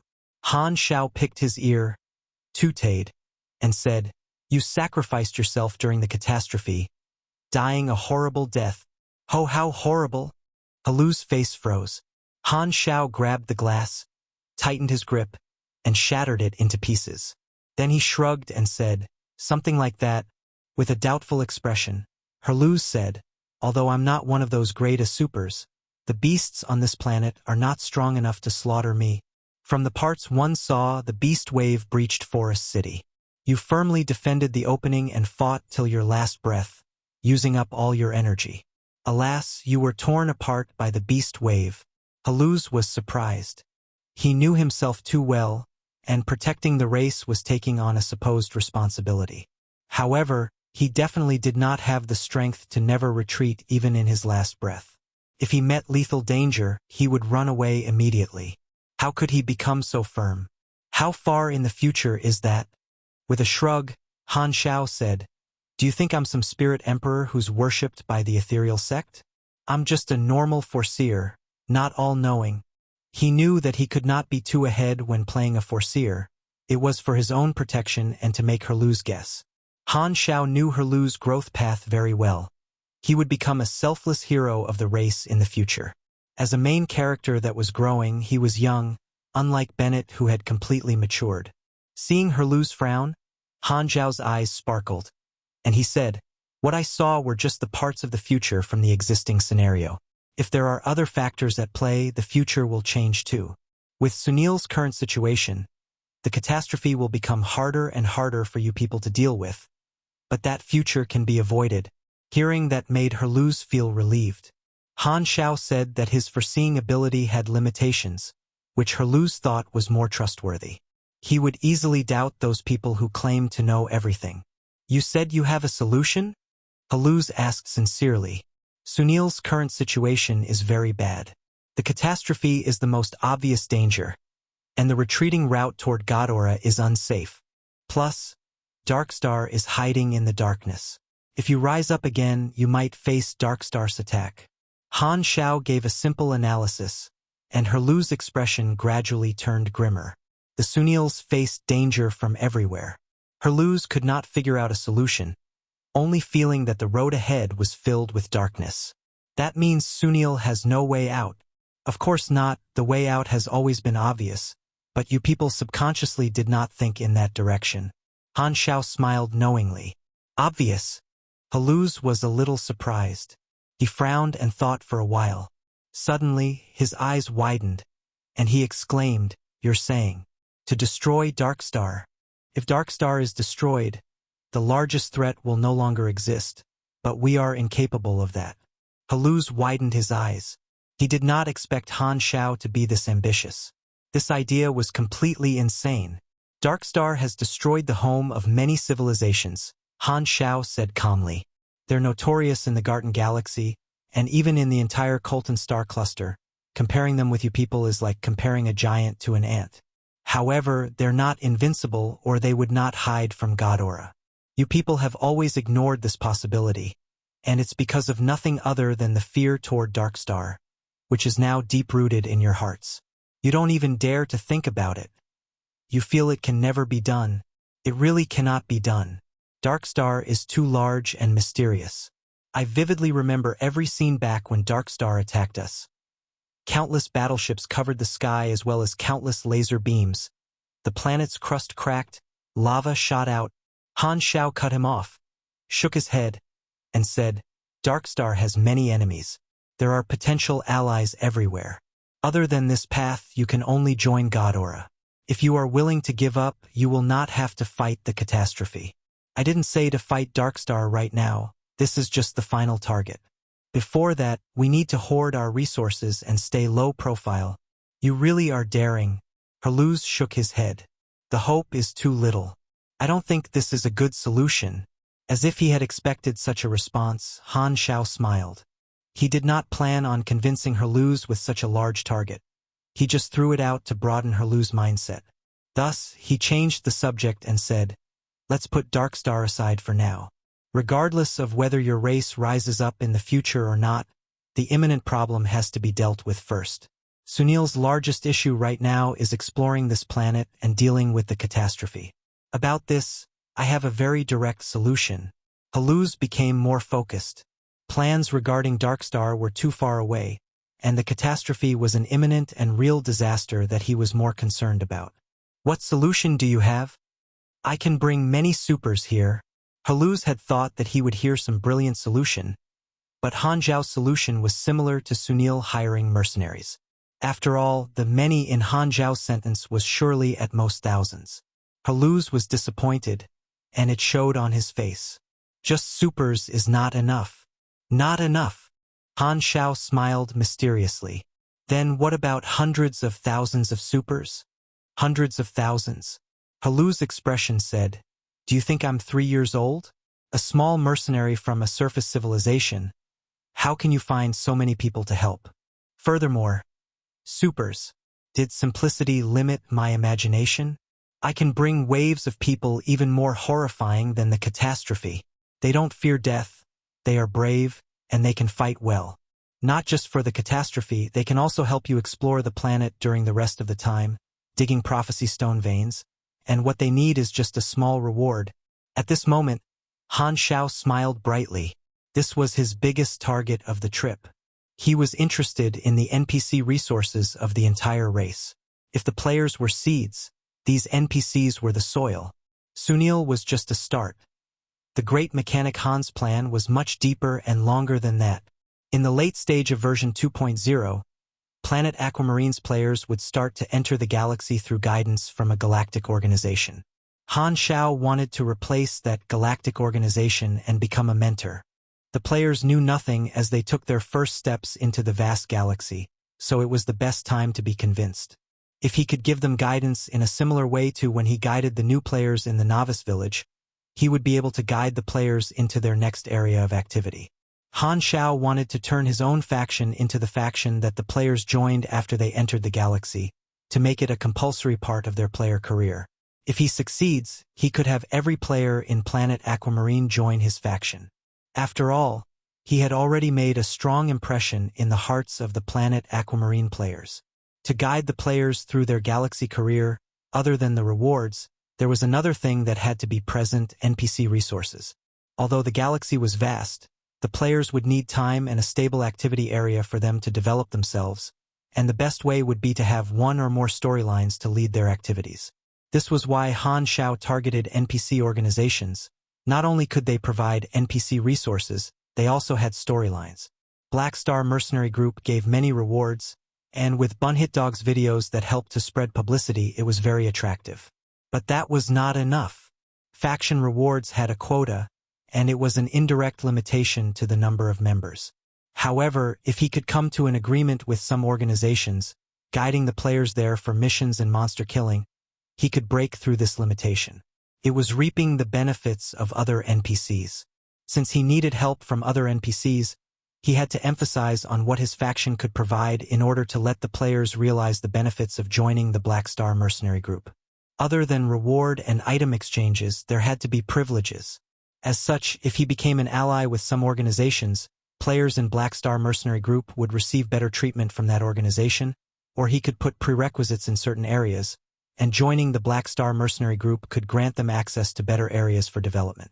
Through various methods, he would make sure that the players knew that not only was Black Star Mercenary Group full of rewards, it would also give them many indirect benefits. One special characteristic of a mercenary group was that the members could be spread out across maps, which was an advantage of his faction. The players would get access to areas to do missions and ally with organizations to receive help. His faction would further develop, and in turn, he would reap benefits. This was a win for multiple parties. The players were like manpower resources, and these organizations in need of help were like the customers looking for hire. His faction would be the middleman to provide them with manpower, but the difference was all of these manpower resources belonged to his faction, the middleman. These were just considerations from the perspective of benefits. Another way to look at it would be from the perspective of emotions. Most mercenary groups did not have a history, and through helping NPC organizations and having the players experience the storyline of these NPC organizations, it would give the players a stronger sense of reality. The mercenary group, as the bridge connecting these storylines together, would then become something that went through ups and downs with these players, adding history to the mercenary group, hence enhancing the sense of belonging that the players would have for the mercenary group. The players not only needed benefits but also good stories. Only then would they feel the role-playing part of a role-playing game, hence feeling a sense of belonging for the faction. Therefore, Han Xiao decided to shape a common enemy, and Darkstar was the most suitable target. Working together to fight against a common enemy was the easiest way to develop a sense of belonging. Thus, the Sunil race, which had a deep-seated hatred toward Darkstar, was a very suitable ally. Furthermore, by introducing NPC organization areas to the players by the mercenary group, it could develop a blurry sense of territorial awareness in the players, which would also indirectly increase the attractiveness of his faction. Emotions like a sense of belonging could bring many long-term benefits, even exceeding the attractiveness of the reward itself. Players were the representatives of chaos, and the great mechanic Han always did everything that he could to shape himself as one of them among the players, to become a shadow that followed every step that the players took in their gaming career. Developing a faction was a key component to achieving this target. His plot was enormous, but it needed time to slowly make it a reality. For now, he had merely taken the first step. Chapter 353, Abducting a Man. Chapter 353, Abducting a Man. Translator, Atlas Studios Editor, Atlas Studios. Haluz was filled with doubts. Just as he was going to say something, Han Xiao spoke first. Don't be too quick to make an assumption. Not long ago, you didn't believe that I was a foreseer. If you hadn't changed your mind, this meeting wouldn't have taken place. I don't need you to believe it right now, but think about this. Do I have any reason to lie to you? Sunil's never promised me any benefits. And even if what I said is not true, you people will not suffer any loss. That's true. Haluz nodded and agreed. Indeed, even if Han Xiao was lying, his race would only maintain its current state. Haluz actually wished that what Han Xiao said to be true. If they had so much help, their losses during the catastrophe would be vastly reduced, and they would be able to develop much quicker. Although there was the potential threat from Dark Star, the Sunil civilization was just a tiny shrimp to them. As long as they kept a low profile, they would be able to grow stronger in the environment filled with danger. With a solemn face, Haluz said in a low voice, "If you really can help us overcome these obstacles, Sunil will be your firmest ally. I cannot decide for the entire race, but I believe that the leaders will definitely make the same decision. Please believe in the resolve and quality of us Sunils." Of course, I never doubted that. Han Xiao's compliment made Haluz feel very delighted. About your standpoint, I'll immediately report to the superiors. Han Xiao waved and said, I suggest that you don't say it yet. A surprise is better than a torturous wait. Plus, your words alone might not be enough to convince the superiors of your race to believe that I'm a foreseer. Haluz was stunned for a moment, then said while thinking, that's true. If I guess correctly, just like the other supers, you're heading toward the galaxy to become a mercenary as well, right? Han Xiao said, yes, I've stayed here for too long. It's time for me to go out and make some contributions. I'll be leaving in 2 days. Haluz nodded. Although he was very strong, he had never explored the galaxy alone. Han Xiao's eyes sparkled, and he smiled. Since we have come to an agreement, how about you join my mercenary group and become my associate? This moment, Han Xiao felt like he was blessed by the soul of Luffy One. If combined with the sun behind him, outstretched arms, and hot-blooded background music, he felt like he could trigger the super strong buff, plus 100% recruit success rate. Join your Black Star Mercenary Group. Haluz was tempted. He was going to become a mercenary anyway, and working in groups would not only mean a stronger power, but he could also stay in touch with Han Xiao in the long term to witness his actions and confirm whether what he had said was true or not. If Han Xiao was sincere in helping Sunil, he would have the chance to pay him back and help Han Xiao save his mother planet. Plus, the two of them could have detailed discussions on how to combat the Dark Star and improve on their plan. It would really be very convenient. Furthermore, Han Xiao was very important to Sunil. They could not allow an accident happen to him, so if they were acting together, he would be able to protect him. After all, Han Xiao's strength in Haluz's eyes was not considered strong at all, mediocre at best. He's 1 grade lower than me, so being a mercenary is dangerous for him. If I follow him, I can prevent him from dying accidentally. After careful consideration, Haluz felt that such a course of action was very advantageous, so he agreed on the spot. Okay, I'll join your mercenary group. Han Xiao nodded calmly, but in his heart, he was laughing uncontrollably. Finally, all my effort in convincing him did not go to waste.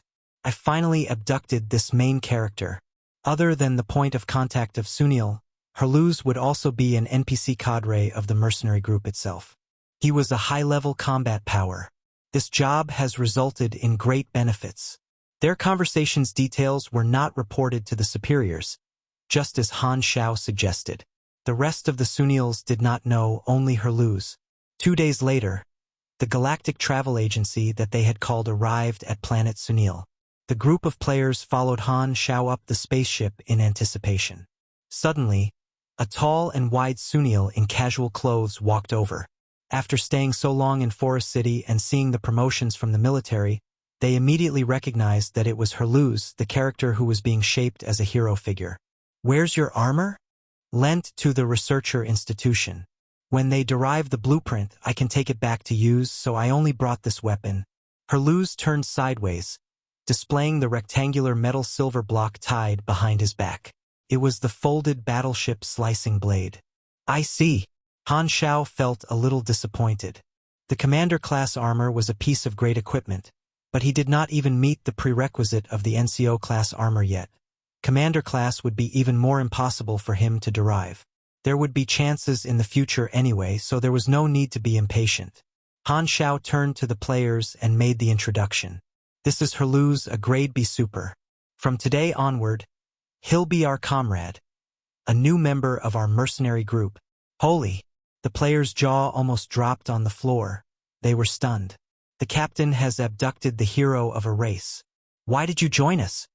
What's your class? Did you make some kind of deal with Black Star? They were very curious about this new friend and overwhelmed him with questions. Herluz was surrounded in the middle and felt the passion from his teammates. He was very not used to it, and he was forcing a smile. The result of the detection from players was all question marks. They were very curious as to how Han Xiao got in touch with a grade B super. This was someone who was at the top of high-level areas, probably the strongest in their mercenary group. Someone who was even stronger than Han Xiao joining their faction had made the players very excited.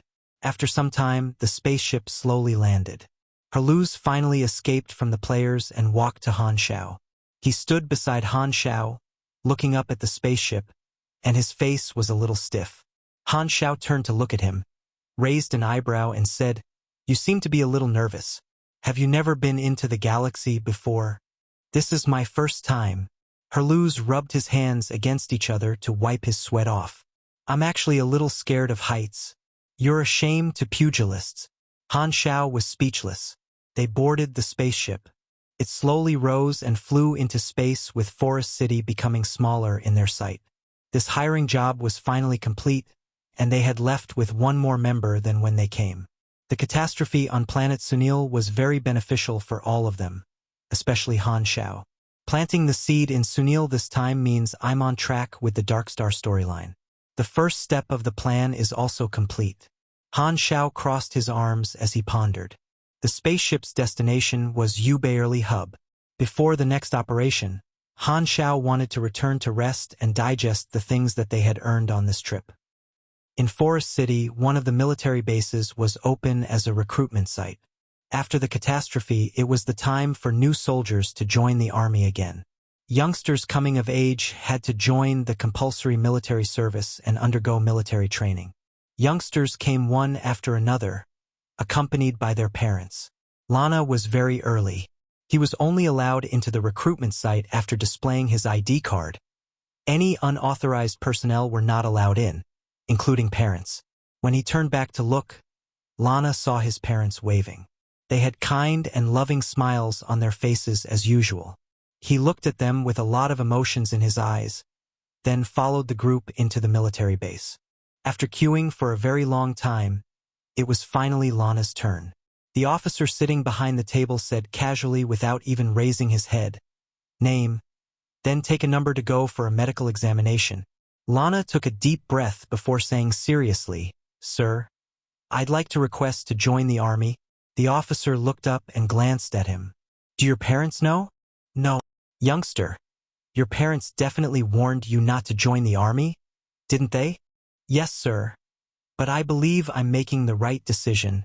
Once the request is approved, you have to be fully responsible for your decision," the officer said coldly. "You won't be allowed to take it back. Are we clear?" "Crystal clear." A slight smile appeared on the officer's cold face. He opened the drawer, inside which was a thick stack of army application forms. He took one out and passed it to Lana. Lana was about to take it, but he realized that the officer was holding onto the application form too tightly. At that moment, the officer said coldly, "This is your last chance to change your mind." Lana snatched the application form with a firm expression. "Good, the area to join the army is at that side. Don't block the people behind." Lana followed the officer's finger and looked over. It was an empty warehouse that served as the recruitment site for the official army. Youngsters waiting to fill out their application forms had already filled the entire warehouse. Chapter 354. Speeding. 1. Chapter 354. Speeding. 1. Translator. Atlas Studios Editor. Atlas Studios. After a month on planet Sunil, Han Xiao and the others finally returned to Uberly Hub. As soon as they were in the hub hall, the first thing that Han Xiao did was change the medium resting room into a large stronghold. The rental increased from 40 to 100 anas, as did the space. The better the faction's base looked, the more reliable the players would feel. Han Xiao actually thought that a spaceship was the best mobile base, but a spaceship was way too expensive. They would not be able to afford one even if they sold the kidneys of all the players. The human body did not sell very well in the galactic organ market after all. Excess money was meant for splurging. The consumption concept of a mechanic was always money spent will always make returns. This trip was very profitable. More than 10,000 had landed in the players' pockets, and Han Xiao would take that off their hands to gather the funds to buy 2-class advancement knowledges. Pro players will always use their residual money to buy equipment. There were private equipment stores in Uberly Hub, and these were all Han Xiao's competitors. It's impossible to have the players only buy things from me. Players have their personal preferences, so I can't rob away their freedom, or it will be bad for faction development. Nobody likes to be forced. Plus, the things I sell might not satisfy all of their needs. Anyway, I only need a part of the player's fortune, and the profit is high enough. Although Han Xiao had plenty of ways to make money, he always kept that desire controlled.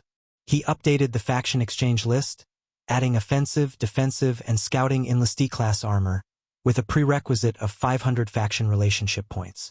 Then he set the exchange price at 800 anas. In the new stronghold, before the players had started roaming outside, someone had already discovered the new items in the faction shop.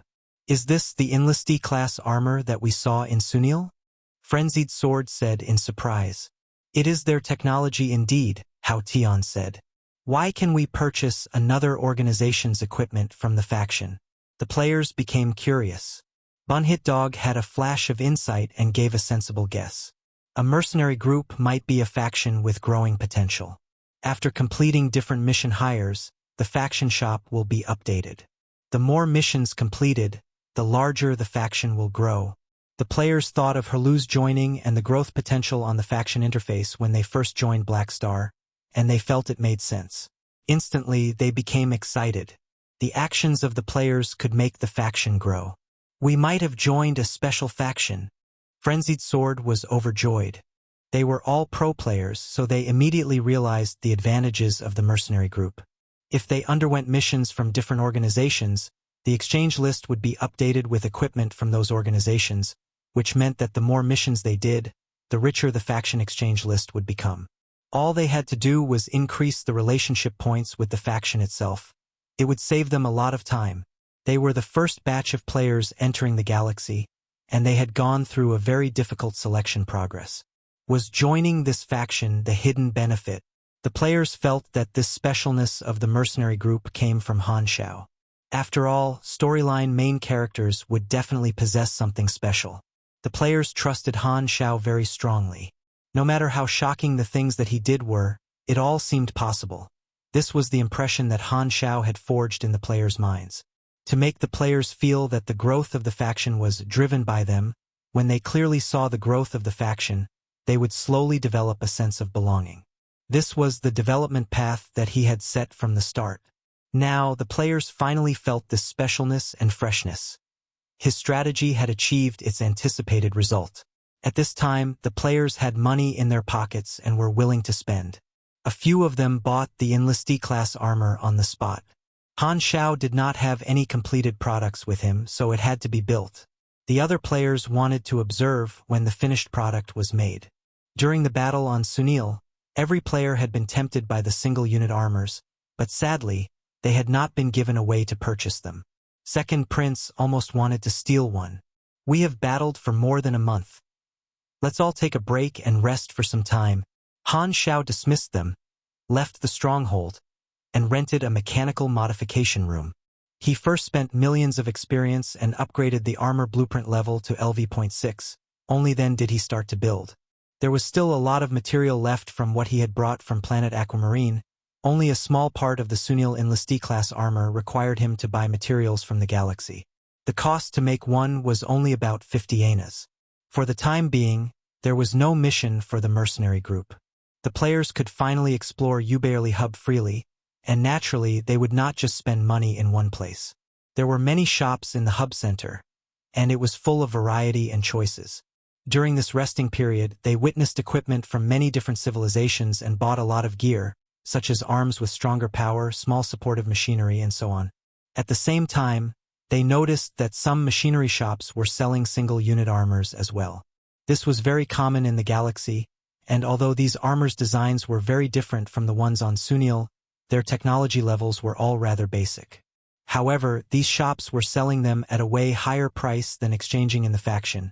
Even the cheapest one was 3,200 anas, 4 times the faction price. The players became worried because of this. They knew that the price was usually correlated with quality, but Han Xiao's armor was so cheap. Would its attributes be very low? They memorized the attributes of the armor in the shop and planned to make a comparison when the finished product from the faction was complete. Although Black Star's equipment had good prices, when the pro players were rich, they never looked at price, only quality. Herluz went to the mercenary hall alone to register. He joined the Black Star Mercenary Group, then opened the Mercenary Group records. Black Star Mercenary Group. Credibility rating, 154. Scale, 53 members. Class C, 52 members. Class B, 1 member. Missions completed. 1. Daily low-level missions excluded. Active region, Garten Galaxy. Records. Sunil Defense Battle. Expand/collapse. Creator, Black Star Han Xiao. Creation date, Galaxy Calendar Year 688. October 2nd. Summary. A small mercenary group with a certain amount of combat power and 1 grade B super. A mercenary group created little more than a month back. Black Star didn't lie to me.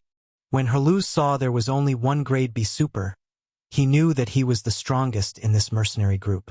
He could not help but feel a sense of responsibility. For the future of his race, he had to protect Han Xiao. He hoped that this captain would not choose hiring missions that were too dangerous. On the other side, Han Xiao received a notification from the interface while he was building armor in the workshop. Faction reward limit, 135, 7,000. Faction leader level, 80, plus 64,000 reward quota. Cadres, Herluz, B, plus 20,000 reward quota. Faction size, 52, plus 20,000 reward quota. Renown, 7, plus 14,000 reward quota. Legendary points. Leader, 3, plus 15% reward quota. Allies and enemies, none. His friendliness with Sunil was on a personal level, so it had yet to become a faction ally. Han Xiao felt refreshed. The faction had gained its first cadre and taken its first step.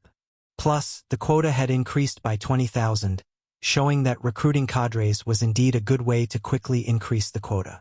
2 days later, Han Xiao had built 6 sets of Enlistee-class armor.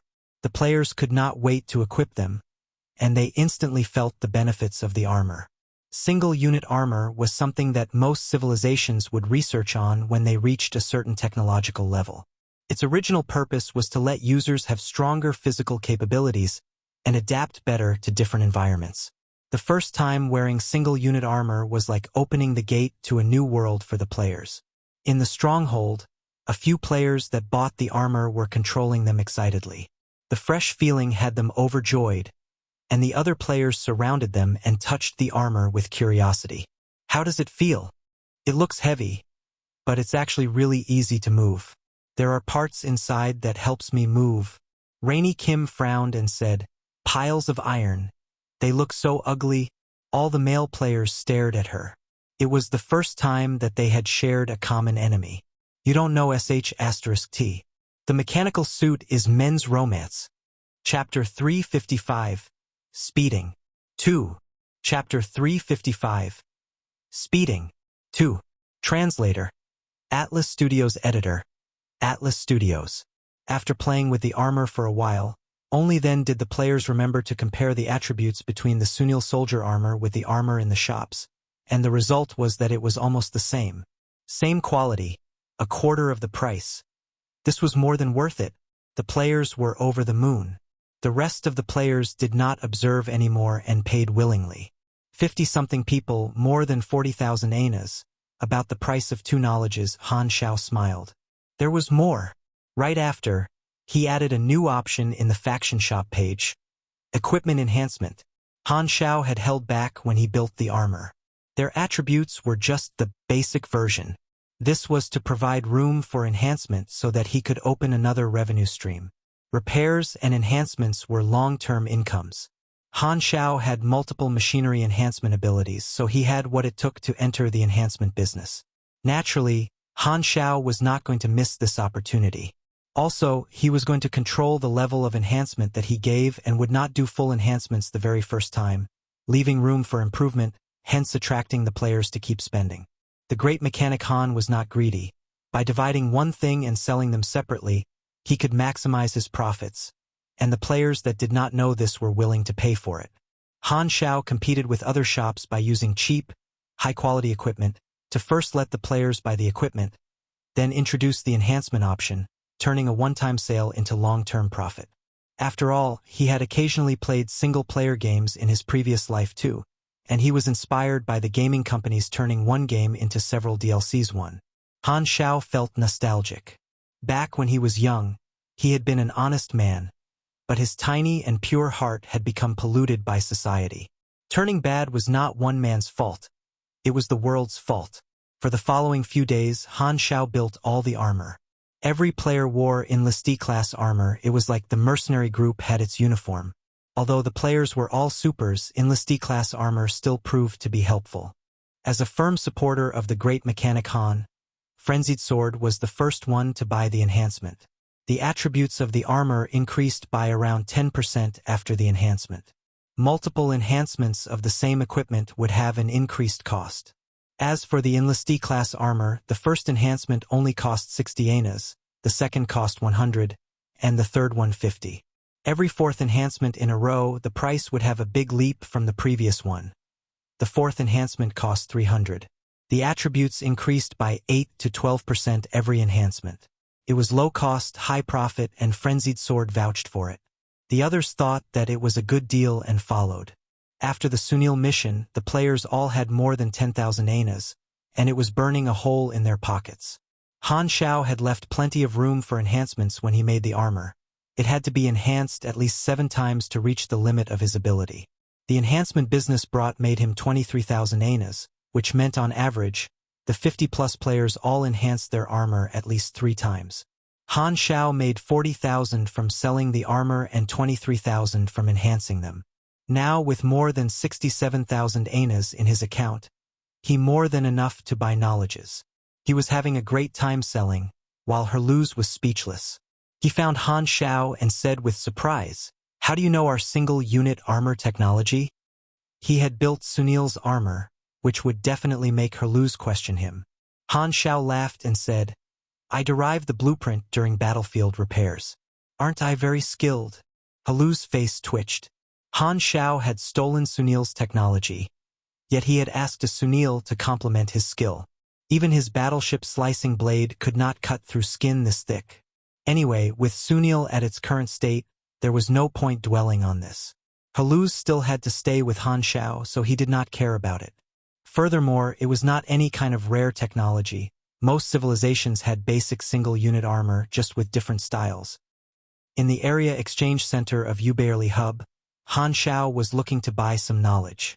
Having finally made enough money, he was about to complete the class advancement that he had been stuck on for so long. It went without saying he was quite excited.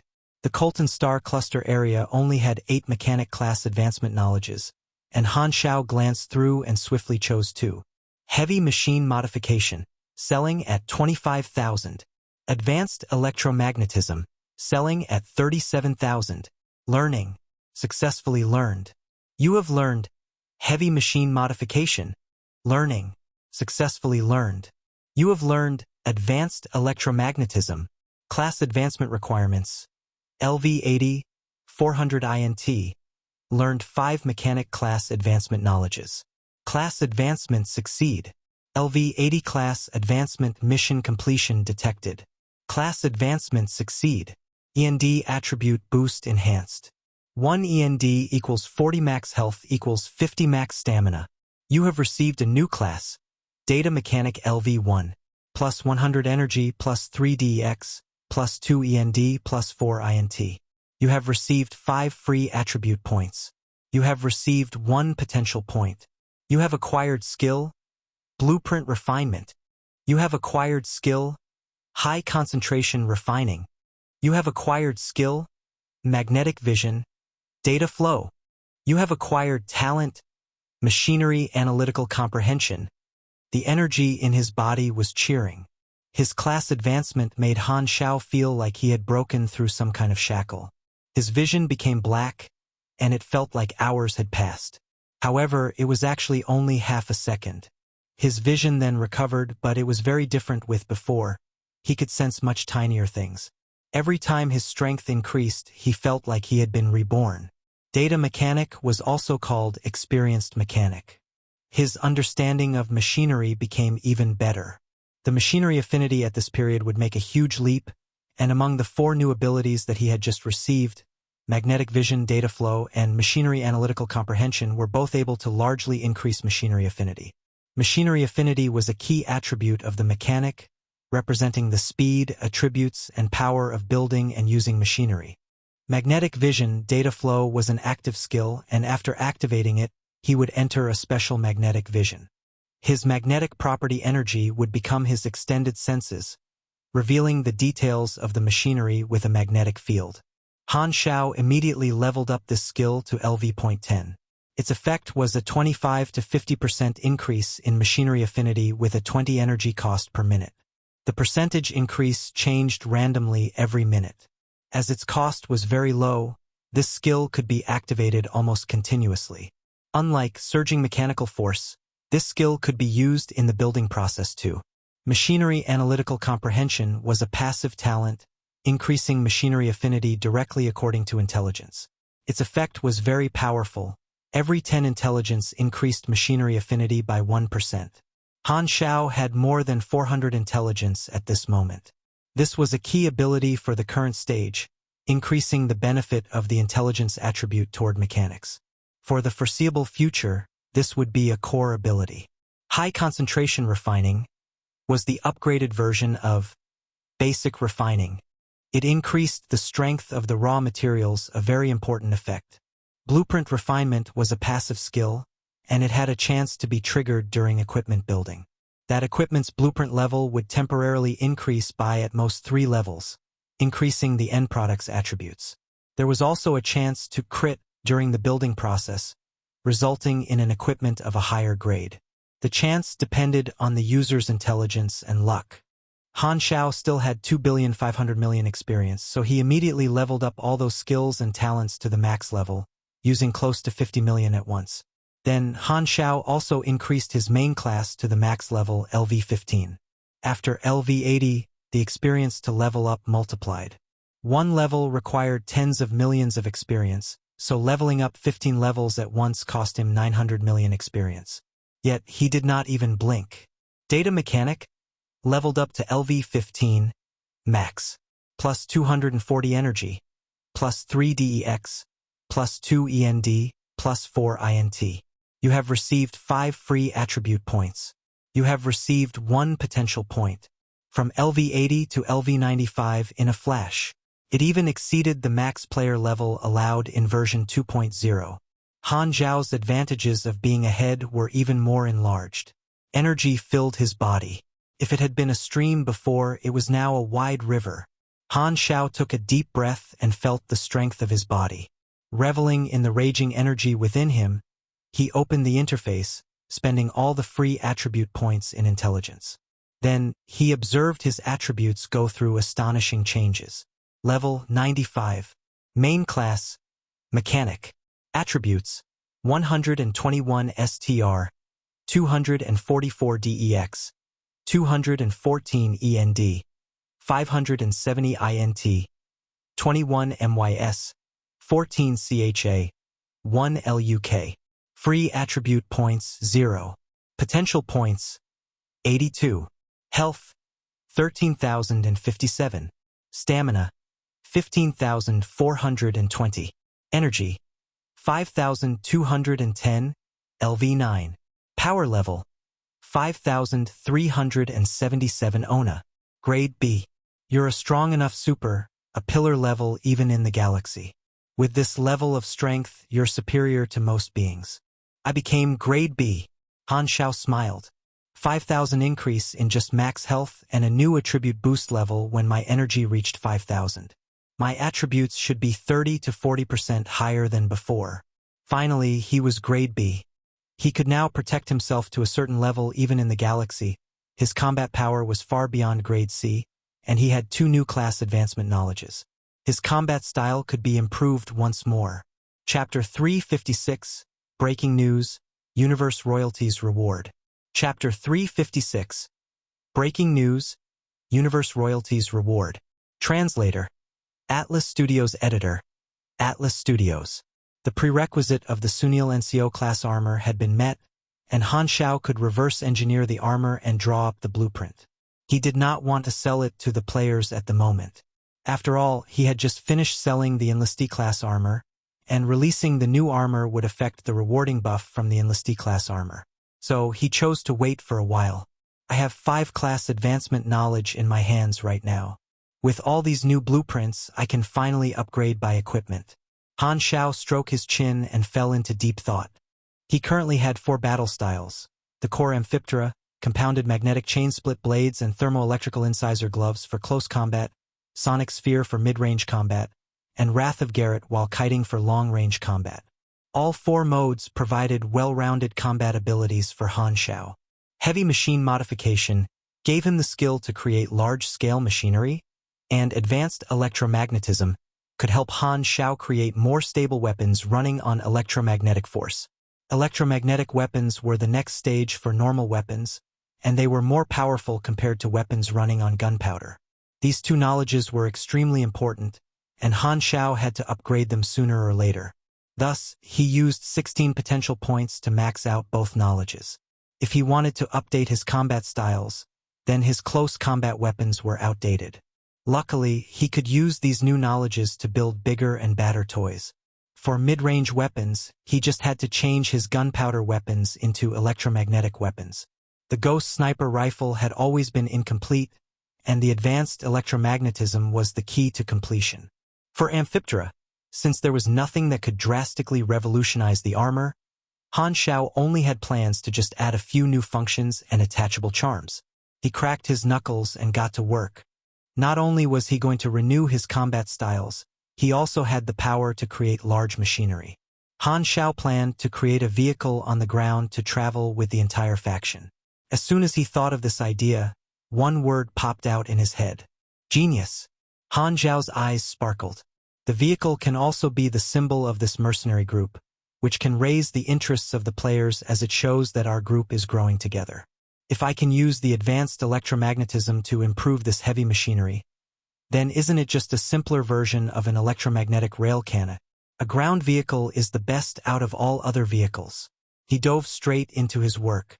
He bought plenty of spare parts and locked himself in the tuning room. Before he went in, he told the players to rest well in the hub. The crowd did not have any objections. They had changed compared to when they first arrived in space. The players understood the benefits that they would get if they listened to Han Xiao, evenly gustade put in the hub center. The players talked and interacted with travelers from different races. Getting to know more about civilization was an entertaining experience. Although the professional players were materialistic and focused on results, there were quite a lot of players like Maple Moon who enjoyed stories, and they were attracted to the fascination of the galaxy. During the resting time, Bun Hit Dog started to make his 2nd episode of the Black Star series. He continued with his TV show editing style. Not only Planet Aquamarine, audiences all over the galaxy could not wait for the 2nd episode. As soon as the show was released, hundreds of thousands of viewers joined in an instant. The show continued from the last episode. It started off from the first mission of the mercenary group, and the show told the tragic story of Sunil and the scenes from the catastrophe. The players who did not step into the galaxy were sucked into the narrative as if they were there. The mercenary group was the eyes of millions of viewers. Through the experiences of the journey, the audiences got to know more about the galaxy along with the mercenary group, so they already had a deep bond with the group. The episode continued until the end of the catastrophe. The mercenary group gained a new member along the way named Herluz, as if he was a main character in a TV show. This person instantly grabbed the attention of the audience. Bunhitdog showed the new items in the faction stop while the narrator explained the potential growth of this faction. The audience had a lot of expectations for the future adventures of the mercenary group, and at the same time, they became even more jealous of the players that had joined Han Xiao. Han Xiao also watched the show and was satisfied with Bunhitdog's work. The show could slowly be integrated into people's lives and create an emotional bond with the audience. In the Hub Center's battle simulation room, Herluz swung his battleship slicing blade and tore the simulated beasts into pieces. He had not fought in a long time, so he came back to the room and to practice every day. Because Han Xiao was drowned in his building and creation, he did not update the mercenaries' information. So, in Herluz's mind, he was still the only Class B supers in the group. Thus, he felt a huge responsibility on his shoulder and practiced diligently. After battling for a few hours, all the simulations disappeared. The battlefield filled with corpses turned back into an empty white room. Herluz withdrew his sword, wiped his sweat from his forehead, and headed out the room. At this time, Frenzied Sword, Han Xiao, and King Admiral walked out from the gravity room on the side. They saw Herluz and hurriedly walked up to him. "So, you guys are training too?" Herluz nodded at the members. Over the past few days, the players had been nice to him and were full of passion. He felt that he was getting along with the team, although Herluz was weirded out by their names. It seemed that different cultures had different ways of naming. He thought that it was the culture of Han Xiao's planet. He was just wondering why these players could not die. Of course, the players could not tell the truth, so Herluz just thought that it was an Esper power in this group.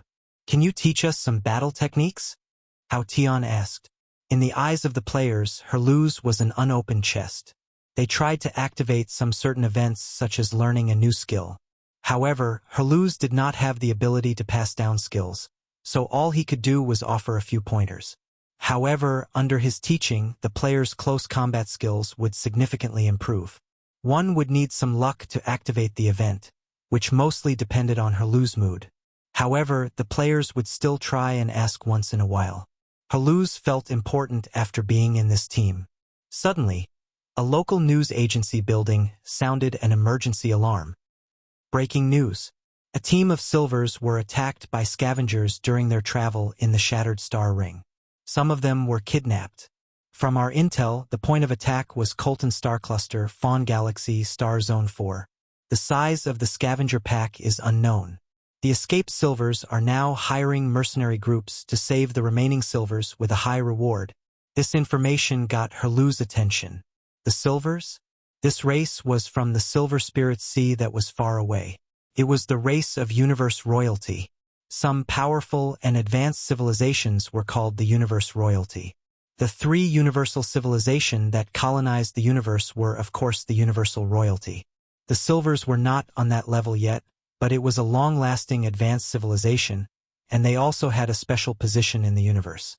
At the same time, this universe royalty was highly demanded in the slave market, so they were the perfect prey for the scavengers. The Silvers were rich, so the reward would undoubtedly be insanely high. Herluz, who was short on cash, was slightly moved. He had to try and convince Black Star to seize this opportunity to earn free money. The area under the rule of Ghidorah was the Garten Galaxy. The Fawn Galaxy was next to Garten, but it was not as large as Garten. A few civilizations that were slightly weaker than Ghidorah had control over different star zones, but conflicts often occurred on the borders. Although there were no actual wars, there was a lot of chaos and no one had power over those areas.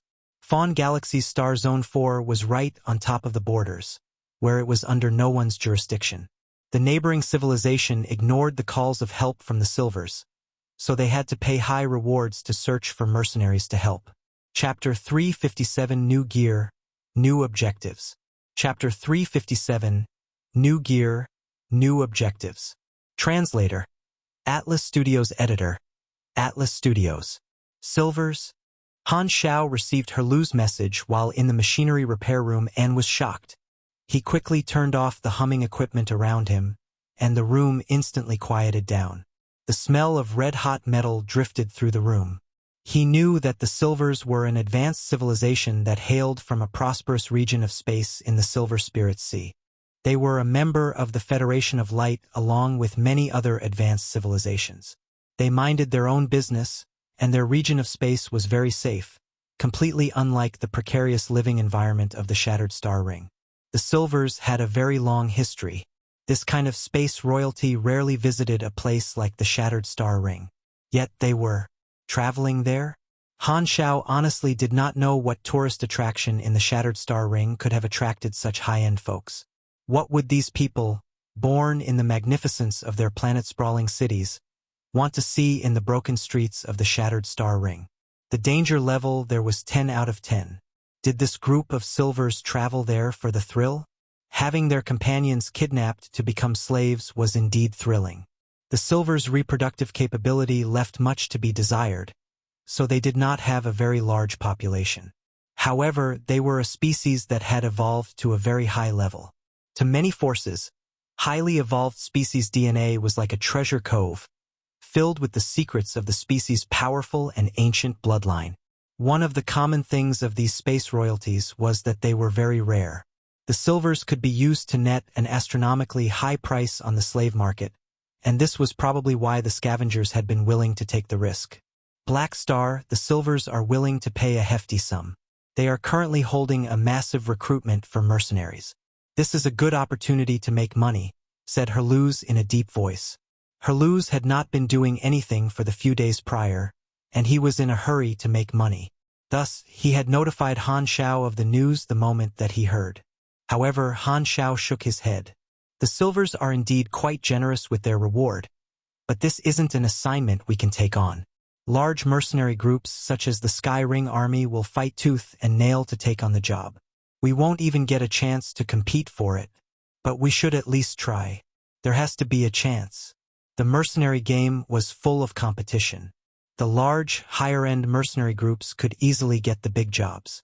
The clients trusted in their reputation and credibility rating. This time was no exception. Only those big-name mercenary groups had gone to answer the Silvers' recruitment posts. Herluz actually knew that what Han Xiao said was very logical, but he would not give up. Han Xiao remained silent. An event like this was not in his memories. Based on the timelines, this event probably happened during version 1.0, and all of the players back then had still been rolling around in the dirt on their own beginner planets with no chance to interact with an event in space such as this. There was no news on an event like this even after the players finally went to space. This meant that it was not anything major and was most likely resolved successfully, without the chance to affect the future much. To a sudden event like this, Han Xiao tended to be more careful. He already had the knowledge of many other storylines, so should he still take the risk of participating in an unknown storyline?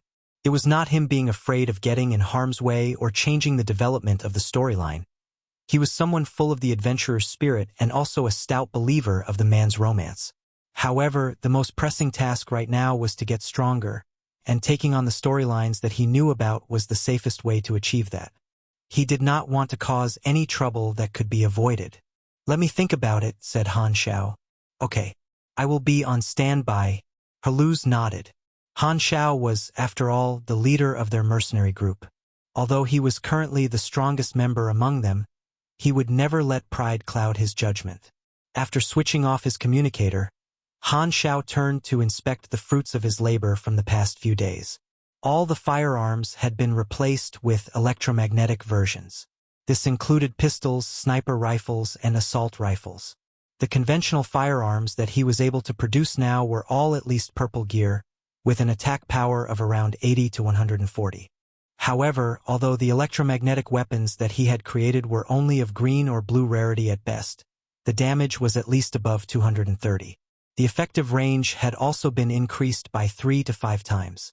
The electromagnetic weapons were much different from the conventional firearms in structure. The inside of the gun barrels consisted of intricate layers of magnetic coils, while the outside was covered by an insulating material that was connected to a bolt. It looked like a long, rectangular box. Every time that the gun fired, the bolt would contract backward before springing back into its original position. As the ammunition for electromagnetic weapons consisted only of singular pieces of metal, there was no need to discard the ammo shells like for conventional firearms, greatly increasing the firing rate. Also, electromagnetic guns had great penetrative power. A sickle-shaped sword was resting on the workbench to the right. This weapon was nearly 2 meters in length and looked like the scythe used by the Reaper himself. Han Xiao held the scythe, and a burst of energy snaked out from his palm into the handle. The next moment, a blinding ray of electrical light shot out from the handle, and lightning-like patterns could be seen all over the blade of the weapon. The scythe's blade gave off a faint bluish glow while giving humming noises. Han Xiao casually swung his hand and left a crescent-shaped afterimage, with sparks of electricity remaining in the air, as if the air itself had been burned apart. After doing a few more test swings, he pressed hard on the end of the handle, and the blade that was well over a meter long broke off into pieces and reformed into a thick electrical snake. This greatly increased the range of the weapon, and the individual pieces of the blade could reform into all manners of shapes, suitable for all types of melee attacks. Han Xiao nodded in satisfaction and reined in his energy. The black blade instantly shrunk until it was only a 40-centimeter-long baton. It could even be further folded for ease of travel. Battle Scythe, Razor's Edge, was a super equipment and extremely powerful. He had been able to produce this original weapon by combining the blueprint of some sort of mechanical scythe with the incisor gloves using the electromagnetic blades theory. This was his own creation and suited his own combat style. It had a more than formidable attack power and was going to be his new main melee weapon due to his recent increase in strength. Other than that, he also gave Amphiptera a major upgrade. The exoskeleton was outfitted with a thick armor, making it look like the armor of a heavily armored knight. The double layer of armor made the suit taller than 3.5 meters. Both the defensive and damage output had been improved. This was his trump card for assaulting heavily fortified positions head-on and would not be used all the time. Han Xiao did not give the new savage-looking exoskeleton a name. However, Amphiptera had basically gained 2 new modes since its creation. When equipped with the wings, it would be Amphiptera Flight Mode, and with the thick layer of armor, it would be Amphiptera Siege Mode. The transport, due to the internal structure being too complicated, was still in production. However, he did manage to synthesize a blueprint for it. It was a transport method that would be able to move in the air, on the ground, and underwater. It was just that the appearance was far different from Han Xiao's ideal. Basically, it was a big ball. Han Xiao was able to make a lot of new equipment and tools just by utilizing the basics of the 2 newly acquired advanced knowledges. However, most of them were add-ons at best, and he still had not made any revolutionary breakthroughs. Based on his current level, the features of the mechanic class that was available to him were early to mid-game. He was currently already LV95, a level that had only been attainable for players after version 3.0 back then. This just went to show how disgustingly difficult the class change requirements were. The abilities that Han Xiao wanted to obtain were the abilities that signified the rise of the mechanics in version 3.0 as a player class, instant assembly and advanced compression technology. Only by getting those abilities could a mechanic truly start treading upon the path to become a one-man army. The release of those abilities would mean that the mechanic players had finally made it out of the early game. Many kinds of mechanical combat styles were based on the different kinds of compression technology. Due to the increasing weight of the equipment, mobility and ease of carrying became extremely important for items. Like the Godaran equipment, compression technology could help mechanics significantly reduce the size of inactive machinery and other equipment. This meant that the number of tools and items that a mechanic player could bring along in battle would increase drastically, and they no longer had to carry along a burdensome bag everywhere. They could instantly raise an iron fortress out of nowhere. For example, Amphiptera's newest exoskeleton add-on would be able to be folded over and over until it got an easily carryable size. However, it could also go into siege mode whenever needed. Or, the mobile rover turrets that were originally impossible to bring around would be compressed into small cubes that could be chucked into battle to gang on an opponent. There was a total of 3 core knowledges for this kind of ability: instant dismantle and repair, high-density material compression technology, and beginner spatial technology. They were all advanced knowledges. Unfortunately, these 3 important knowledges would most definitely not be allowed to circulate around the market in the Shattered Star Ring, and their possession was highly monitored by the large space civilizations. Frowning, Han Xiao fell into deep thought. These abilities are crucial for a mechanic's growth. Since the markets in the Shattered Star Ring doesn't offer them, the most direct way would be to join a large intergalactic organization and grind their contribution points to exchange them for them. This is the method most players decided to go with in the past. However, there was another way: leave the Shattered Star Ring and try my luck in another region in space. The even more advanced civilizations don't treat this kind of knowledge with that much importance, and it could be leaked. However, finding them on the market will be completely based on luck, and the chance isn't very high. After touching his chin, the great mechanic Han muttered in a grave voice, "The Silvers are a considerably advanced race. They definitely had access to those 3 knowledges. If we can get employed by them, then maybe I could try asking for that knowledge in exchange for the job reward. But the chance will also not be that great." After thinking for a while, Han Xiao decided that he might as well try. There was nothing wrong with dreaming. The great mechanic Han was the kind of person to always buy a lottery ticket. So what if he never won? At least then there would be no regrets. After sorting out his equipment and paying the fees for using the repair room, he left for the Mercenary Alliance's lobby. There was a sea of people here, and there were many more mercenaries than the usual. They were probably there due to the Silver's recruitment notice and wanted to try their luck. Han Xiao switched on the mercenary interface and saw the recruitment post sent out by the Silvers at the very top of the notice board. However, he got a shock immediately after opening up the message. Minimum credibility points: 400. 400. We don't even have half that number. Han Xiao was speechless. What is this? Are my dreams going to be crushed before I can even dream? Hey! Black Star. Just as he was about to leave, someone suddenly called over to him from the side. Han Xiao turned and saw a gown-wearing blue-skinned shorty sprint over with that short pair of legs of his while running out of breath. Han Xiao widened his eyes and slapped his forehead as he realized and said, "Hey, you're that, right? Wait, don't tell me. I almost got it. You're called the Nylon People? It's Blue and I." Martin was mad, and his nail-like hair all grew longer, turning from nails into long metal needles. This was one of the signs that a Blue and I was angry. What the? Han Xiao's eyes shook. He was almost feeling sorry for himself that he had to hold back from calling the other person a porcupine. Chapter 358 Sky Ring's Invitation. Chapter 358 Sky Ring's Invitation. Translator: Atlas Studios Editor.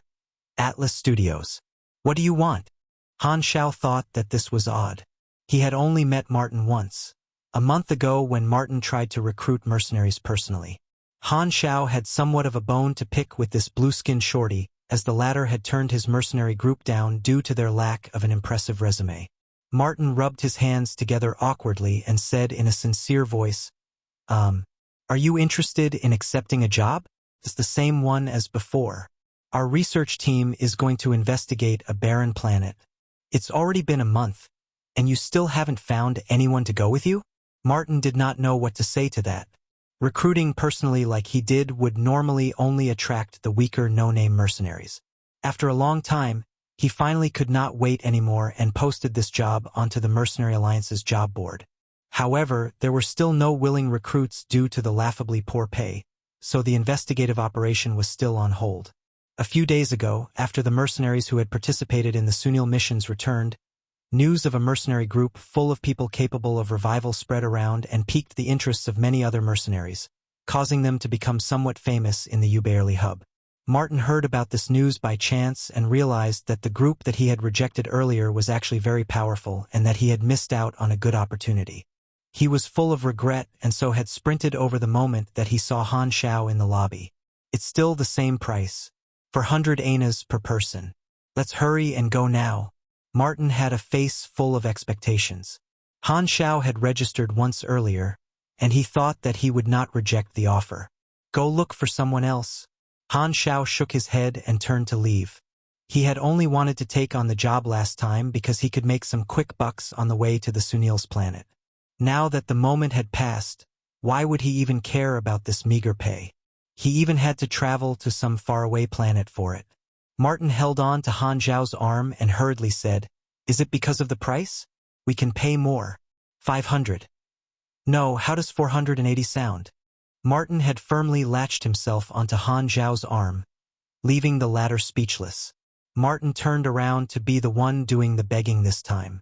The trip to Planet Sunil had earned Black Star Mercenary Group a decent amount of fame, which was the only reason this scene was even happening. A mercenary group with reviving soldiers that was also decently powerful would of course be paid a certain amount of attention. The two pushed and pulled until another voice came from the side. "Oh, so you're Black Star?" Han Xiao turned around and saw the owner of the voice walk over, clad in a pure white battle suit with a surface so smooth that it was undoubtedly made out of some special alloy. "Sky Rings people?" Han Xiao focused his eyes and plucked Martin off of him. This person was wearing the Sky Ring Army's battle uniform and was a mercenary from Sky Ring. The Sky Ring Army was among the mercenary groups at the top of the food chain in the Shattered Star Ring. They had over 10,000 members, and the army head was even a Calamity Grade Class A super. They did business across numerous clusters such as the Colton Star Cluster and the Jellic Star Cluster. He should not have had anything to do with Sky Ring at the moment, so Han Xiao was curious. "What does Sky Ring want with me?" "You have a decent team. My division captain would like to discuss cooperation with you. Are you free now?" Han Xiao blinked. Cooperation. Doesn't sound too bad. However, with Sky Ring's power, there truly was no reason to look for a small team like his, unless Sky Ring was interested in something special of their group. Han Xiao was able to guess the general reason for Sky Ring's interest in them. No doubt, they were probably interested in the fact that we don't die. Han Xiao smiled in his mind. Looks like the gossiping between fellow mercenaries has done its job. He was curious as to what kind of cooperation Sky Ring wanted to discuss with him. A force as big as theirs would definitely not have something simple up their sleeves. "I am free. Let's go." Han Xiao threw off Martin and left with the Sky Ring mercenary. Martin sat on the ground with a dumbfounded expression. The Sky Ring Army's name was known in all corners of the Shattered Star Ring. He could not believe that the mercenary group he had turned away just a month ago had been able to gain their interest and even receive an offer for cooperation. Viewwebnovel.com. Martin could only think about his previous decision of turning them down with regret and pain. "But I was the first one here." Han Xiao walked into the Sky Ring mercenary stronghold and immediately saw around 20 to 30 of their members around the place. They were all of various species and races, and all eyes turned onto him when he walked in. "I am Gashley, the captain of this small division." A mercenary with golden eyes stepped out. He had an impressive physique with a muscular body that stood over 2 meters tall.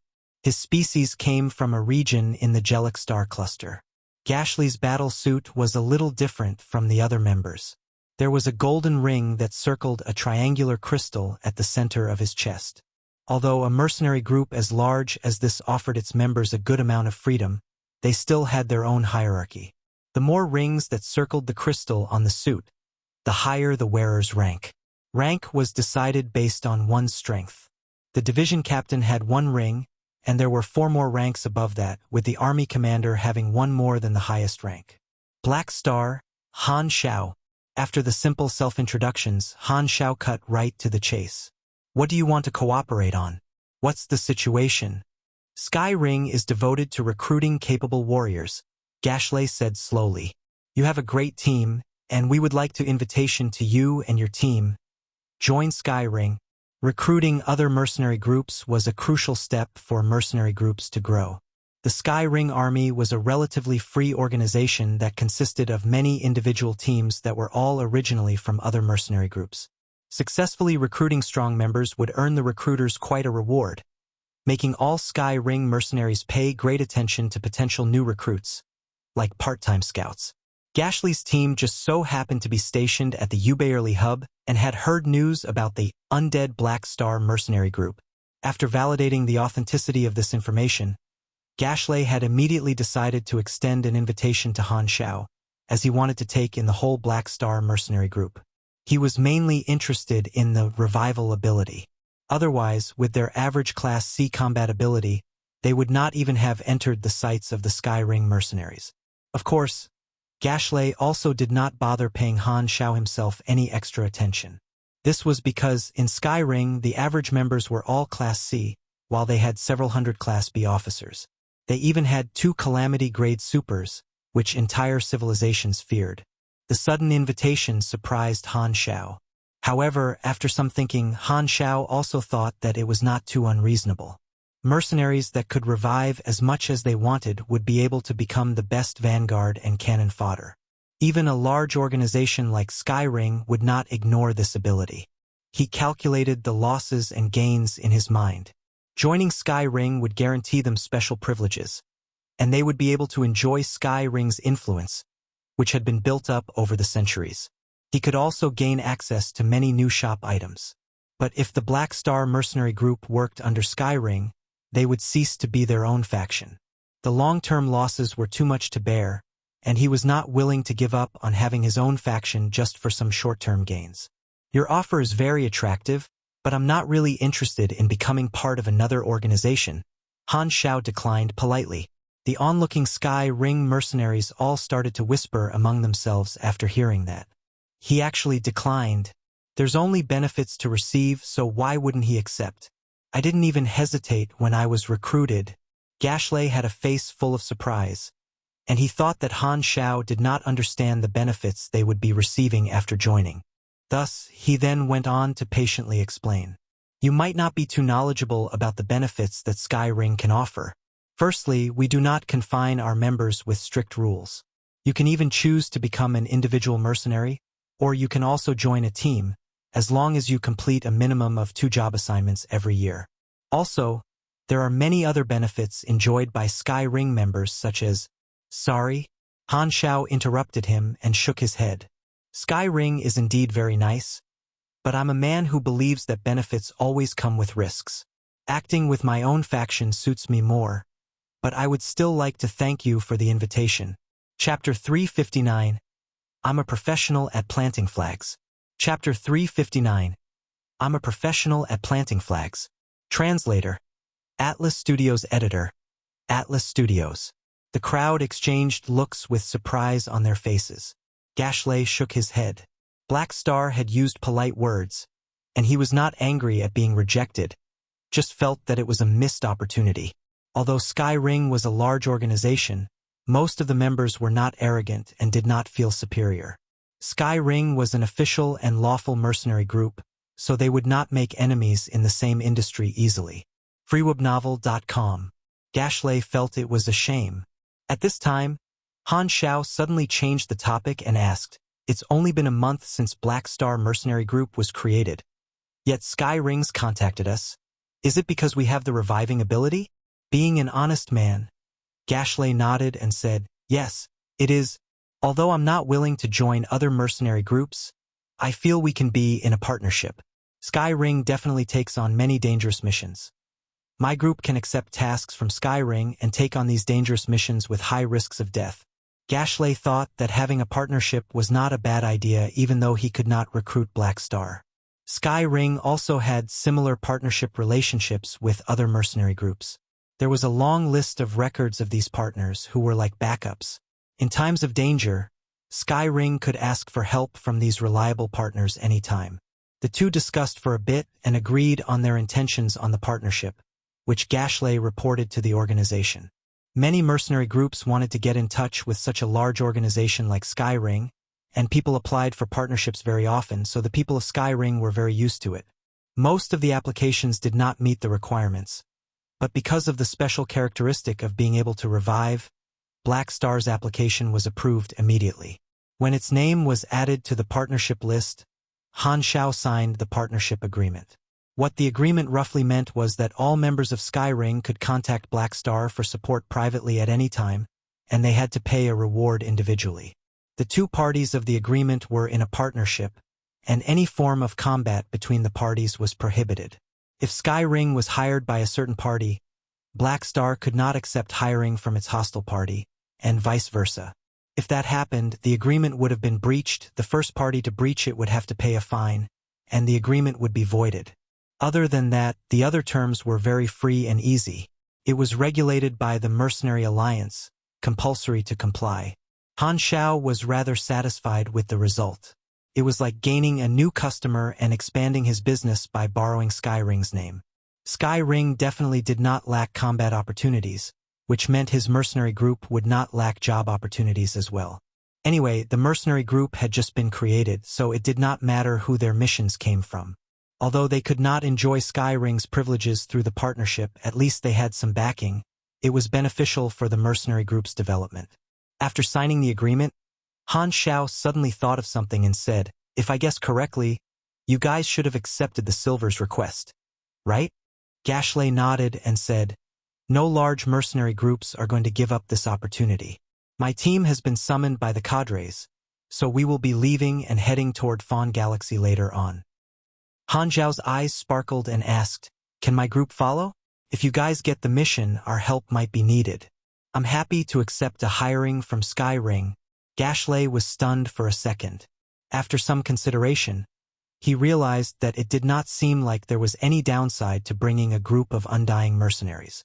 "Okay, bring your team to the pier later. We will take our spaceship together. However, be mentally prepared. If the mission is very easy, Sky Ring will not need help, so you will have wasted your time." Han Xiao waved, signifying that it was not a problem. He felt that this was a pleasant surprise. He could skip the credibility rating requirement using the relationship with Sky Ring. Although his mercenary group was still very weak and there was not much chance of gaining the Silver's favor, they could expect good things from Sky Ring's hire. The three knowledges of the compression technology were his target. There were plenty of strong people in Sky Ring, and class advancement knowledge should not be in shortage. If they were fortunate enough to be hired, he felt that he could try to make requests. After deciding the time and pier number, Han Xiao went back to the stronghold and gathered all members. "We have a new job, so get ready. We will be leaving in a while," Han Xiao said. The people's face turned bright. They were thrilled. Knowing that the mercenary group had growth potential, they had been looking forward to the next adventure, and it finally came after doing very little for so long. Maple Moon raised her hand and asked, "What are we doing this time? Why did the mercenary group information not show a new hiring mission?"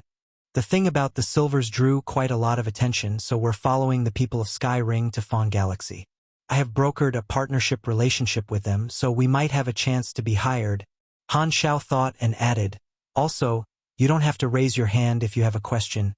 No wonder no mission had been triggered in their interfaces. They followed Han Xiao's lead and had no problem with the arrangement. Haluz was quite surprised. He knew how huge the Sky Ring was. Yet in only a few hours, how did Han Xiao suddenly become Sky Ring's partner? There was completely no sign of it beforehand. Haluz pulled Han Xiao aside privately and expressed his doubts. Han Xiao, of course, did not have anything to hide. He told him about what had happened. "I see." Haluz understood, admiring Han Xiao discreetly. If he was the one to make contact, he probably would not have thought about suggesting a partnership. Then they would have lost this opportunity. Although Han Xiao was not strong enough in his eyes, his ability to catch opportunities astounded him. A person like this was more suitable as the captain. "So, did you foresee anything?" Haluz asked softly. Han Xiao shook his head. There really was nothing at all. The Silver storyline was not a storyline that he was familiar with. He did not have any memory of it, so it was probably no big deal. The Sky Ring army was very large. Gashley's team's spaceship was a 12-meter-long civilian spaceship. Its front was narrow, and its back was wide, streamlined like a water droplet but with clear edges. The exterior armor was covered with dark gold metal plates, and the two sides of the tail had crossbars diagonally connecting into the spaceship body. At the ends of these crossbars were spiral-shaped propellers, for in total, able to change angles agilely. This was a spaceship from some civilization in the Black Star cluster. It was equipped with a light jump engine, suitable for galactic traveling, but weak in combat power. This kind of small spaceship looked much cooler than the large and swollen spaceship of galactic traveling agencies. The players kept sizing it up with glowing eyes. Han Xiao touched his chin.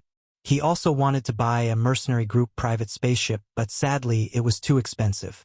Even the humblest one-man galactic spaceship cost more than 10,000 anas. He could only build it himself if he wanted to save on that money, but building a galactic spaceship had too many difficulties: engine, energy source, armor adaptability, structure strength, detector, and many more, which required a large number of knowledges. He was way too far from being able to do that. The gathering time came, and the Sky Ring mercenaries appeared. They walked up to the spaceship. Gashley set the auto route in the control panel, and the ship left the pier. After some trembling, it entered the exterior vacuum space. The tail propeller emitted a golden glow, and it gradually entered the jumping state.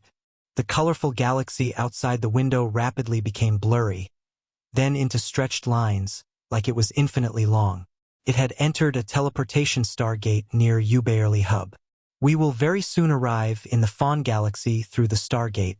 Gashley turned to the people and said, "The silver spaceship is parked at number 12 planet of Star Zone 4, and the travel time is about 12 days. There were 80 or so people in the spaceship, but there was still plenty of space." After the players were given their rooms, they took the initiative and went to chat with the Sky Ring mercenaries. Han Xiao found Gashley. They had only met each other that day, so it was mainly to talk about the mission. However, Gashley did not know the details either. He only knew that he was one of the team summoned, and the representative of Sky Ring this time was a 3-ring level cadre, code-named Ice Sorcerer. 3-ring level cadres were the backbone of the organization, mostly grade B supers. This Ice Sorcerer was the leader of this mission, and that person would be the one that had the power to decide if Han Xiao was hired. Their code name suggested that it should be a mage. Han Xiao had yet to come into contact with the mage class. The mage class was similar to the mechanic class in the sense of their high difficulty, and its enchanting ability could enhance mechanical equipment too. Unfortunately, there were only pugilists, espers, and mechanics on planet Aquamarine. After chatting for a while, Gashley went back to his room to rest. Han Xiao explored the spaceship himself. He came to the living area of the spaceship and realized that this spaceship had a battle simulation room. Using virtual technology to simulate various enemies and environments, one could experience the effect of battle training. It was marked as occupied. Han Xiao controlled the monitor, and the image from inside showed up. Herluz swung the battleship's slicing blade and was fighting non-stop against weird beasts. Silver flames splashed everywhere like waves. Han Xiao watched for a while, licked his lips, pressed the pause button, opened the simulation room door, and walked in. We've reached the end of today's episode. Thank you for traversing the boundless landscapes of fantasy with us. If today's story has sparked joy within you, please remember to hit the like button, share our journey with others, and subscribe to Lord of the Stories for an ever-expanding collection of mystical escapades. Until we meet again to turn the page to a new adventure, hold the tales dear in your heart, and let the embers of magic warmly glow in your spirit. Farewell, intrepid explorers of the narrative unknown.